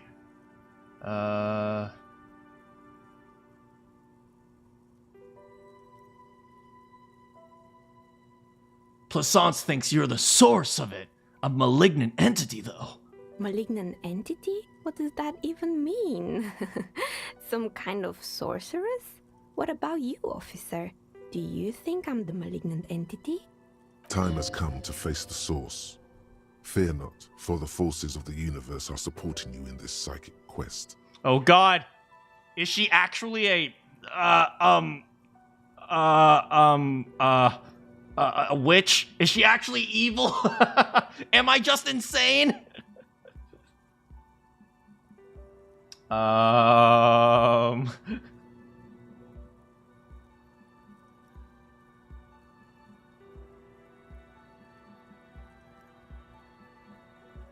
This world's a puzzling place. Is it now? I've always thought it's a rather mundane and boring place with no supernatural surprises in sight. Well, if you ever find a way to explain all those inconsistencies in the curse, let me know. Plaisance is not going to like what you have to tell her. Why hasn't her business failed yet?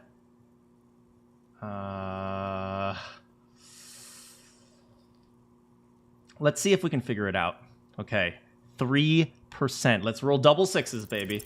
You feel nothing. If anything, it's uncomfortably warm in here. Start to take off my clothes. I need to connect. Excuse me, what are you doing? Nothing. I don't know what you're talking about. Officer.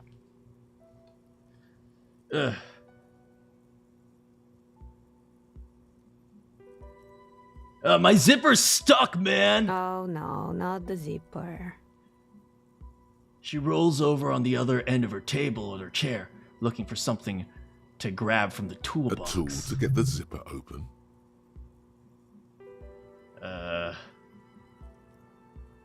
Is it? Never mind. It's a terrible Undressing idea. in a stranger's place of business? Yes, it was. An unbelievably bad idea. How's it going, Celestial?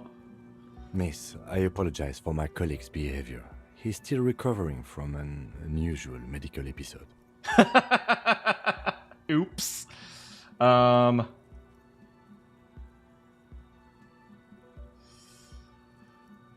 What do you know about the man who was lynched behind the whirling in rags? Nothing really. I didn't know him. The lieutenant looks at his notebook. Then the woman under the large window. Your window looks directly onto the courtyard. You're saying you didn't see or hear anything unusual last Sunday evening? Oh, Kim, you got him. You got him. I'm sorry, detective, but as you know, I usually have my headphones on when I'm working. It shuts out most of the daily ruckus behind my window.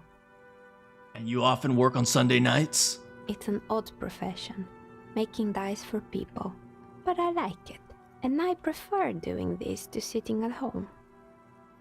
And you never took your eyes off the work to look out the window? I might have, but in this case, all I would have seen is my own reflection staring back from the darkness. It's really hard to make anything out in the yard when it's dark outside. Besides, I rarely get up to look out the window when I'm in the zone. And what do you mean by the daily ruckus? Well, there's always something going on in the whirling's backyard. During daytime, there are usually those kids. And lately, I've been seeing a lot of drunk workers hanging about. Must be because of the strike. She's not sorry to disappoint you. Informing on someone in a murder investigation would intrude upon her focused existence. But I never saw anyone during that fateful Sunday night, I'm afraid. I see. Likely story. She nods. Anything else, officer? What happened to the other tenants, though? More or less. Are you interested in anyone specific? Oh, wow. There were a lot of people. What about the gym? It wasn't merely a gym, it was Artemiteps Boxing Club, a community project created to steer at-risk youth away from drugs and crime. Oh. I guess it failed.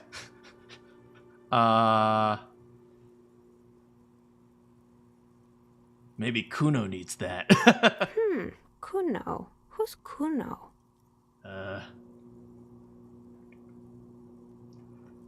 He's a little ginger gremlin who likes to defile dead bodies.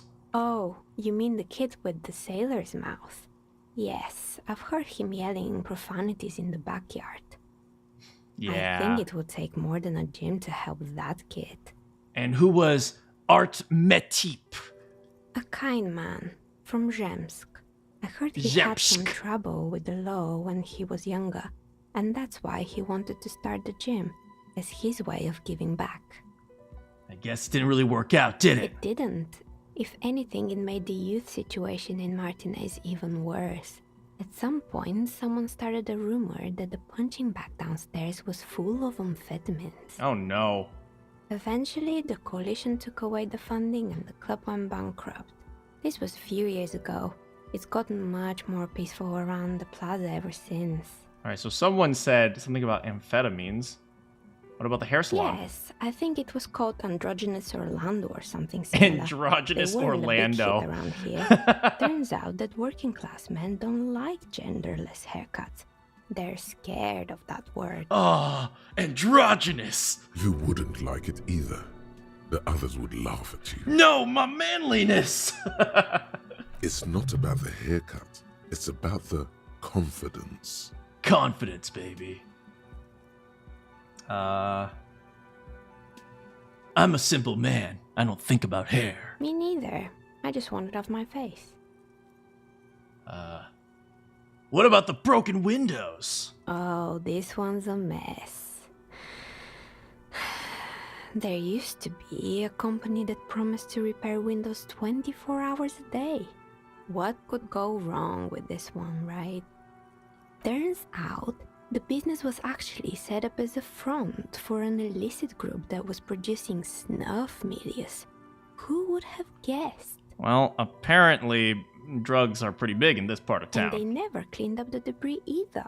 Now it's just littering the hallway and I have no idea how to get rid of it on my own.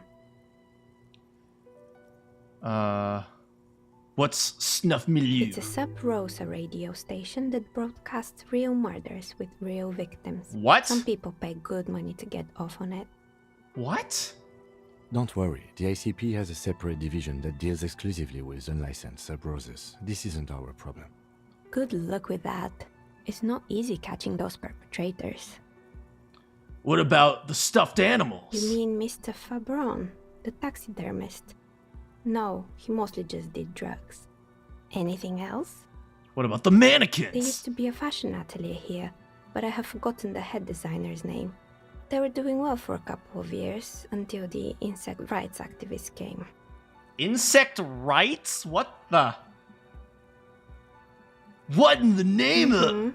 The atelier produced a certain collection that used chitin among the materials. Apparently chitin is made in the Occident, where it's extracted from beetle wings. That is true.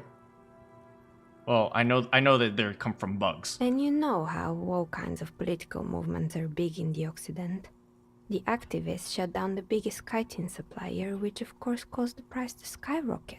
Well, no more fashion. And, naturally, all the most fashionable tastemakers refused to be seen in chitin from then on. The atelier went bankrupt before they could finish the collection. Aw, that's sad.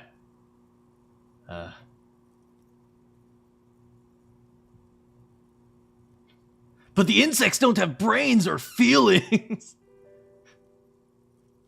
Actually, insects do have brains. But What? I understand what you're saying. I think the protesters took it a little too far.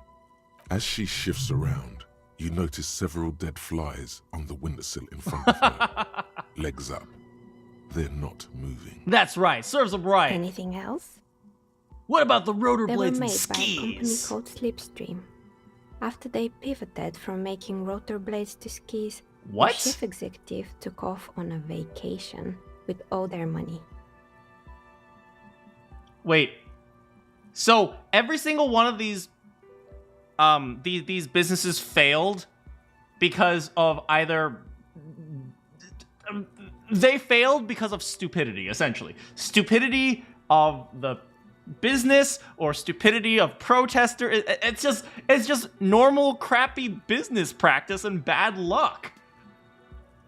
Honestly, I think it's quite funny. I think he's still sending out holiday transmissions from Tulula or Tiumotiri or Hashtkor or wherever he is. What do these transmissions The say? usual, I imagine. That he's been thinking up all kinds of new business plans and can't wait to get started on them just as soon as he returns. Men like that are a curse. Sure, but Slipstream is history now. All their remaining assets got seized by the bailiffs in 47. Oh man. This is just like a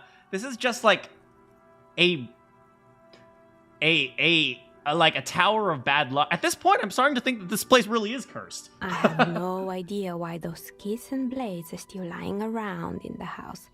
Not much use now, I guess. Maybe you could make a sword out of one. No, wait, forget it. Yo, no, that's a great idea! What about the machine? Fortress Accident, the radio game studio. She closes her eyes as some remnant of a memory lights in her face. Oh, of course she liked them, because she makes RPG dice. They were an interesting bunch. We talked about role-playing systems every now and then. Once, I even saw two of them get into fisticuffs over Wirral. They certainly took their work very seriously, even if they seemed to be chronically liberal with their schedules. They didn't show up to work? The usual. They ran out of money and couldn't get the project done on time. What went wrong? Well, I did hear them talking at times. She looks down the hallway as if she could still hear the chit-chat. They seemed to believe they were historical individuals on some grand quest. From what I've seen, the project did look impressive. Yes, but when the money started to run out, they just began to complain a lot about capitalism. You know, how the markets are rigged to keep out new businesses and so on. Yeah, they would have never succeeded. In the end, they just didn't get it done. They didn't have enough willpower to produce something truly historic. And to show up to work on time. Yeah, that's more like it. She's right. Showing up to work on time is important. Well, I feel bad now. They should have tried harder. They had everything needed to succeed. Still, not everyone is going to make it. That's the nature of the game. Fair enough. The result is 1 on a 20-sided die. I just rolled a natural 1 in a game about it. I just rolled a natural 1 in an RPG that's talking about RPGs. This is not a good sign. Okay, this is a very bad sign. The dice is black and filled with little silvery flakes, like snowfall. Anything else? What about the taxidermied bear? Oh boy, the fabled Revachol ICT. You're in for a treat here.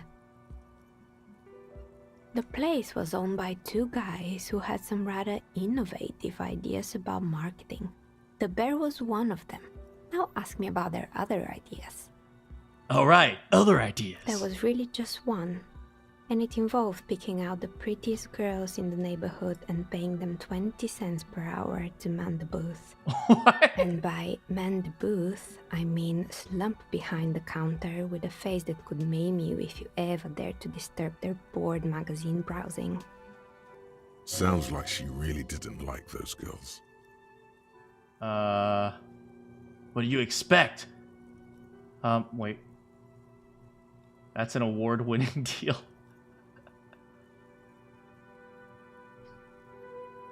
Paying 20 cents per hour is dog's pay.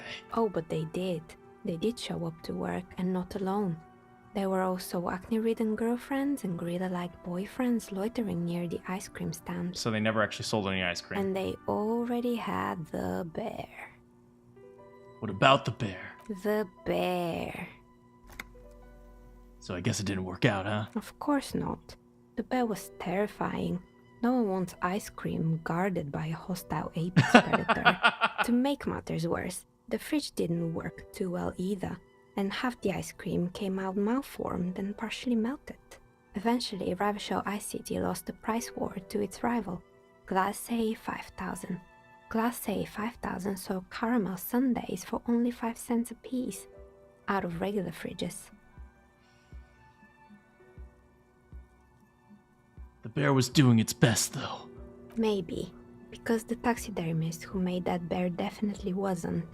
Doing his best, I mean. How come? He said that the bear was his vision beast. Oh boy. He said he met his vision beast while high on desiccants. Oh no. Called it Megatherion. Megatherion? Megatherion. A mega wild beast. What's a mega wild beast? It's an imaginary beast that guides you through life. What the frick? By telling you to do more drugs, mostly. Mom, they all high! The horrific necktie tightens around your neck, strangely excited. But it doesn't feel particularly fun this time around. I don't do... Grab your necktie, Mumble. Not now, you beast! What? Nothing! Nothing! Nothing! Right. Anyway, now you know the story of the fallen ice cream empire. Anything else? Another failed business, perhaps? I've been here for a long time. What about the building intercom? Oh, right. I hope you didn't try to ring me.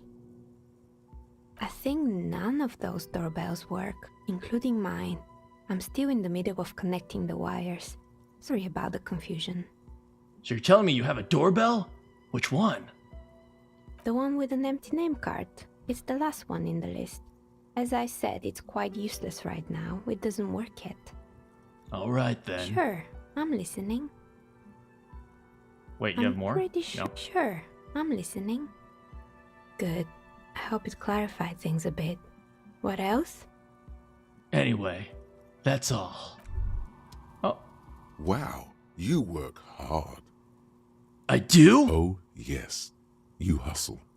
You're a provider. It's tough out there, but you keep it real and provide. I guess I do, yeah! Oh, yeah.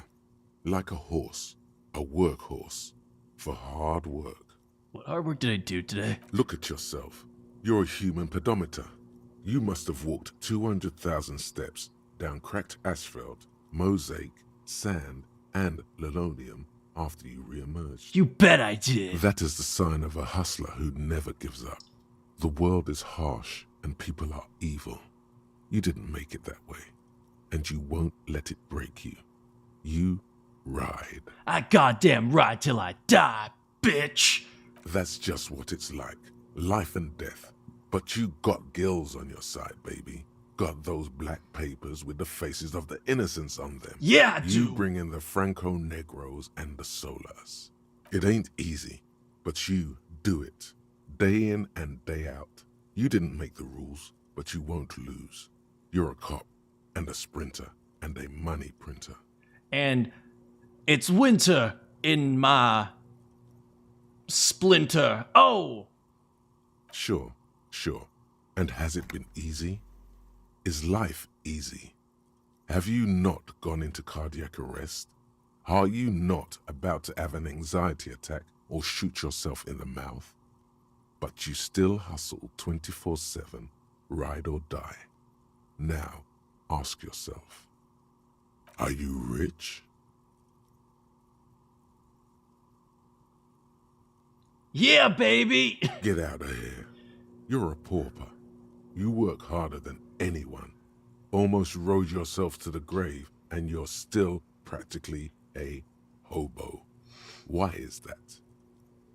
It's because the Gart guy keeps riding my ass! The Gart man has set himself up one of those self-replicating money structures. You should learn from it. Don't play the victim. Think hustler. Think with your head. It's the taxes, man! That's right. 100%. Fucking G-Man's got his jam-covered sticky fingers in your pocket, stealing from you every time you buy, sell, walk, talk, fart, so much as sneeze. Every time I sneeze, bro! Every time you wipe your ass. They got their direct and their indirect modes of taxation.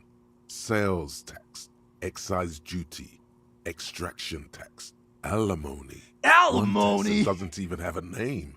Plus there's the stuff people in other countries pay for. That makes them ask for more money from you. Here. Total tax duties add up to 98% of all your money.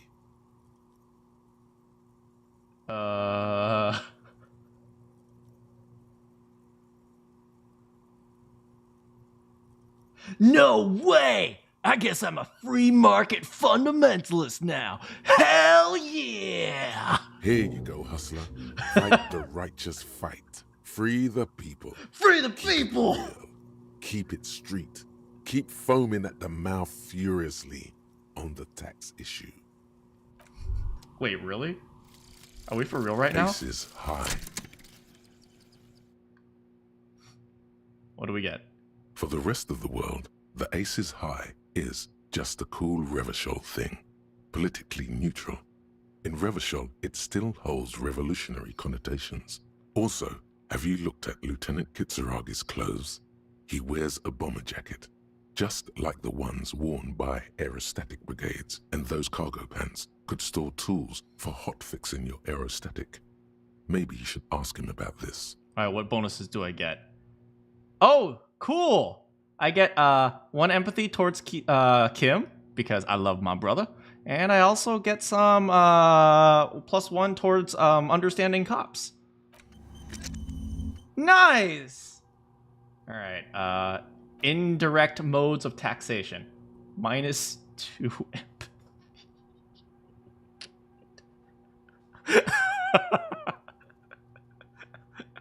Screw taxes! I want money!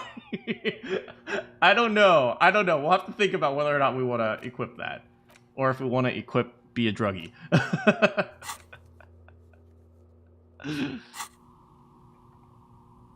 All right, well. Besides that, I think we'll just go. This stream has been going on a little bit long, but. What's that music? What's that music? Holy frick, we're running! We're running! We're running!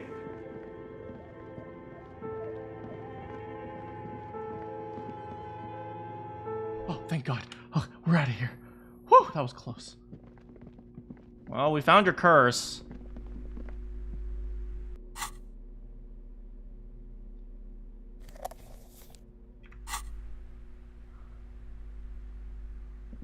What have you found?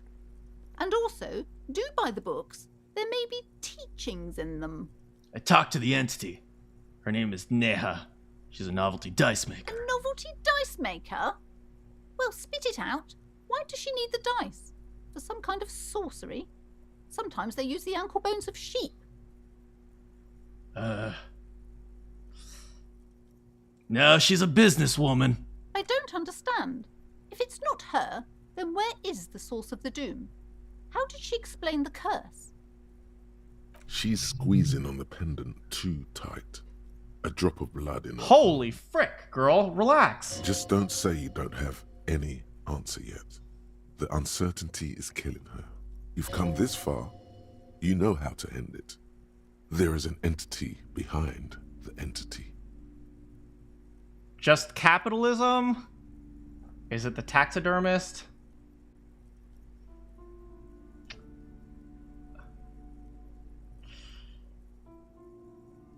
Bankruptcy is a quirk of the economy. I mean, that is what she said. She said it's just capitalism. Wait, what? The entire economic system is cursed? Oh no.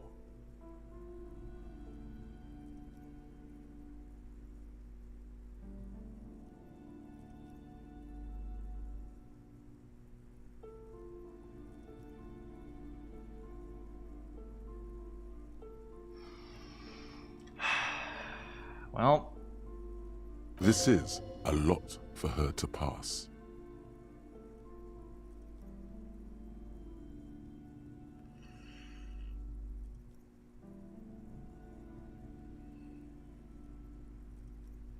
Yes, the system must be cleansed of immigrant labor. no, that's awful. My boy Kim is here. Well, Kim's not really an immigrant, actually. That only world revolution can help. We live in a precarious world. Nothing ever turns out right. You need to get used to chaos.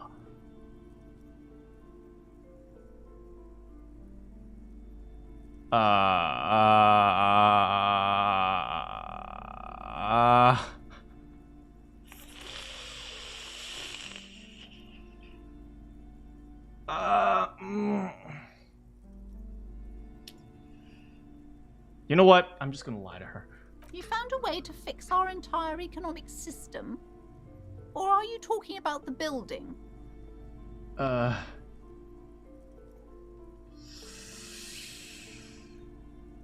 Yes, I utilize the secret methods of the remote viewers division. Hell yeah! I understand that you can't divulge official secrets, officer, but know that I appreciate the efforts of your department. All that matters is that the energies are retreating. I can already feel the curse lifting. It will be a long time until we're fully free of it, of course, but still. Thank you, officer. Truly. You brought a better psycho-emanation to this humble bookstore, and that's no small achievement. That's right. All I did was unplug a refrigerator and leave the rest to capitalism. Baby. It will only last a day or two, a week tops. Then her mood will sour and she will feel the curse again. You know what? After that week, it's none of our business. All right then. All's well that ends well. Should we return to our ordinary lives? All right, farewell for now. And with that, I think we're going to end our stream there for today. All right. I noticed there were quite a few people watching, but very few people chatting. You know, you guys are always welcome to interject and tell me what you guys think and what you guys want me to do. I won't always follow it. Like, if you tell me to, you know, kill Kim, I wouldn't do that. But I would absolutely love to hear what you guys think of this game. This game is so interesting. This game has lots of just like story going on. And I think that's just really such a cool idea.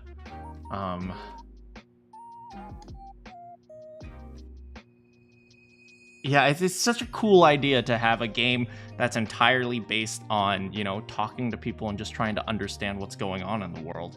It's a very different type of detective game. Lots of questionable decision options. I know, right?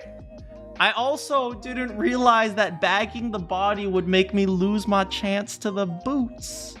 I am so...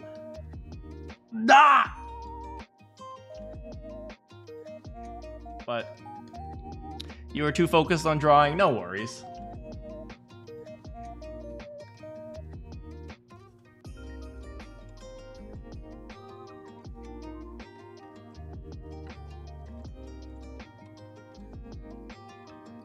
At least I'm not a grave robber. I mean, my boy Kim, he loves me. Like, he love and respect me very much. I have earned his I have earned his trust.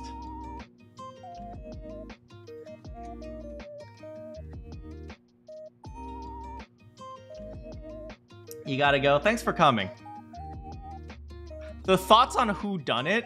I mean, this is a very different type of game. I don't think we're going to really get to the point of who done it. I feel it's more of like an exploratory game. So like you're going to go through like an entire slew of different characters trying to understand. I don't think the what we're going to do is try to solve this particular murder. I suspect we're going to be solving a string of murders that have to do with, you know, like a bigger concept of, you know, people trying to understand how the economy is working in the 50s.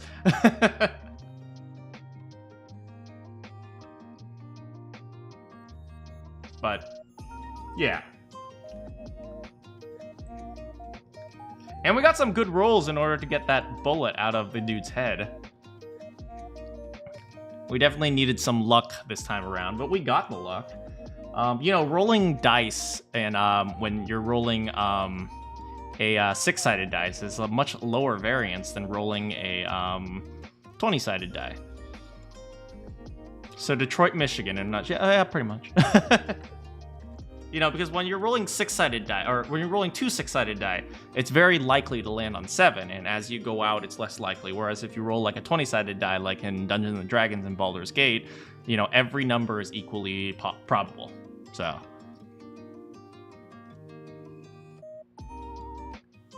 you end up looking at some interesting... Let's just say some numbers are... Like, going up by 1 point or down by 1 point actually has a much bigger influence. Like, not necessarily a bigger influence, but the level of effect can greatly vary when you're rolling six-sided dice versus 20.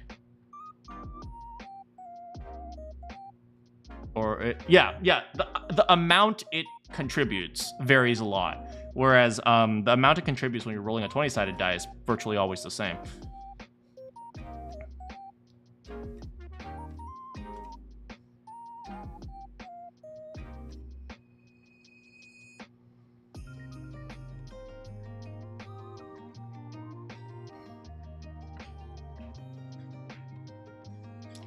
Yeah, but a really fun game, and I'm glad that some of you guys are joining.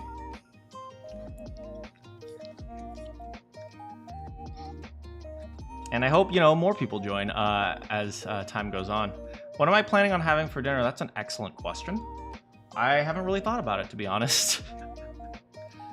I could get pizza. That's an easy solution. Or... I can get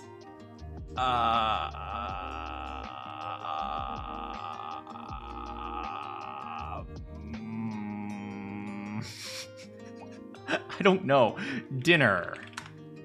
Also, don't forget, we're going to play more Lies of P tomorrow. Let's check dinner on Google Maps. For some reason, they put me in Oklahoma. Let's see here. Okay, we have some stuff. We can get a burger because that's open later.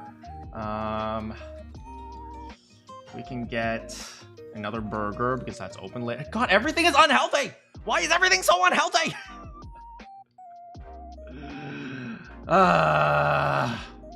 Life is hard sometimes, you know? I don't know. I'll think about it. But yeah, we're gonna play some more Lies of P tomorrow. You'll be in another city talking to a lawyer. Just order Mediterranean food. We don't really have that much Mediterranean food. There's a Mediterranean place nearby. You don't, but genius! Genius!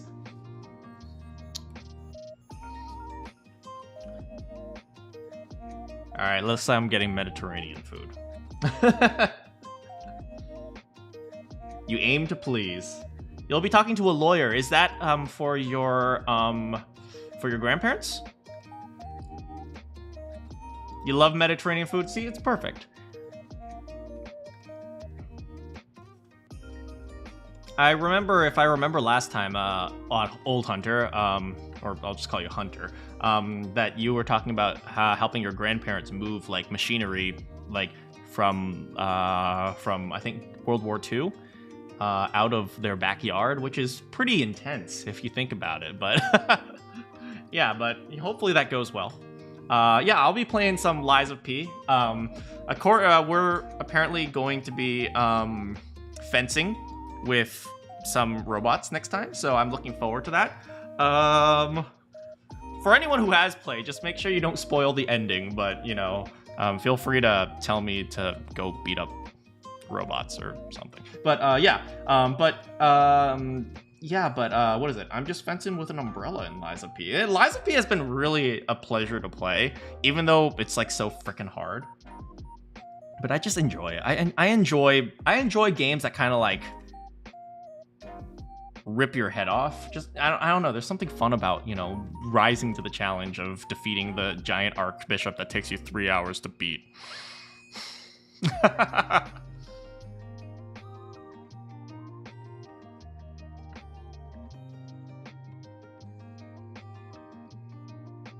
Anyway, I better get going.